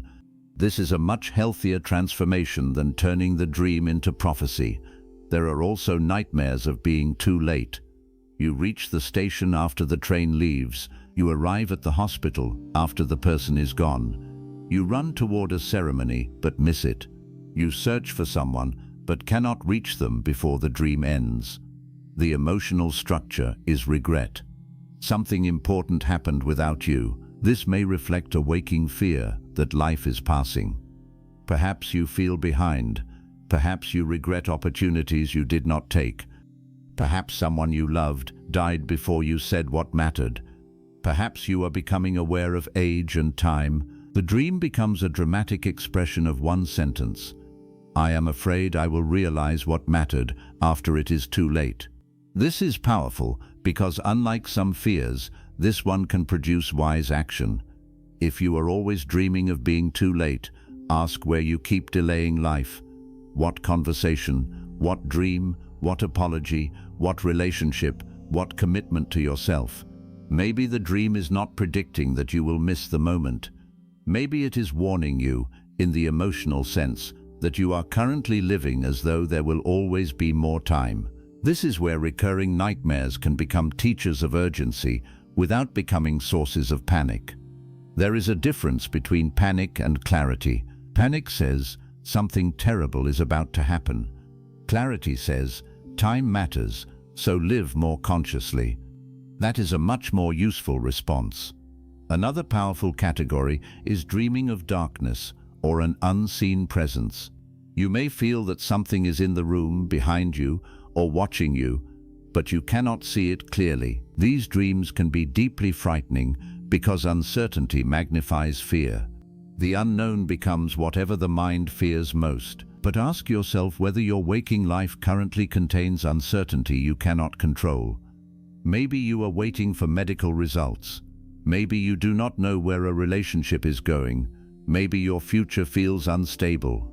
Maybe you are facing a transition with no clear outcome. The dream turns uncertainty into presence. Something is there, you cannot identify it. This mirrors the emotional structure of uncertainty perfectly. Not knowing can feel like being watched by something you cannot see. Again, the dream is not necessarily telling you an invisible danger exists. It may be giving form to the discomfort of not knowing. This is especially important because fear can make the mind fill gaps with the worst possibility. Uncertainty becomes catastrophe. Silence becomes rejection. A delay becomes disaster. The dream may intensify this tendency. Then the waking lesson becomes learning to tolerate uncertainty without automatically converting it into fear. This is a major spiritual practice. Not everything unknown is dangerous. Not everything unresolved is a threat. The mind wants closure. Life often gives process. Learning to remain steady inside incomplete information can reduce both waking anxiety and recurring fear dreams. There is also the dream in which you try to scream, but no sound comes out. This can be terrifying because it combines danger with helplessness. You need to communicate. You cannot. Ask whether this emotional pattern exists during the day. Do you often silence yourself? Do you keep peace by hiding what you really feel? Do you believe speaking honestly will make people reject you? Do you avoid asking for help because you do not want to burden anyone? The dream may dramatize a waking reality. You have a voice, but you do not feel free to use it. This is a powerful example of a recurring nightmare that may begin changing when waking behavior changes. Perhaps you start expressing needs calmly. You set boundaries, you say no, you ask for support. Then one night, the same dream returns. This time, your voice works. That can feel like a breakthrough. Again, the dream may be tracking inner permission. The waking self learns to speak. The dreaming self follows. This is where fear transforms into agency. There are also dreams of paralysis, where you cannot move despite desperately wanting to escape.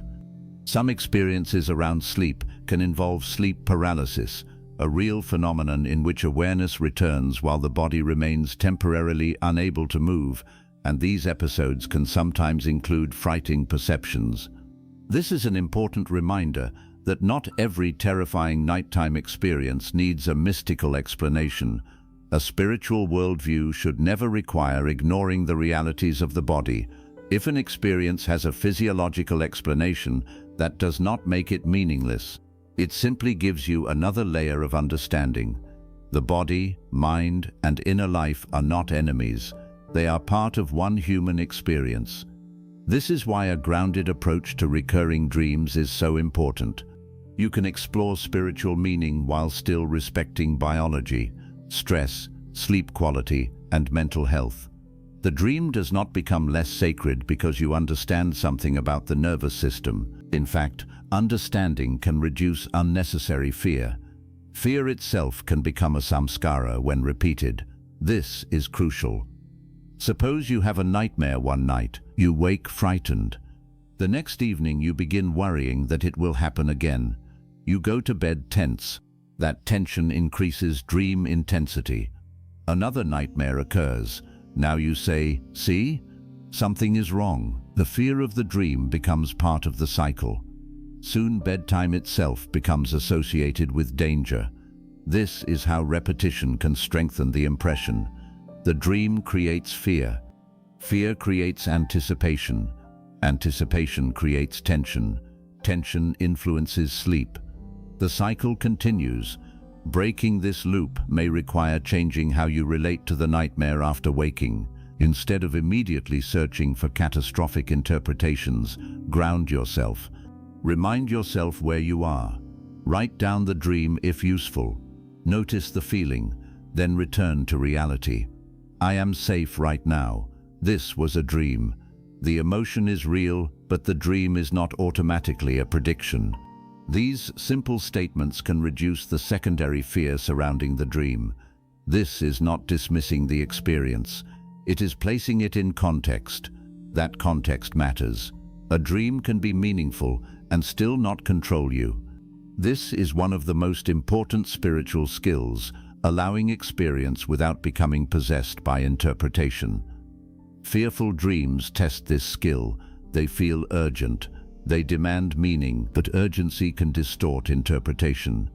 Wait, reflect, look at the waking pattern. Sometimes the dream becomes obvious after emotion settles. Maybe you had a nightmare of drowning after 3 weeks of extreme workload. Maybe you dreamed of being chased after avoiding an important conversation. Maybe you dreamed of losing someone after that person traveled. The mind was processing pressure, not predicting destiny. This can bring relief. But even if no obvious trigger appears, you can still treat the dream with curiosity rather than fear. Maybe the trigger is older. Maybe it comes from an unresolved memory. Maybe the dream is carrying something whose origin you cannot identify. You do not need certainty. You need enough awareness to respond wisely. This brings us back to samskaras. A samskara may operate below conscious explanation. You can feel fear without knowing why. That does not mean the fear is meaningless. It means the root may be deeper than immediate thought. Within traditions that accept rebirth, some people may interpret apparently unexplained fears as traces of older experience. For example, a person may wonder whether repeated dreams of drowning connect with a past life impression. Such interpretations belong to spiritual belief and cannot be established from dreams alone. But even within that belief, the practical question remains the same. What does the fear ask you to heal now? This is where the spiritual interpretation becomes useful rather than merely fascinating. Suppose you believe the fear may be very old. Then perhaps the purpose is not to prove exactly when it began.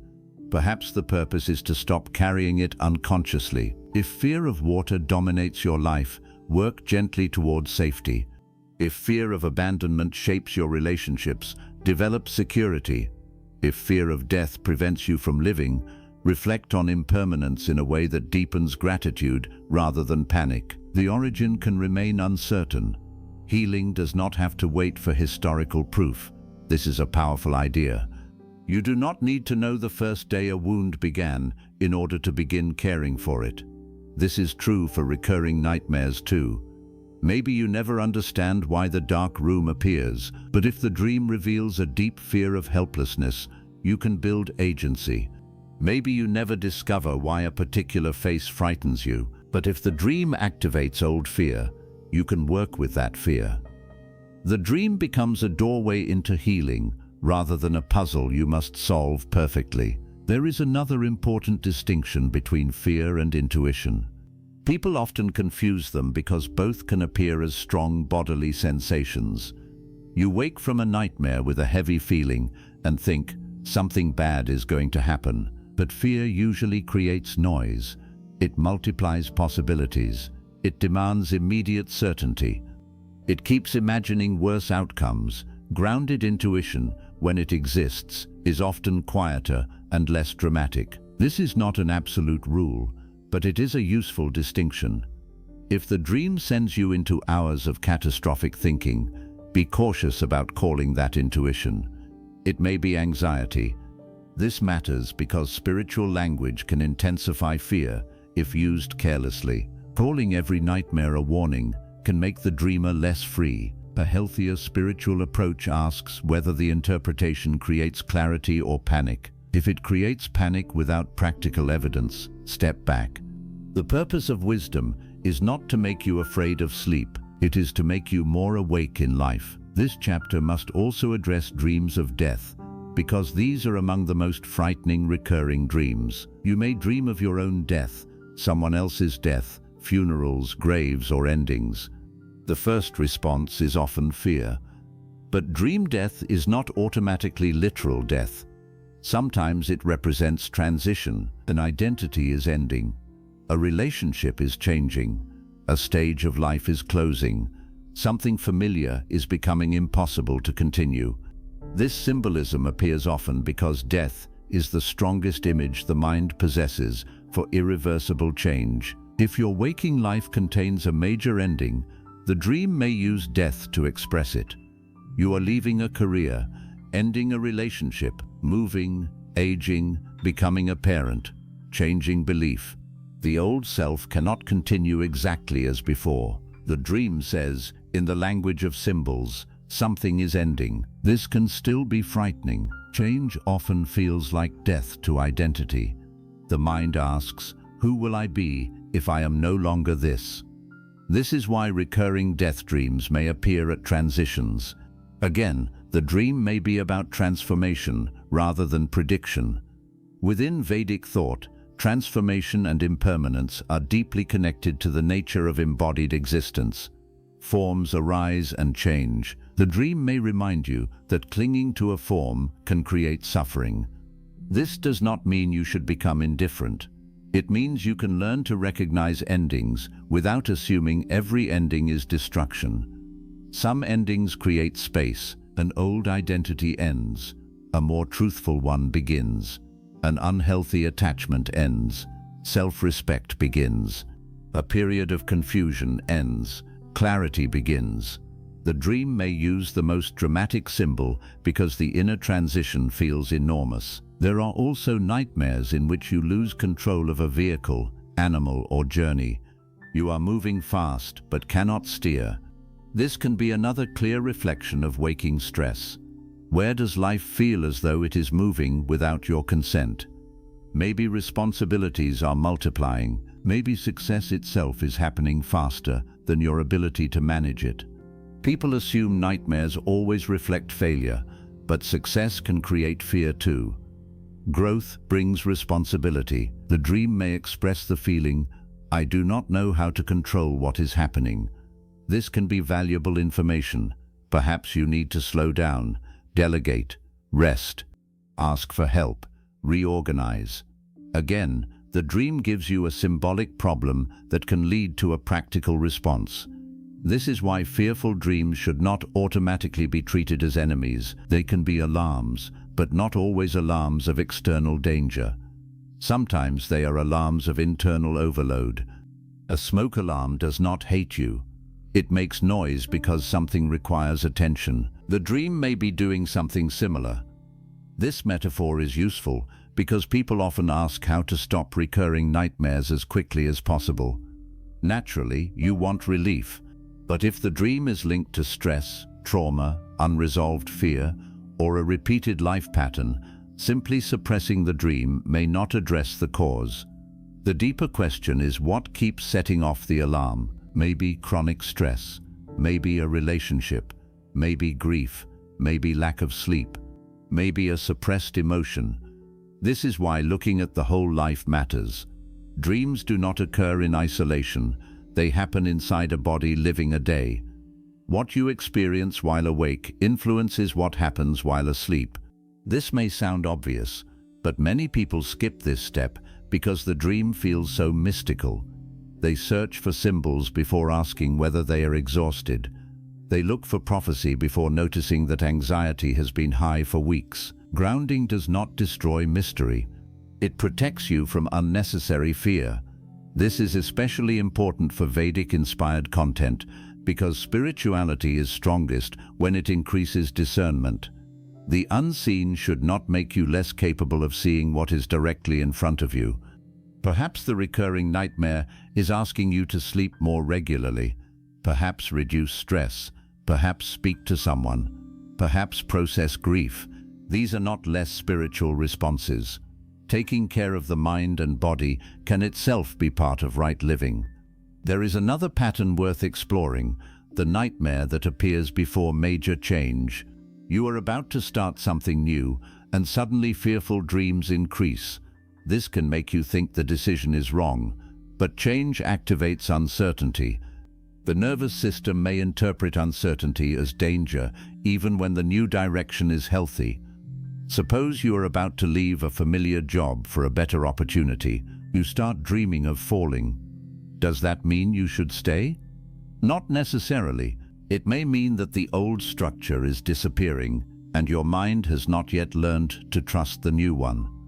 This distinction is crucial. Fear is not always a stop sign. Sometimes fear appears at the doorway of growth. If you treat every fearful dream as a command not to proceed, you may remain trapped in familiar situations forever.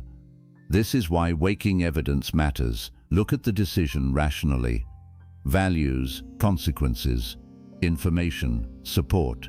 Then let the dream tell you about your emotional response, not dictate the choice automatically. This protects free will. It also connects with karma because conscious action requires discernment. You are not merely reacting to impressions, you are evaluating them. This is one of the deepest forms of freedom. The samskara says, be afraid. Awareness says, I see the fear. Wisdom asks, is there real danger? Then action follows truth rather than automatic reaction. This is exactly how old patterns weaken.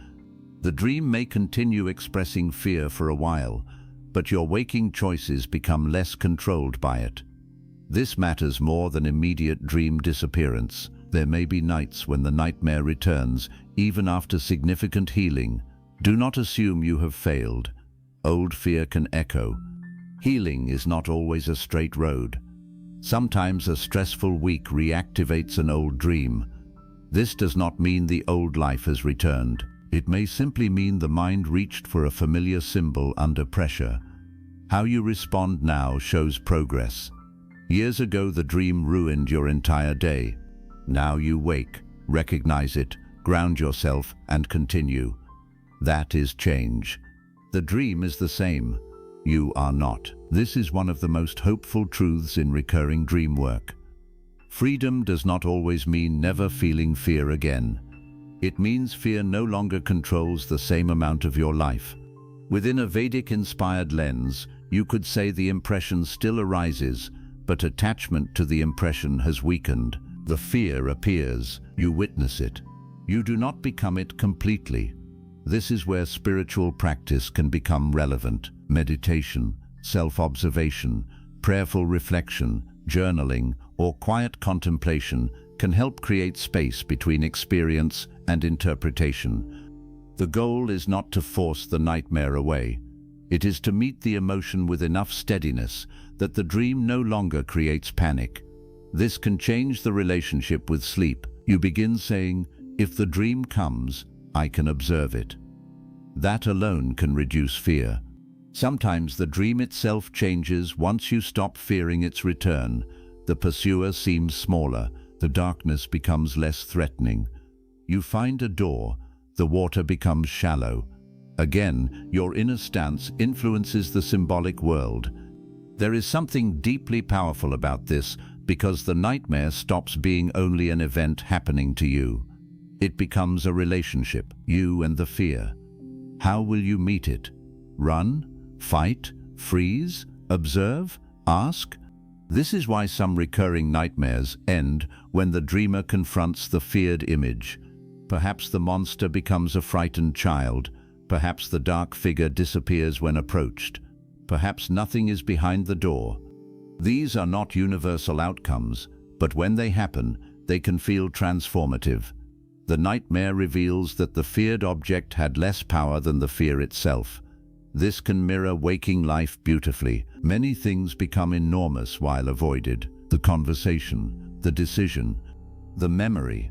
The longer you run, the larger it becomes. Facing may not erase pain, but it often changes proportion. You discover that you can survive contact with the truth. This is what courage actually means. Not absence of fear, the willingness to remain present while fear is there. Recurring nightmares can become one of the most intense classrooms for this lesson. There is also the dream of being exposed, embarrassed, or unprepared. You are suddenly in public without proper clothing, standing before people without knowing what to say, or realizing you forgot something important. These dreams often connect with vulnerability. You fear judgment. You fear being seen as inadequate. You fear that your carefully maintained identity will fail. The nightmare becomes social rather than physical, but the body experiences it as danger. This reveals how deeply human beings connect belonging with safety. If you constantly worry about what others think, the mind may turn that worry into dream humiliation.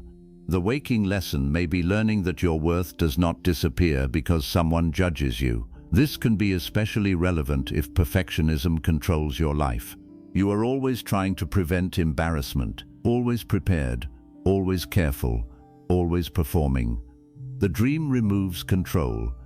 Now everyone sees what you tried to hide. This can be the mind exploring the fear beneath perfectionism. What if I am not perfect and people still see me?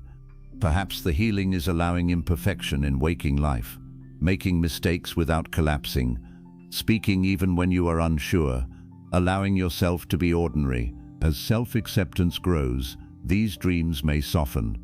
Again, the dream reveals not external catastrophe, but internal pressure. This is a recurring pattern across nightmares. The image looks outward. The emotional source often points inward. This does not mean external reality never matters. Sometimes nightmares follow real stresses. If you live in danger, the dream may reflect real danger. If someone is threatening you, take waking safety seriously. Spiritual interpretation should never replace practical action. This balance is essential. If there is actual evidence of risk, respond to it. If there is no evidence, and fear exists mainly in the dream, investigate the emotional pattern rather than assuming prophecy. Discernment keeps you safe in both directions. It prevents you from dismissing real danger and prevents you from inventing danger where none exists. This may be one of the most important lessons of Chapter 5. Fear contains information, but information requires interpretation. The dream provides the feeling. Waking awareness evaluates the meaning. This is mature spiritual practice, not blind belief, not blind dismissal, careful observation. Perhaps this is also why recurring nightmares can become spiritual turning points. They force you to ask questions you have avoided.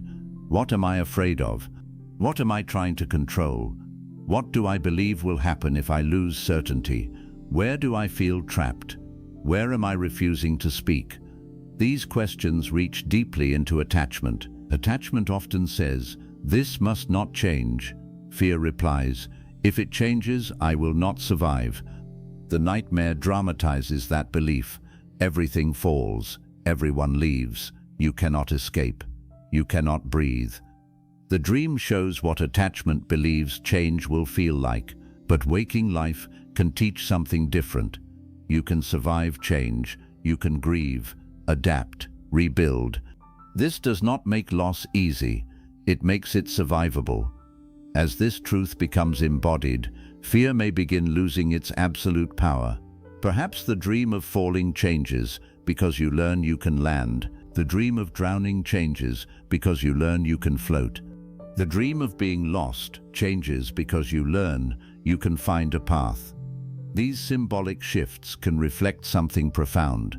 You are beginning to trust yourself, not the world, yourself. You cannot guarantee that nothing difficult will happen, but you begin trusting that you can meet difficulty if it comes. This is a much stronger form of security than trying to control every future event. And perhaps this is one of the deepest spiritual gifts recurring fear can offer. Fear initially says, "Make sure nothing bad ever happens." Wisdom eventually says, "You cannot control everything, but you can become more capable of meeting what life brings." This changes the entire relationship with uncertainty. The nightmare no longer needs to teach control. It begins teaching resilience. There is something powerful about this because many recurring nightmares are ultimately about helplessness. You cannot move, cannot speak, cannot escape, cannot save the person, cannot stop the fall. The dream removes power. Healing often restores agency. You say no, you turn around. You swim, you call for help, you open the door. Even if you do not control the whole dream, one new action can feel revolutionary. Perhaps waking life needs the same thing. One action, not total control, one choice. If your life feels overwhelming, you may not be able to fix everything tonight, but you can take one step. If grief is heavy, you may not erase it, but you can speak to someone. If fear of a decision is paralyzing you, you may not know the entire future, but you can gather information. Agency grows through small choices. This can weaken helplessness, and helplessness is often what nightmares amplify most. There is also the possibility that fearful dreams are tied to guilt. You may dream of being discovered, punished, chased, or unable to escape something you did. Sometimes guilt is appropriate because you genuinely harmed someone. In that case, the dream may reflect an unresolved moral conflict.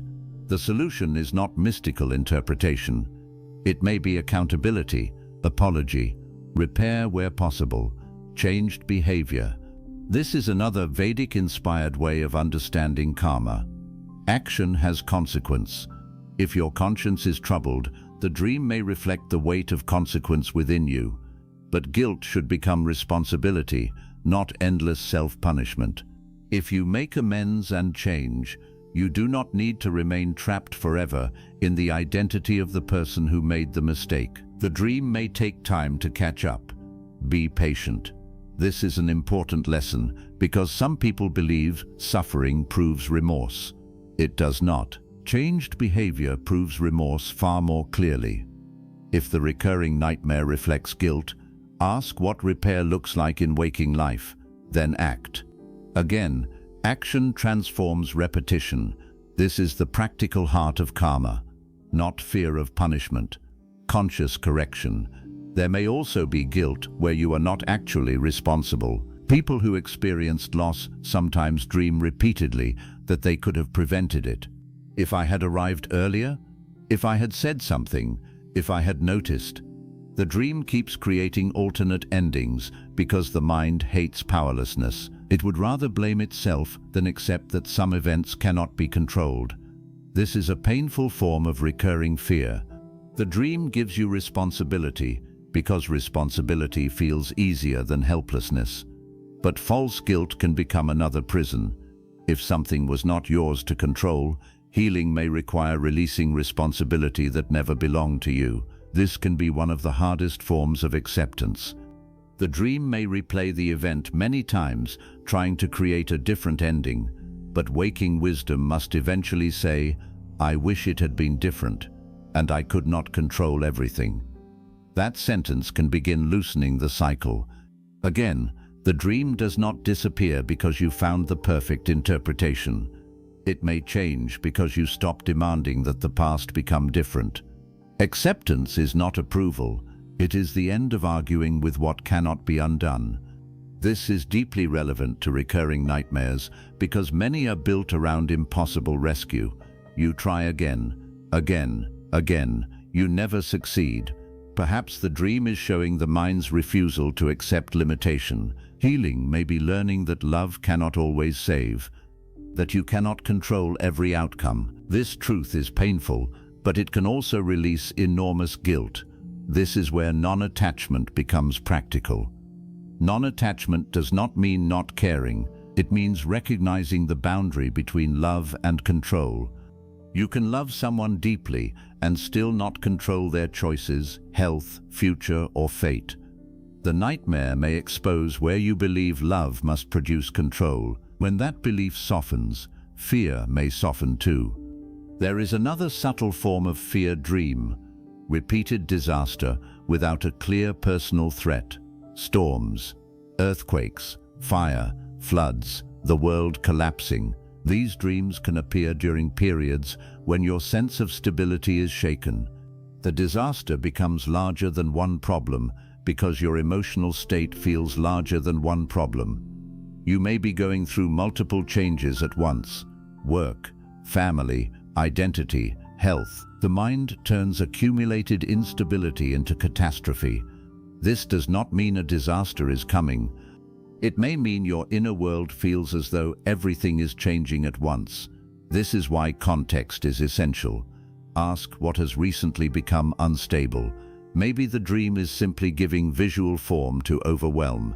Once again, the practical response may be grounding. Simplify, prioritize. Deal with one thing at a time. The dream says everything is collapsing. Waking life says, what is actually in my control today? This brings fear back to proportion. Proportion is important because nightmares exaggerate. They take a feeling and turn it into an entire world. A small fear becomes a collapsing city. A difficult conversation becomes being chased. This exaggeration can actually help you identify the core emotion. What is the feeling beneath the catastrophe? Loss of control?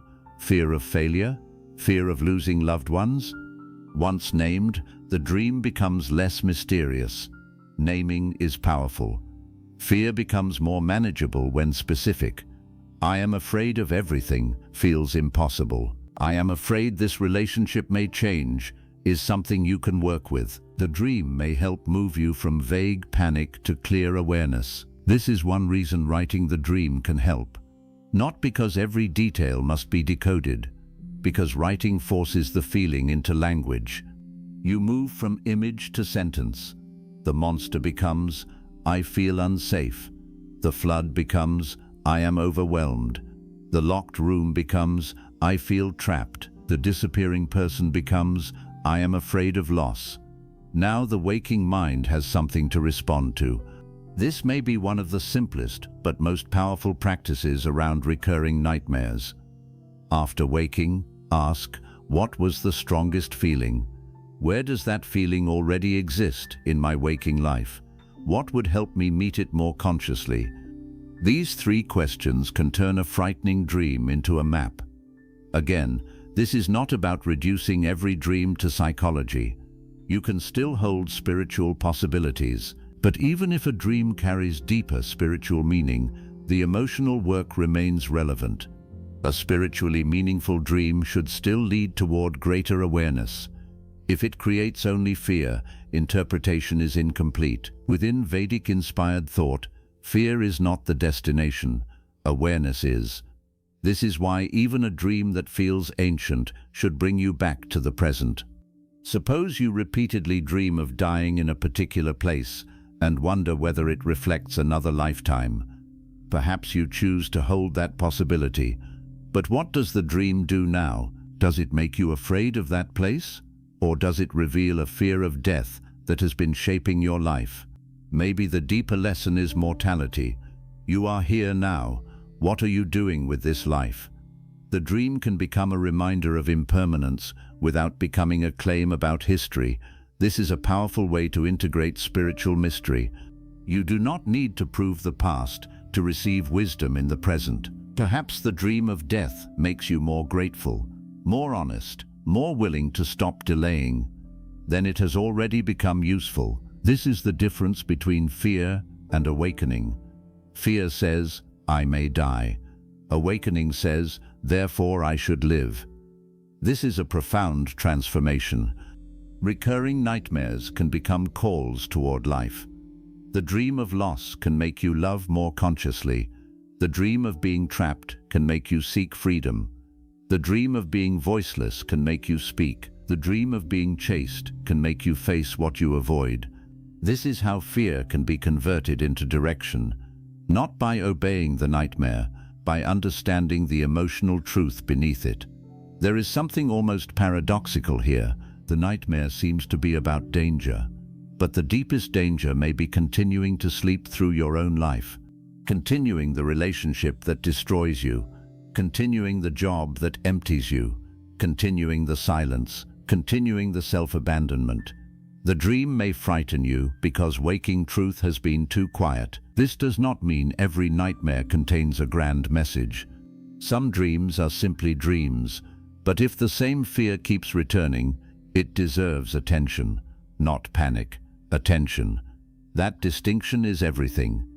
Panic narrows, attention opens. Panic asks, what terrible thing is coming? Attention asks, what is this fear connected to? Panic predicts, attention observes.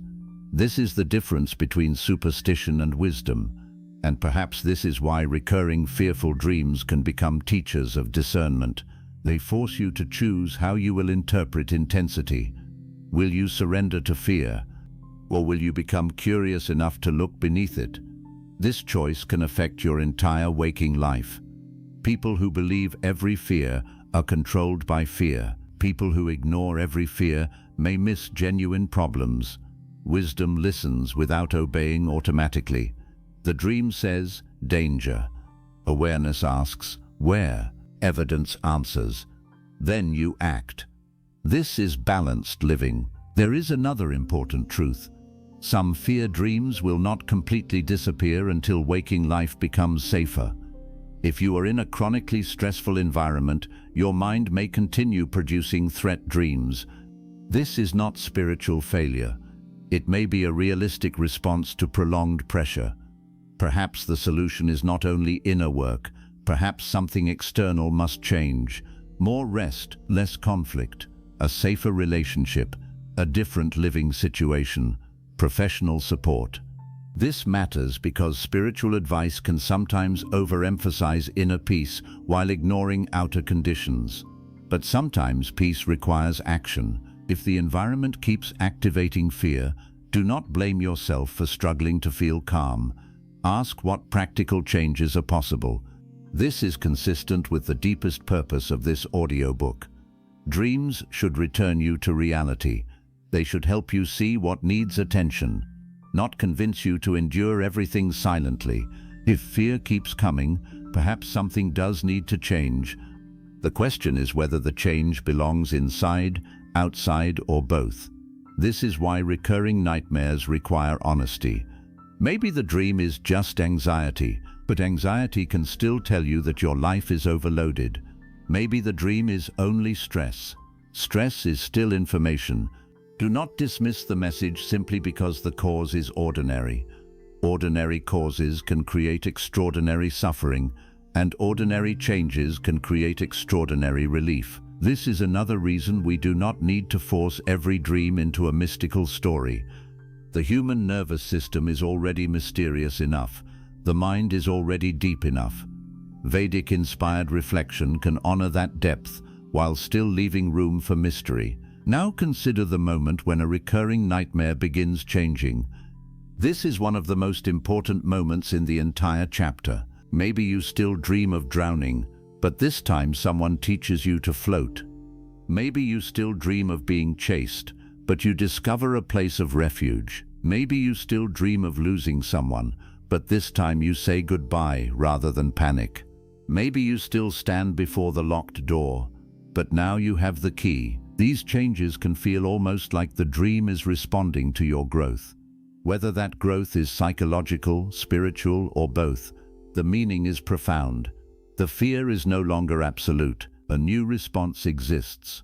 This is often the first sign that the old samskara has lost some power. The impression still appears, but awareness has entered the scene. You are no longer only reacting. You are participating differently. This mirrors spiritual growth perfectly. You may not control every thought that arises, but you can change how you relate to it. You may not prevent every fear, but you can refuse to let fear decide everything. This is freedom, not total control, conscious relationship. Perhaps this is why recurring nightmares can eventually become less frightening even before they disappear. The dream returns. You recognize it. You think, even inside the dream, I know this place. Familiarity reduces panic. You have survived it before. This is another form of resilience. The nightmare loses novelty, and sometimes novelty is part of fear. Once you know the pattern, the mind has less power to surprise you. This can happen in waking life too. The old trigger appears. You say, I know what this is. Fear of abandonment, fear of failure, fear of uncertainty. Naming weakens confusion. You are no longer lost inside the emotion. You are observing it. This may be one of the deepest Vedic-inspired practices available in recurring dreams. Witnessing. The emotion arises, you see it. The dream arises, you see it. You do not have to immediately become the fear. This creates distance, and distance allows choice. This is why awareness is more important than control. Trying to control every dream can create more tension. Learning to witness creates space. Perhaps the nightmare does not need to disappear for you to become free from it. It simply needs to stop owning the next day. That is a powerful standard. Maybe you will still dream of the same dark river tonight, but tomorrow, instead of spending hours fearing what it predicts, you ask what the river makes you feel. Overwhelmed. Then you look at your schedule. Too much. You make one change. You rest. That is wisdom. The dream did not predict disaster. It revealed overload. You listened. The cycle changes. This is the kind of practical spiritual relationship with dreams that can actually improve life. Not obsession with symbols, not fear, attention leading to action. There is another beautiful possibility. The fearful dream may eventually transform into a peaceful one. The same forest appears, but sunlight enters. The same house appears, but windows are open. The same person appears, but you are no longer afraid of losing them. The symbol remains. The emotional charge changes. This can be one of the clearest signs that integration has occurred. You did not erase the past, you changed the relationship with it. This is what healing often looks like. Memory without panic, awareness without compulsion. The old image can exist without controlling you. This may be one of the most powerful definitions of freedom within the context of samskaras.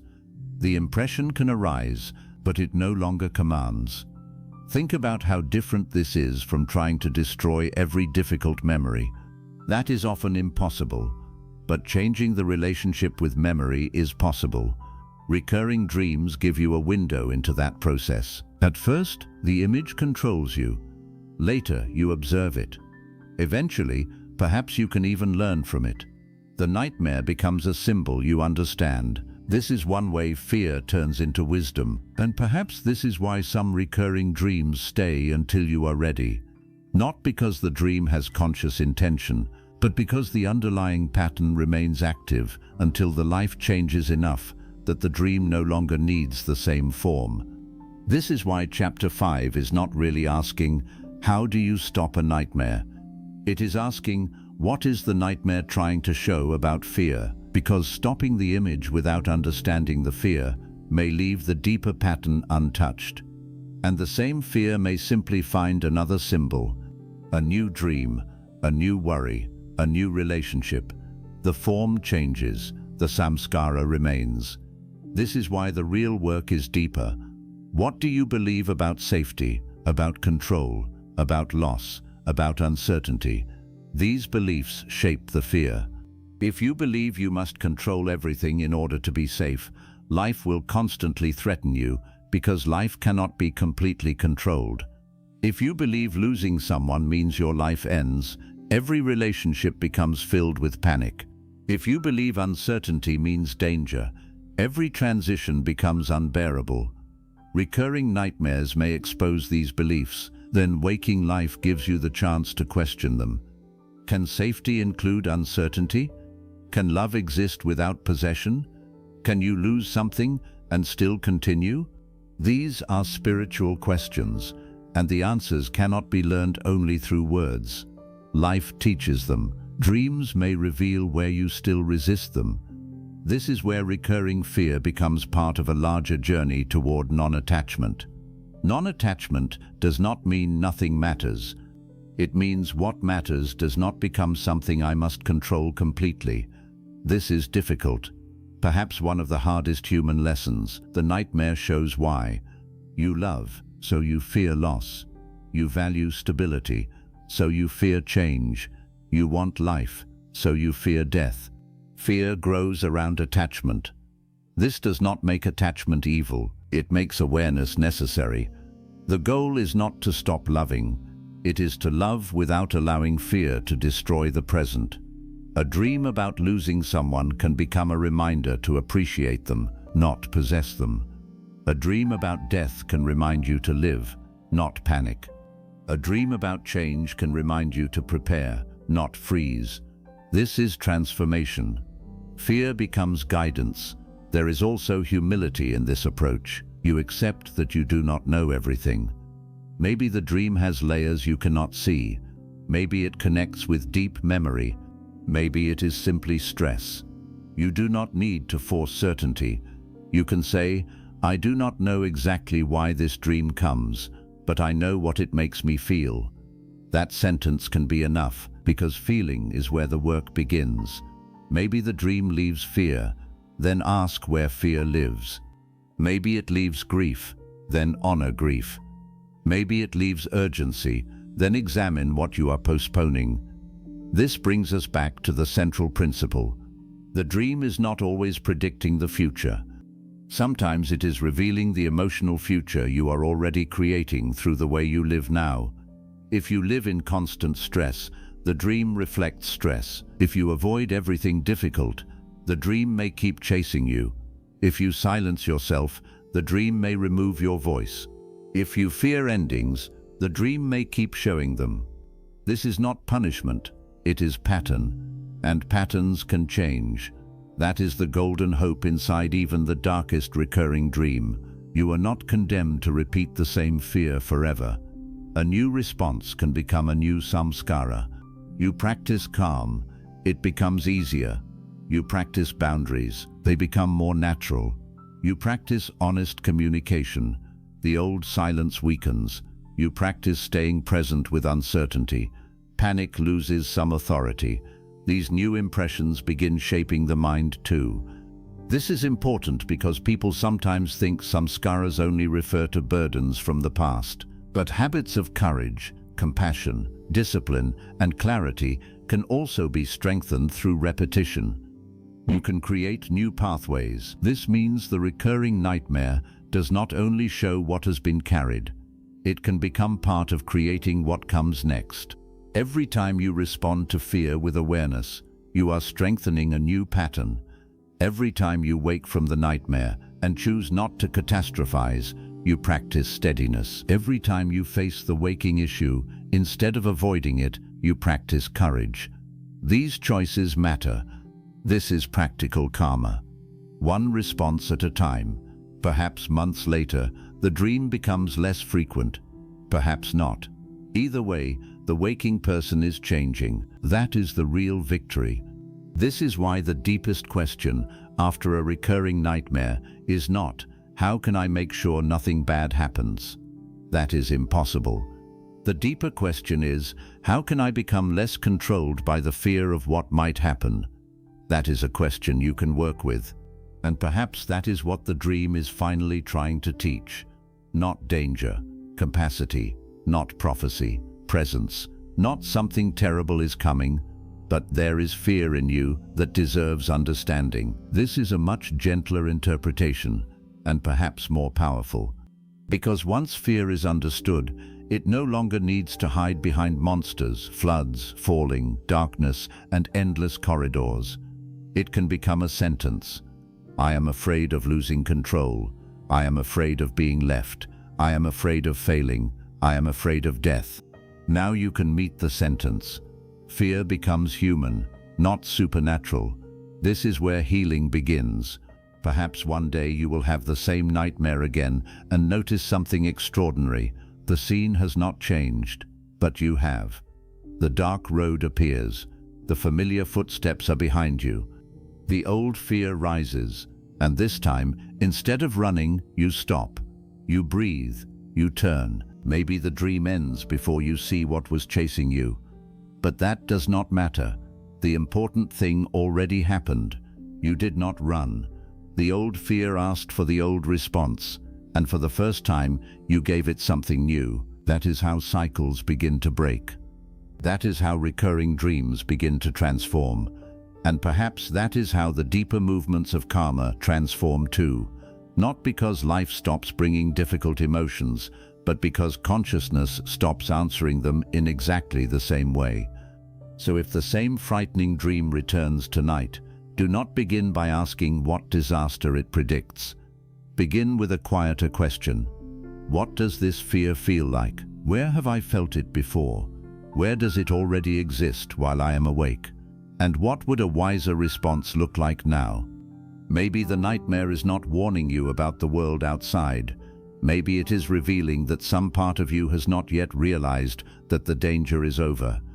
Maybe you are safe now, but your inner world is still learning safety. If so, do not fight that frightened part of yourself. Teach it. Slowly, through rest, boundaries, truth, support, awareness, through choices that prove again and again that the present can be different from the past. Perhaps that is why the dream keeps returning, not because something terrible is waiting for you, but because some old fear is still waiting for you to finally show it that you do not have to keep living as though the worst moment is about to happen again. Chapter 6. When a repeating dream changes, your inner life may be changing too. One of the most powerful moments in the journey of recurring dreams happens when the dream returns, but something inside it is no longer the same. The same place appears, the same person arrives, the same fear begins, and yet the story shifts in a way it never did before. Perhaps the door that was always locked finally opens, the river that once terrified you becomes calm, the person who always walked away turns back, the darkness becomes lighter, or the version of you who always ran suddenly stops and faces what was coming. These changes can feel deeply meaningful because the dream seems to be moving at the same time your inner life is moving. At first, you may not even recognize how important the change is. You may wake and think, it was almost the same dream, but the word almost matters. Recurring dreams are built around patterns, and when one part of the pattern changes, that difference can reveal something significant about the way you are relating to the underlying emotion. The dream may still contain fear, grief, longing, uncertainty, or attachment, but your response is becoming different, and that can be one of the clearest signs that an old inner pattern is losing some of its power. Imagine that for years you have dreamed of being chased through the same dark forest.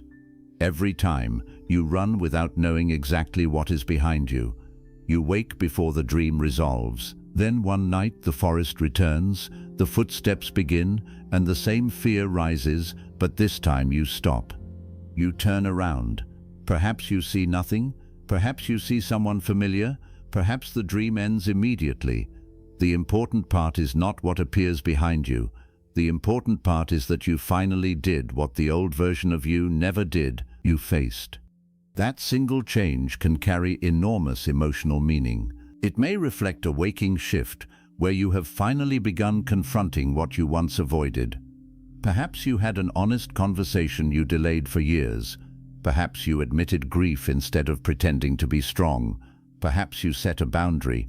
Perhaps you faced a fear of failure and took the first step anyway. The dream may be reflecting the fact that the inner response is no longer automatic.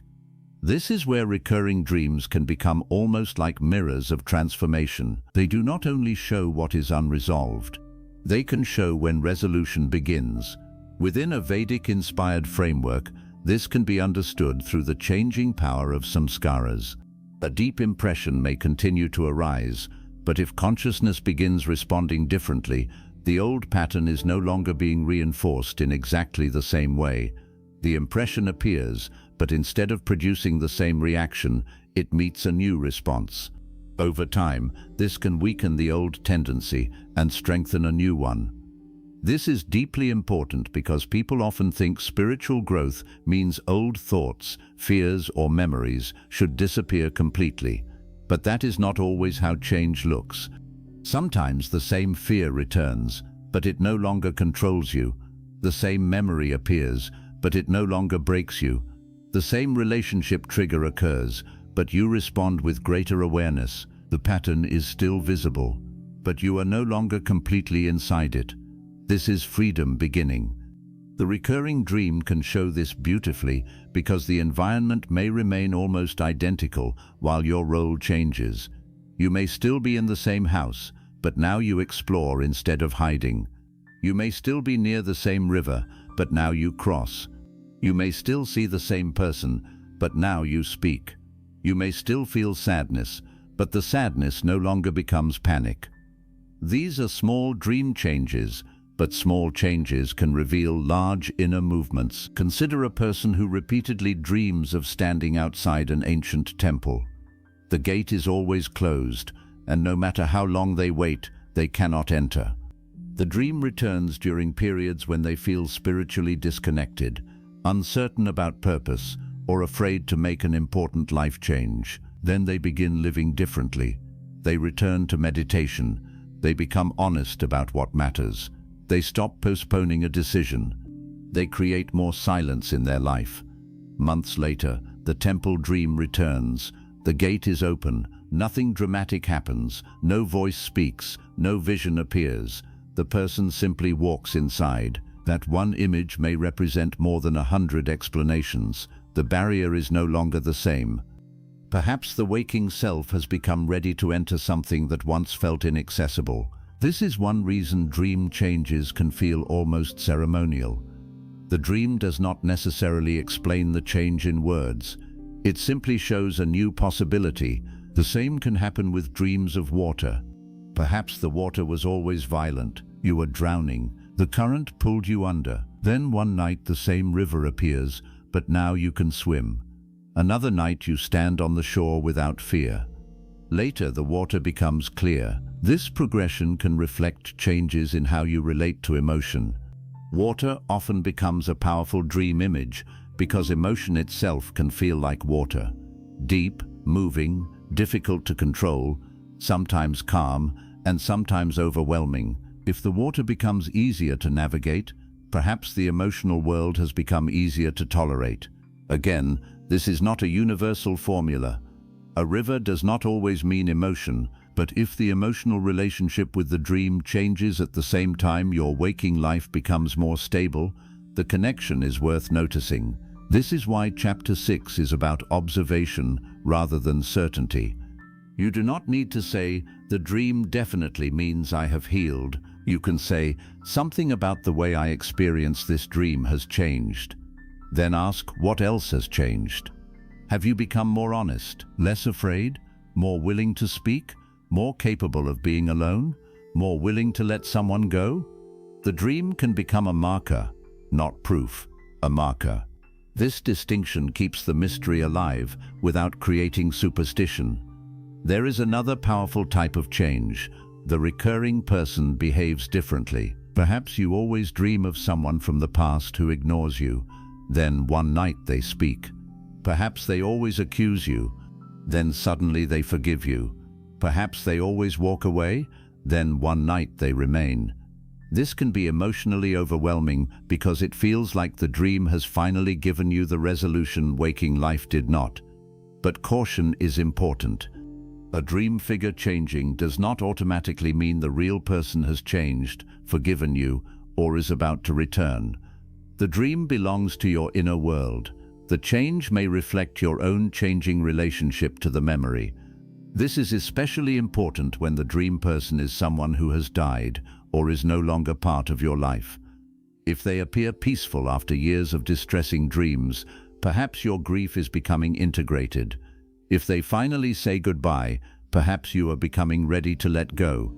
The dream does not need to be a literal message from the person in order to carry emotional value. The experience may symbolize internal completion. This can be deeply healing. Imagine that you have dreamed of a deceased loved one for years. Every dream ends with you trying to stop them from leaving. You wake devastated. Then one night they appear. You sit together. No one is running. You speak calmly. At the end, they leave. But this time you do not chase. You watch them go. You wake sad but peaceful. This is a profound shift. The love remains. The attachment has changed. Perhaps grief is becoming remembrance rather than constant resistance. This is one of the most beautiful ways recurring dreams can evolve. The dream does not erase the person. It changes your relationship to absence. Within a Vedic-inspired understanding of non-attachment, this can be deeply meaningful. Non-attachment does not mean forgetting. It does not mean loving less. It means the bond no longer requires you to deny change. You can remember without refusing the present. You can love without demanding that the form remain unchanged. A changing dream can reflect this movement. The same figure returns, but the emotional grip is softer. This matters because many people think healing means they should stop dreaming of someone entirely. Not necessarily. Sometimes the dream continues because the person remains part of your inner history. The difference is that the dream no longer controls the next day. You wake with warmth instead of panic, gratitude instead of desperation. That is change. There is also the opposite situation. The dream becomes more intense before it changes. This can be confusing. You begin healing, setting boundaries, or confronting old patterns, and suddenly the recurring dream becomes stronger. You may think you are getting worse, but sometimes change activates old material. When a long-standing pattern is challenged, the mind may react strongly because what was once familiar is becoming uncertain. Suppose you have always avoided conflict. You begin speaking honestly. Now the dream of being chased becomes more vivid. Why? Perhaps because the old avoidance pattern is being disturbed. The dream may intensify before the inner system adjusts to the new response. This is why one difficult night should not automatically be interpreted as failure. Look at the larger pattern. Are you becoming more conscious while awake? Are you acting differently? If yes, give the process time. Old impressions do not always disappear immediately. Sometimes they protest. This can be understood through the simple reality of habit. If you have walked the same emotional path for years, a new path feels unfamiliar. The old one has depth. It has been repeated. The new one is still being created. This is why courage often feels awkward at first. Boundaries feel guilty, rest feels lazy, peace can feel suspicious. The dream may reflect this tension. It is showing the meeting between the old samskara and the new choice. This is one of the most interesting places in spiritual growth. You are no longer who you were, but the old pattern has not fully disappeared. You exist between versions. Dreams can become especially vivid during this period because the inner world is reorganizing. Perhaps the same house appears, but the furniture changes. The same road appears, but now it splits. The same person appears, but your feelings are different. The dream landscape is still recognizable, but something is being rewritten. This can feel almost like watching your own consciousness learn, and perhaps that is exactly what it is. Now consider recurring dreams where you were always voiceless. You tried to scream, nothing came out. You tried to explain yourself, no one listened. Then one night you speak. Your voice is clear. The dream may end immediately because the new action is enough. This can be connected to waking changes in communication. Maybe you have begun expressing needs. Maybe you stopped apologizing for existing. Maybe you finally told someone the truth. The dream reflects permission. You are allowed to have a voice now. This is especially powerful if silence was once part of your survival. Perhaps you learned early that speaking created conflict, so you stayed quiet. Years later, the dream keeps removing your voice. The symbol carries the old rule. Then waking life changes. You discover relationships where honesty is safe. You learn that conflict can be survived. You begin speaking. The dream follows. This is how a new samskara may begin forming. The old rule says, silence keeps me safe. The new experience says, my voice can exist without destroying connection. Repeated enough times, this becomes a new inner pattern. This is why dream changes can be so encouraging. They can show that the internal rules are becoming less rigid. You are no longer required to play the same role. This can happen with dreams of being trapped too. The room is always locked. Then one night you notice a window. Another night you open it. Later you leave. The dream may be tracking increasing agency. Waking life may contain the same process. At first you believe there is no option. Then you discover one. Then you act. This can apply to relationships, careers, family dynamics, or any situation where helplessness has become part of identity. The recurring dream may show the shift from I am trapped to I have choices. This is a massive transformation. Agency changes everything. People can survive difficult circumstances much more effectively when they believe they have some choice. The dream may reveal when that belief begins returning. There is another kind of change that can be subtle. The dream no longer feels as real after waking. You may still have the same nightmare, but instead of carrying the fear for hours, you recognize quickly that it was a dream. This may seem small, but it matters. The boundary between dream emotion and waking reality has become clearer. You are less likely to interpret the dream as prophecy, less likely to panic. This is a form of discernment. And discernment is spiritual growth too. Not every change needs to appear inside the dream. Sometimes the dream stays the same, but your waking relationship to it changes completely. This is extremely important. You may be waiting for the dream to stop, but perhaps the deeper transformation is that it no longer controls you. The dream arrives. You observe, you reflect, you continue your day. The dream is still there. The fear is not running your life. This is freedom. This is why we should not measure healing only by disappearance. Some impressions remain. What changes is attachment to them. This is central to the Vedic-inspired perspective. The mind may continue producing old material. The goal is not necessarily to destroy the mind. The goal is awareness. You learn to see what arises without automatically becoming it. Dreams can become part of this practice.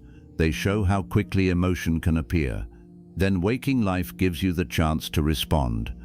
This is why meditation can sometimes influence the relationship with recurring dreams, even if it does not eliminate them. Meditation develops the ability to observe thought and emotion without immediate reaction. That same quality can carry into the morning after a dream. You wake frightened. Instead of instantly believing the story, you notice the fear, you breathe, you ask what it connects to.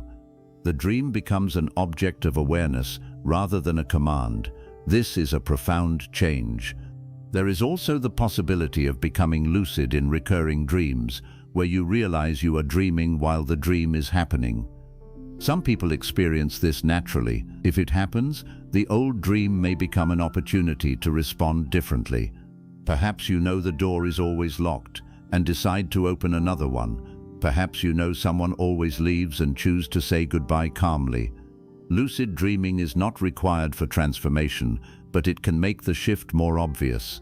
Still, even without lucidity, dream changes can emerge because the deeper emotional pattern is changing. The mind learns through repetition. Waking life provides new material. This can influence the dream. Suppose you have always believed you cannot handle uncertainty. Then over several months, you successfully navigate an uncertain situation. You make decisions without complete information. You survive. Your nervous system learns, I can be uncertain and still function. The recurring dream of being lost may begin changing. You are still lost, but you do not panic. This is a beautiful example of new learning entering the dream. The landscape remains uncertain. Your relationship to uncertainty changes. This is much more valuable than simply finding the exit, because waking life will always contain some uncertainty. If the dream taught you that you need perfect certainty, the lesson would be impossible. But if it shows that you can move without certainty, that is wisdom. This is where recurring dreams can teach resilience. They return to the same emotional challenge until you develop a broader response. Perhaps the dream of being judged remains, but one night you make a mistake and keep speaking. Perhaps the dream of being late remains, but you stop panicking. The old symbol loses some power because your identity is no longer built around the old fear. This is deep inner movement, and sometimes the change is so subtle that you only notice after months. You read old dream notes and realize something. You used to always be alone. Now other people help you. You used to run. Now you ask questions. You used to wake before the ending. Now the dream continues. The story is gaining new possibilities. This is why writing recurring dreams down can be useful if done gently and without obsession. You do not need to analyze every symbol, just notice patterns. Over time, change becomes visible. This can give you perspective. Sometimes healing feels slow because waking life changes gradually. Dream patterns can make the movement easier to see. There is another fascinating phenomenon. The same dream returns years later after you thought it was finished. This can feel disappointing. You may think, I already healed this, but old dreams can reappear when a new situation touches the same emotional theme. This does not necessarily mean you are back at the beginning. The same lesson can return at a deeper level. Perhaps you worked through fear of abandonment in romantic relationships, and years later the same dream appears when your child leaves home. The symbol is the same. The context is different. The core emotion is loss. You are meeting it in a new form. This is why spiritual growth is often spiral-shaped rather than linear. You may return to familiar themes, but you meet them with different awareness.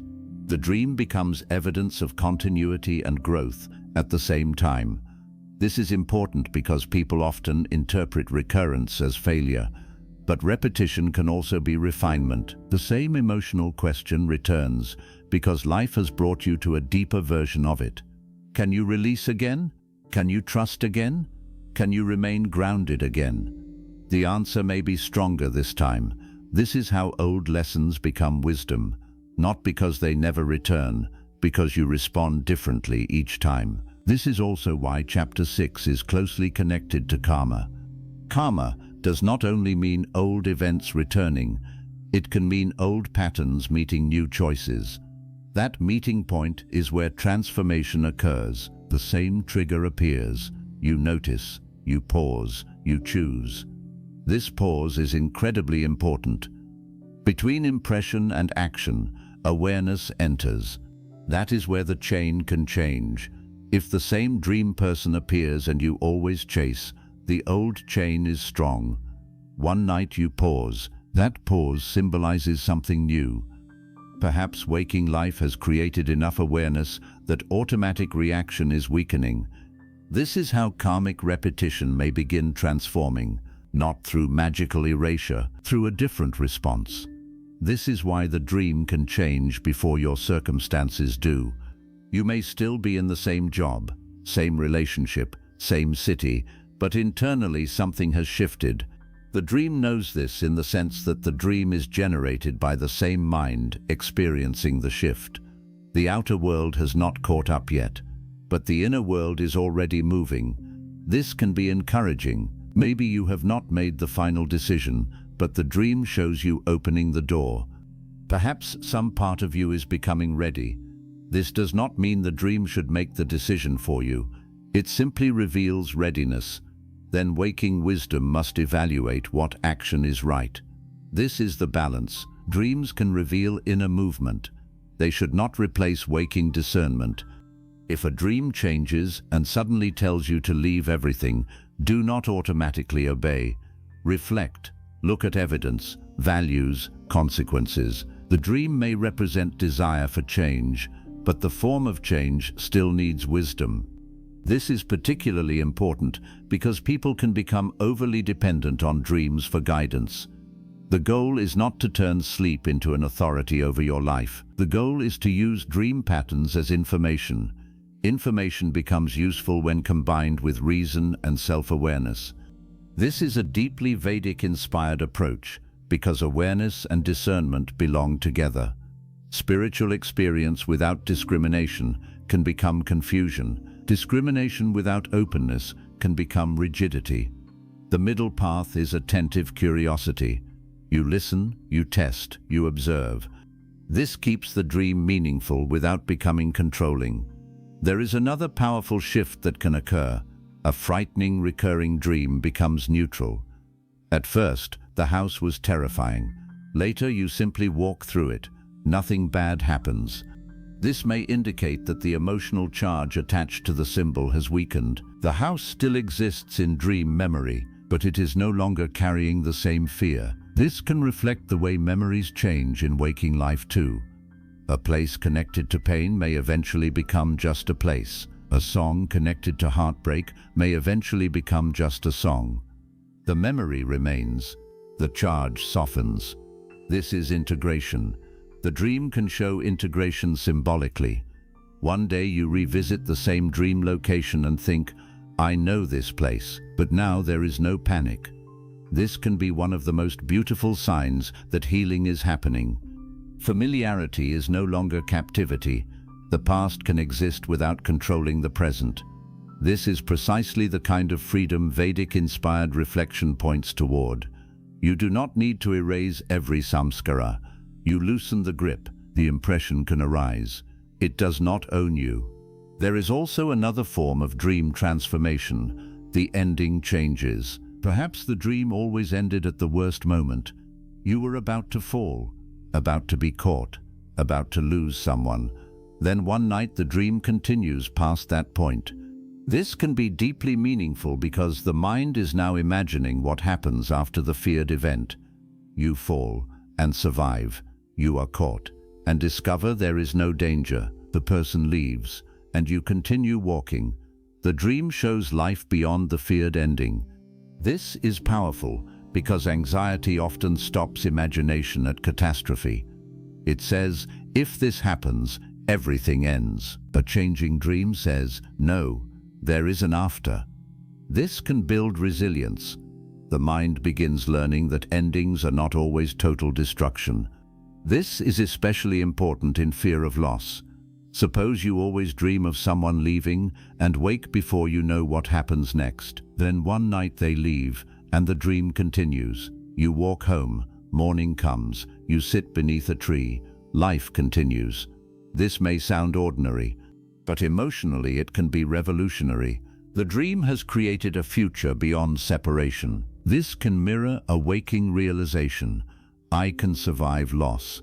This is a profound form of security. You no longer need to control the future because you trust your ability to continue. This is much stronger than believing nothing painful will ever happen. Perhaps this is one of the deepest changes recurring dreams can reveal. At first, the dream teaches fear.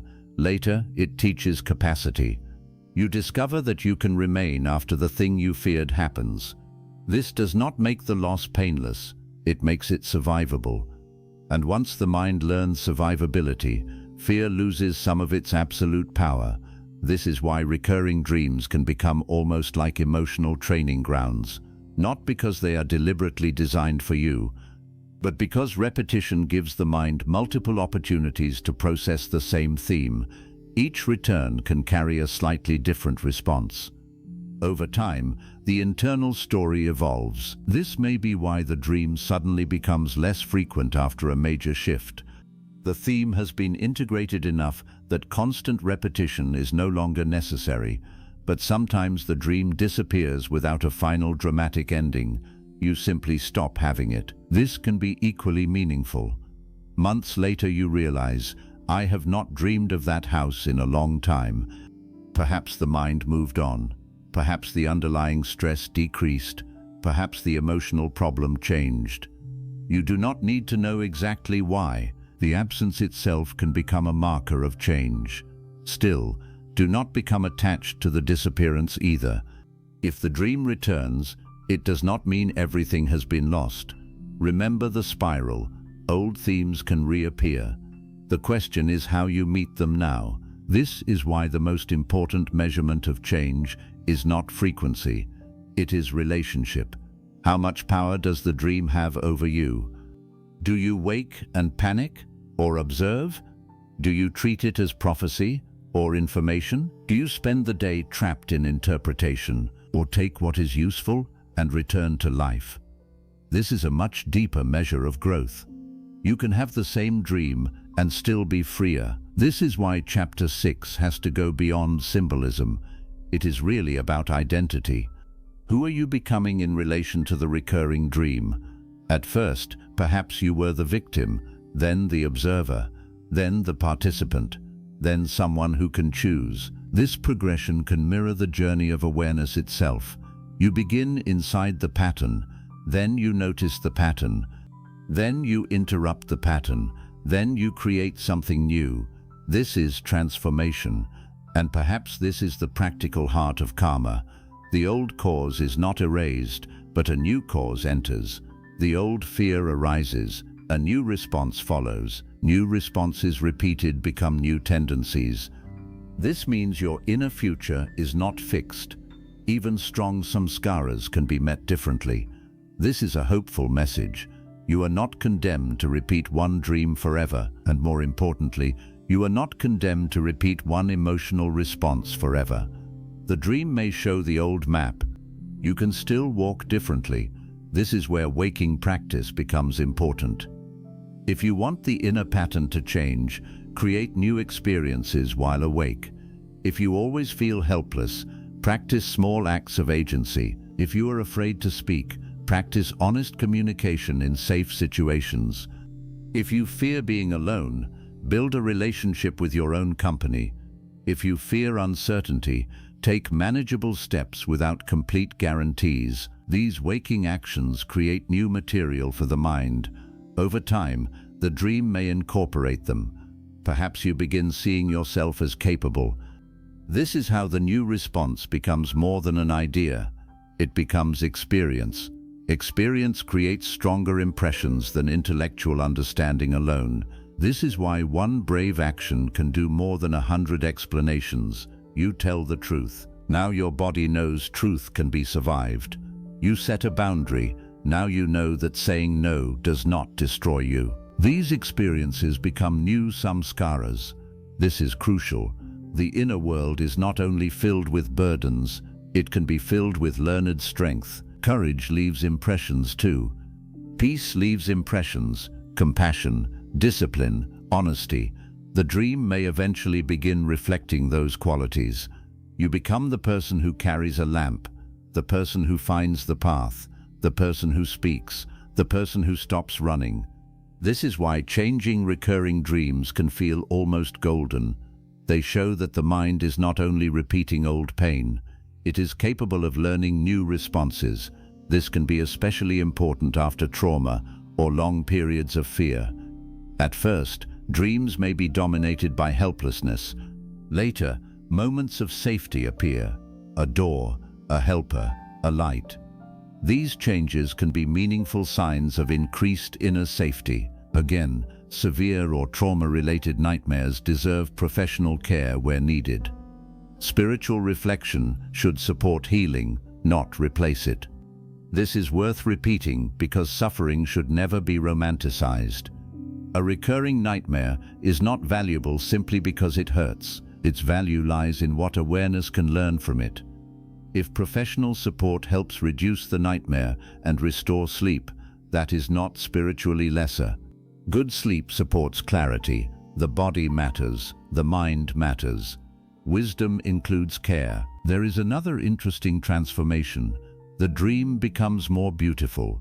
The same place that once felt threatening begins revealing details you never noticed.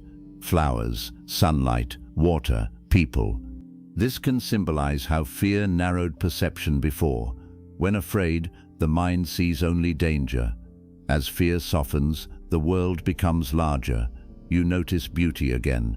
This can happen in waking life too. During grief or anxiety, life becomes small. Everything is filtered through threat. As healing occurs, colors return, humor returns, curiosity returns. A changing dream can mirror this expansion. The world is not only danger anymore. This is a powerful sign of recovery. You begin to see possibilities. Perhaps the same dark forest becomes a place of exploration. The same river becomes cleansing. The same house becomes a home. The symbol is reclaimed. This may be one of the deepest transformations available. You do not need to destroy the old image. You change its meaning. This is what mature healing often does with memory. The event remains part of history, but the meaning is no longer fixed.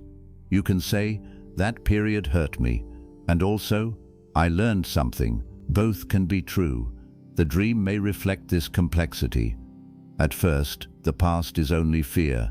Later, there may be grief and gratitude. This is integration. The mind becomes capable of holding more than one truth. This matters spiritually because rigid interpretation is often a sign of attachment. This dream means danger.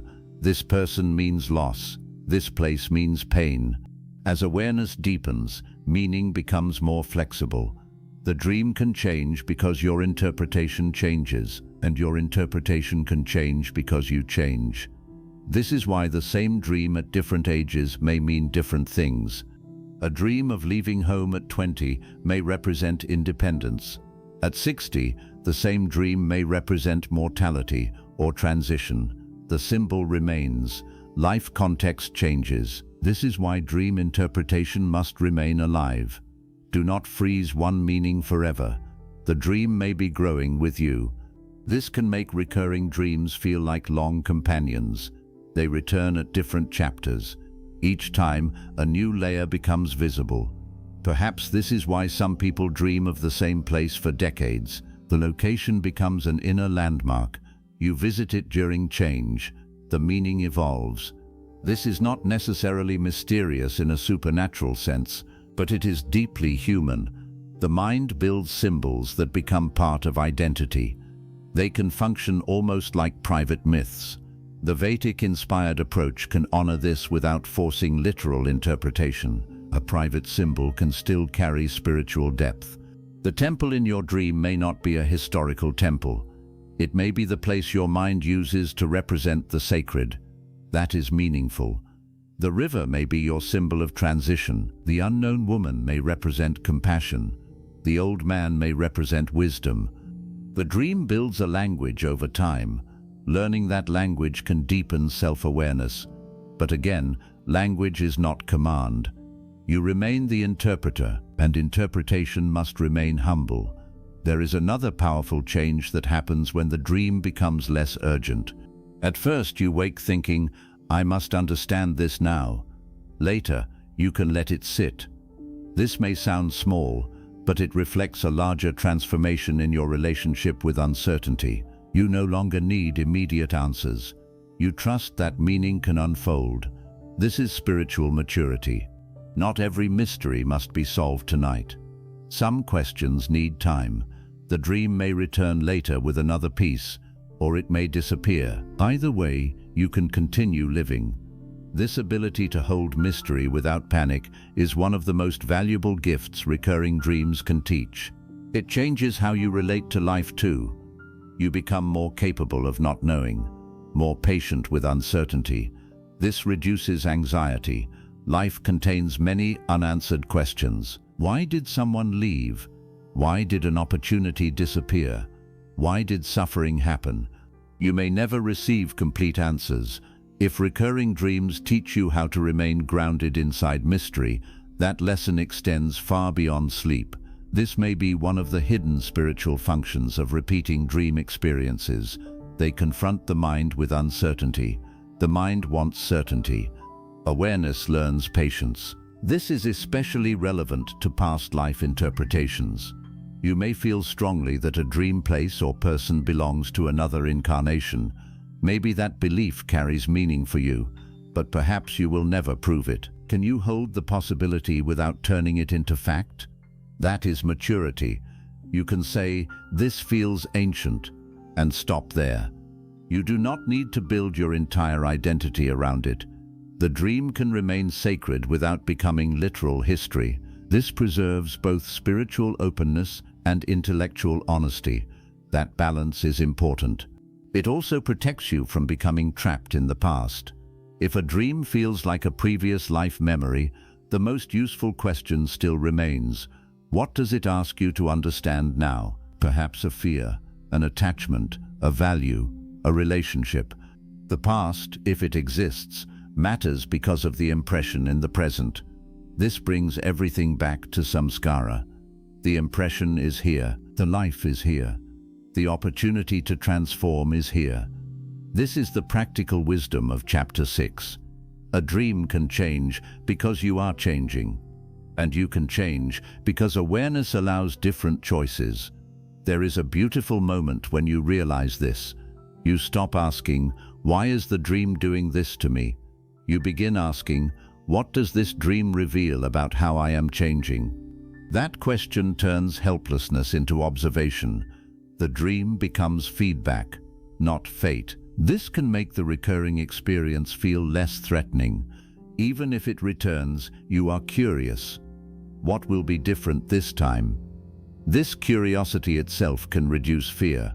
The dream becomes less like an enemy and more like a mirror. Mirrors do not control, they reveal. Perhaps tonight the same dream returns, the same road, same person, same gate. But watch carefully. Maybe your body feels less afraid. Maybe you speak sooner. Maybe you walk in another direction. The change may be tiny. Do not dismiss it. Small dream shifts can reflect large emotional shifts. And even if nothing changes inside the dream, notice what happens after waking. Maybe you recover faster. That is change too. This is why the chapter title says, "Your inner life may be changing." May, not definitely. The dream alone cannot prove healing, but it can become one piece of evidence among many. Waking behavior matters more. Are you making wiser choices? Are you more compassionate? More grounded? That is the real measure. Dreams are reflections. Life is the field of practice.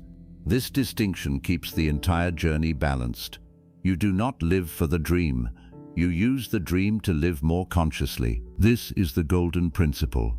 If the dream changes but your waking life remains destructive, the interpretation is incomplete. If the dream stays the same but your waking life becomes wiser, the transformation is real. This is why present action matters more than dream symbolism. Dreams can inspire awareness. Behavior shows integration. Now imagine the person who repeatedly dreams of being unable to cross a river. For years, they remain on one bank. They fear the current. Then one night they cross. The next morning they feel powerful. But if they continue avoiding every difficult change in waking life, the dream crossing remains only an image. The deeper invitation is to ask what real river needs crossing. Maybe a conversation, maybe a career change, maybe forgiveness. The dream provides symbolism. Life provides the crossing. This is where dream wisdom becomes embodied. And embodiment is where spiritual growth becomes real. Perhaps this is why some dreams change only after action. You cannot think your way into every transformation. Sometimes you must live it. The body needs evidence. The mind needs experience. You cannot learn that you can survive rejection only by never risking rejection. At some point, you must speak. The result becomes a new impression. This is how courage is built. The dream may then reflect that courage. This is a beautiful cycle. Waking awareness changes action. Action creates new experience. New experience changes inner patterns. Dreams reflect the new patterns. The dream becomes part of a larger process. This is why recurring dreams can be deeply instructive without being supernatural commandments. They show the movement of consciousness. They reveal how old impressions and new choices meet. That is already extraordinary. You do not need to exaggerate it. There is enough mystery in the way the human mind changes itself through experience. Perhaps the most meaningful dream is not the one with the most dramatic symbols. It is the one where you respond differently, because a different response means a different future becomes possible. This is exactly how waking life changes too. One boundary, one honest sentence, one decision, one moment of staying present instead of running. These actions look small, but they alter patterns. Patterns shape lives. This is the practical meaning of karma. So when the recurring dream begins to change, honor the change, but do not worship it. Use it. Ask what waking shift it may reflect. Ask what new response is becoming available. Then practice that response while awake. If the dream shows you speaking, speak honestly. If it shows you releasing, release where appropriate. If it shows you crossing, ask what threshold in life you are ready to cross. This is how the dream becomes a companion to transformation rather than an escape from reality. There may come a night when the dream finally ends completely. Perhaps you reach the destination, open the door, say goodbye, or simply wake before the old fear appears, and maybe you never dream it again. If that happens, do not rush to ask whether the message was completed. Perhaps it was, perhaps your sleep changed, perhaps the underlying stress passed. You do not need certainty. What matters is what has changed in you. Do you feel freer, more awake? If yes, carry that forward, because the goal was never to become a perfect dream interpreter. The goal was to become a more conscious human being. That is where the deepest wisdom lies. And perhaps this is why a recurring dream can be such a powerful teacher.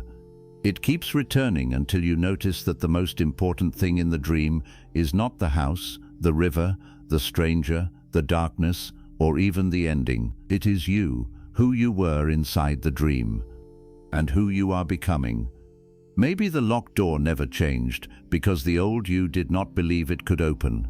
Maybe the river remained terrifying because the old you did not trust yourself to cross. Maybe the person kept walking away because the old you believed every loss must be chased.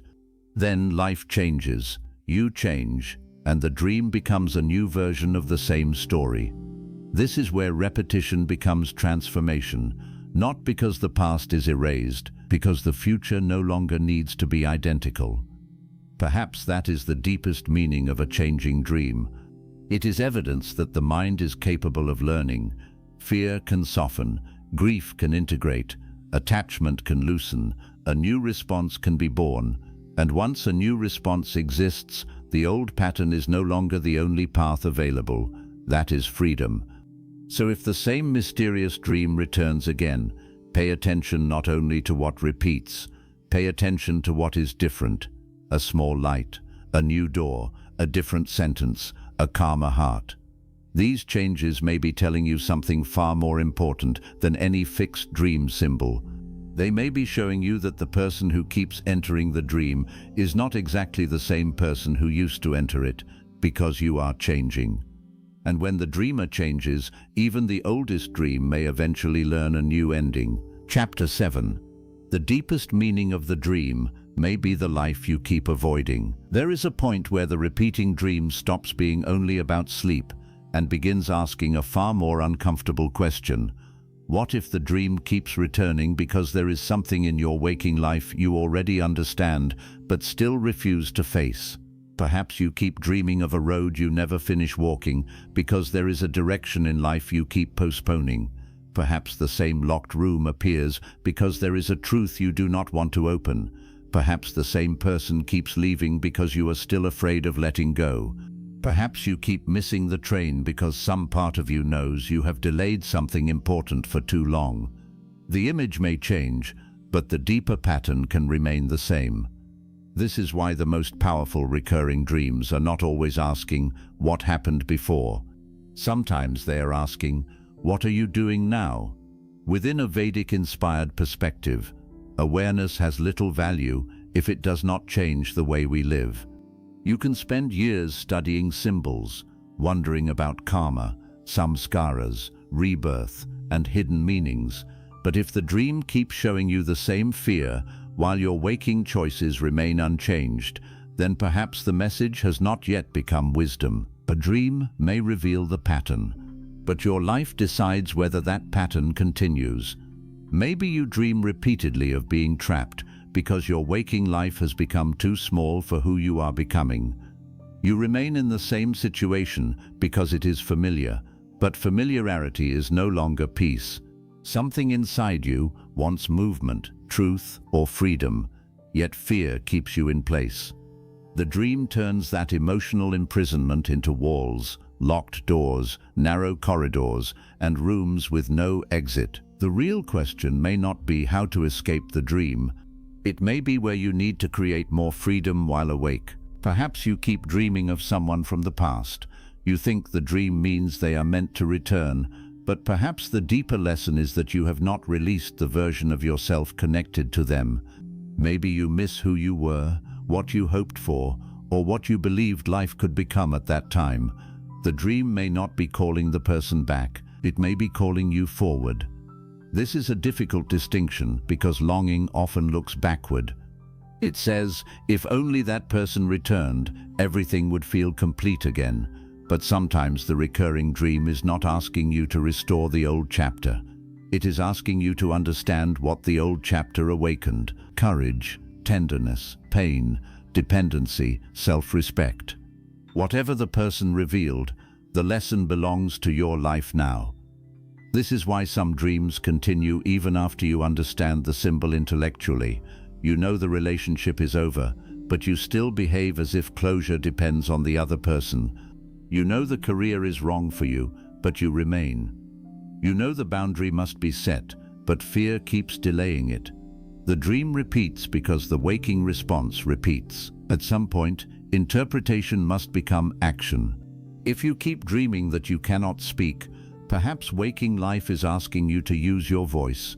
If you keep dreaming that you are lost, perhaps you need to stop waiting for perfect certainty and choose a direction. If you keep dreaming that you arrived too late, perhaps there is something you need to begin before another year passes. If you keep dreaming that someone disappears, perhaps you need to accept that love and permanence are not always the same thing. The dream becomes powerful when it returns you to responsibility, not blame, responsibility. Blame says, everything is my fault. Responsibility asks, what is mine to change now? That question is much more useful. There are parts of life you cannot control. You cannot force someone to stay. You cannot undo the past.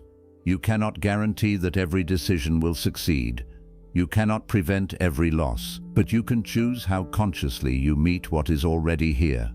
This is where the recurring dream can become a doorway into Dharma, into living more honestly according to what you know is right for your present life.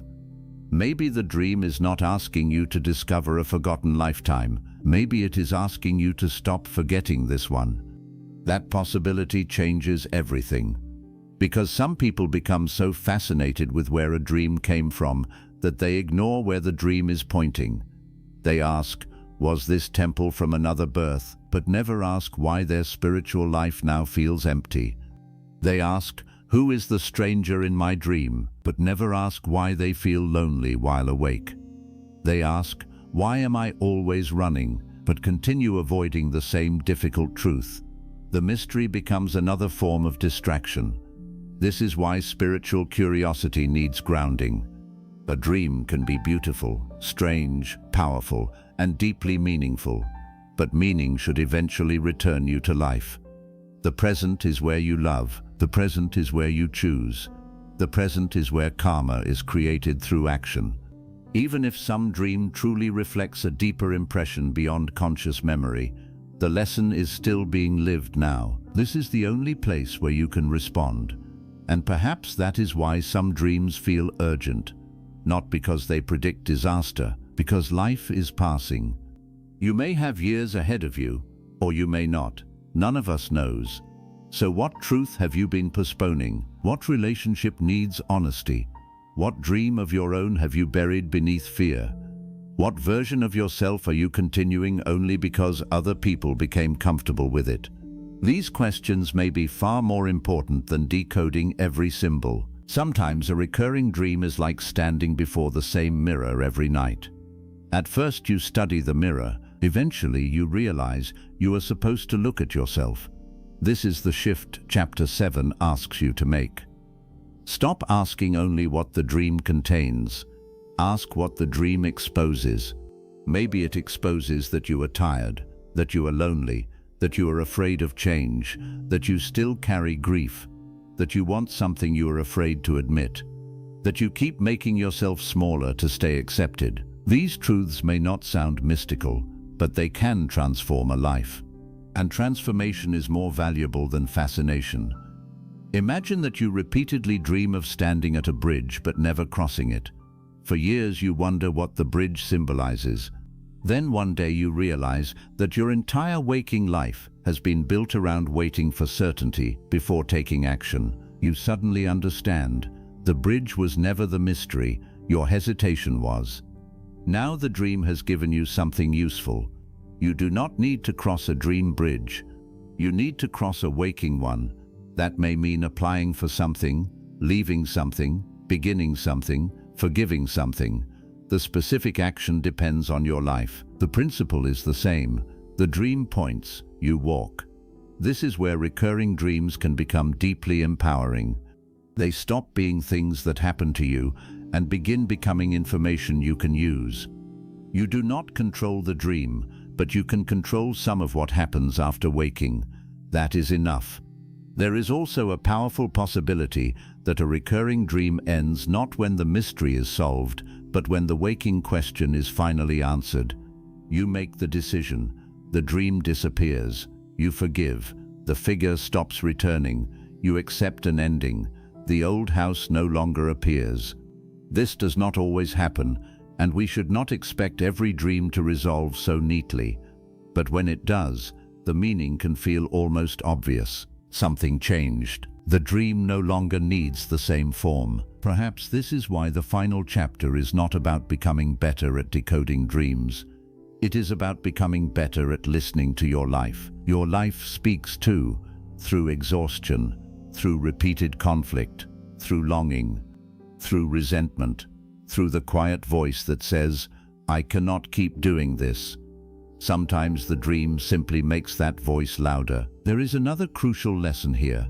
Do not use a recurring dream as an excuse to surrender your freedom. If you dream repeatedly of a certain person, that does not mean you must pursue them.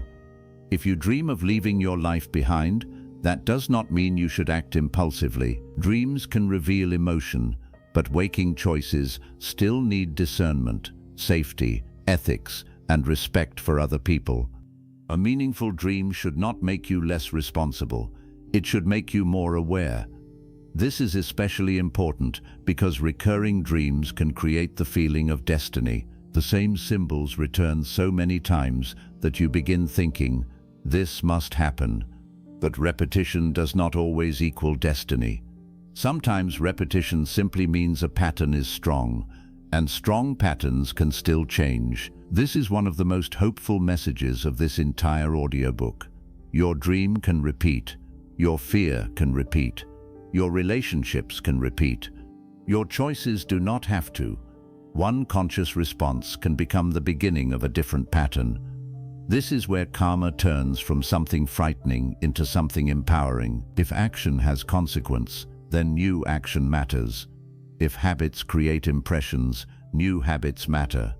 If the same dream keeps showing you the same emotional problem, you can begin practicing a different waking response. The past has influence. It does not have complete ownership. Perhaps you have always been afraid of being alone. The recurring dream shows abandonment. You begin learning how to stand alone without collapsing. The dream may change. Perhaps you always avoid conflict. The dream removes your voice. You begin speaking honestly. The dream may change. Perhaps you fear uncertainty. The dream keeps making you lost. You begin taking steps without perfect guarantees. The dream may change, or perhaps it does not, but you do. That is the deeper victory. This is why the most important thing is not whether the dream disappears, it is whether the life becomes more conscious. You could stop dreaming tomorrow and still repeat the same destructive patterns. Or you could keep having the dream but finally understand what it reveals and begin living differently. Which one represents greater awakening? The answer is clear. A dream is not the destination, awareness is. And awareness should return you to action.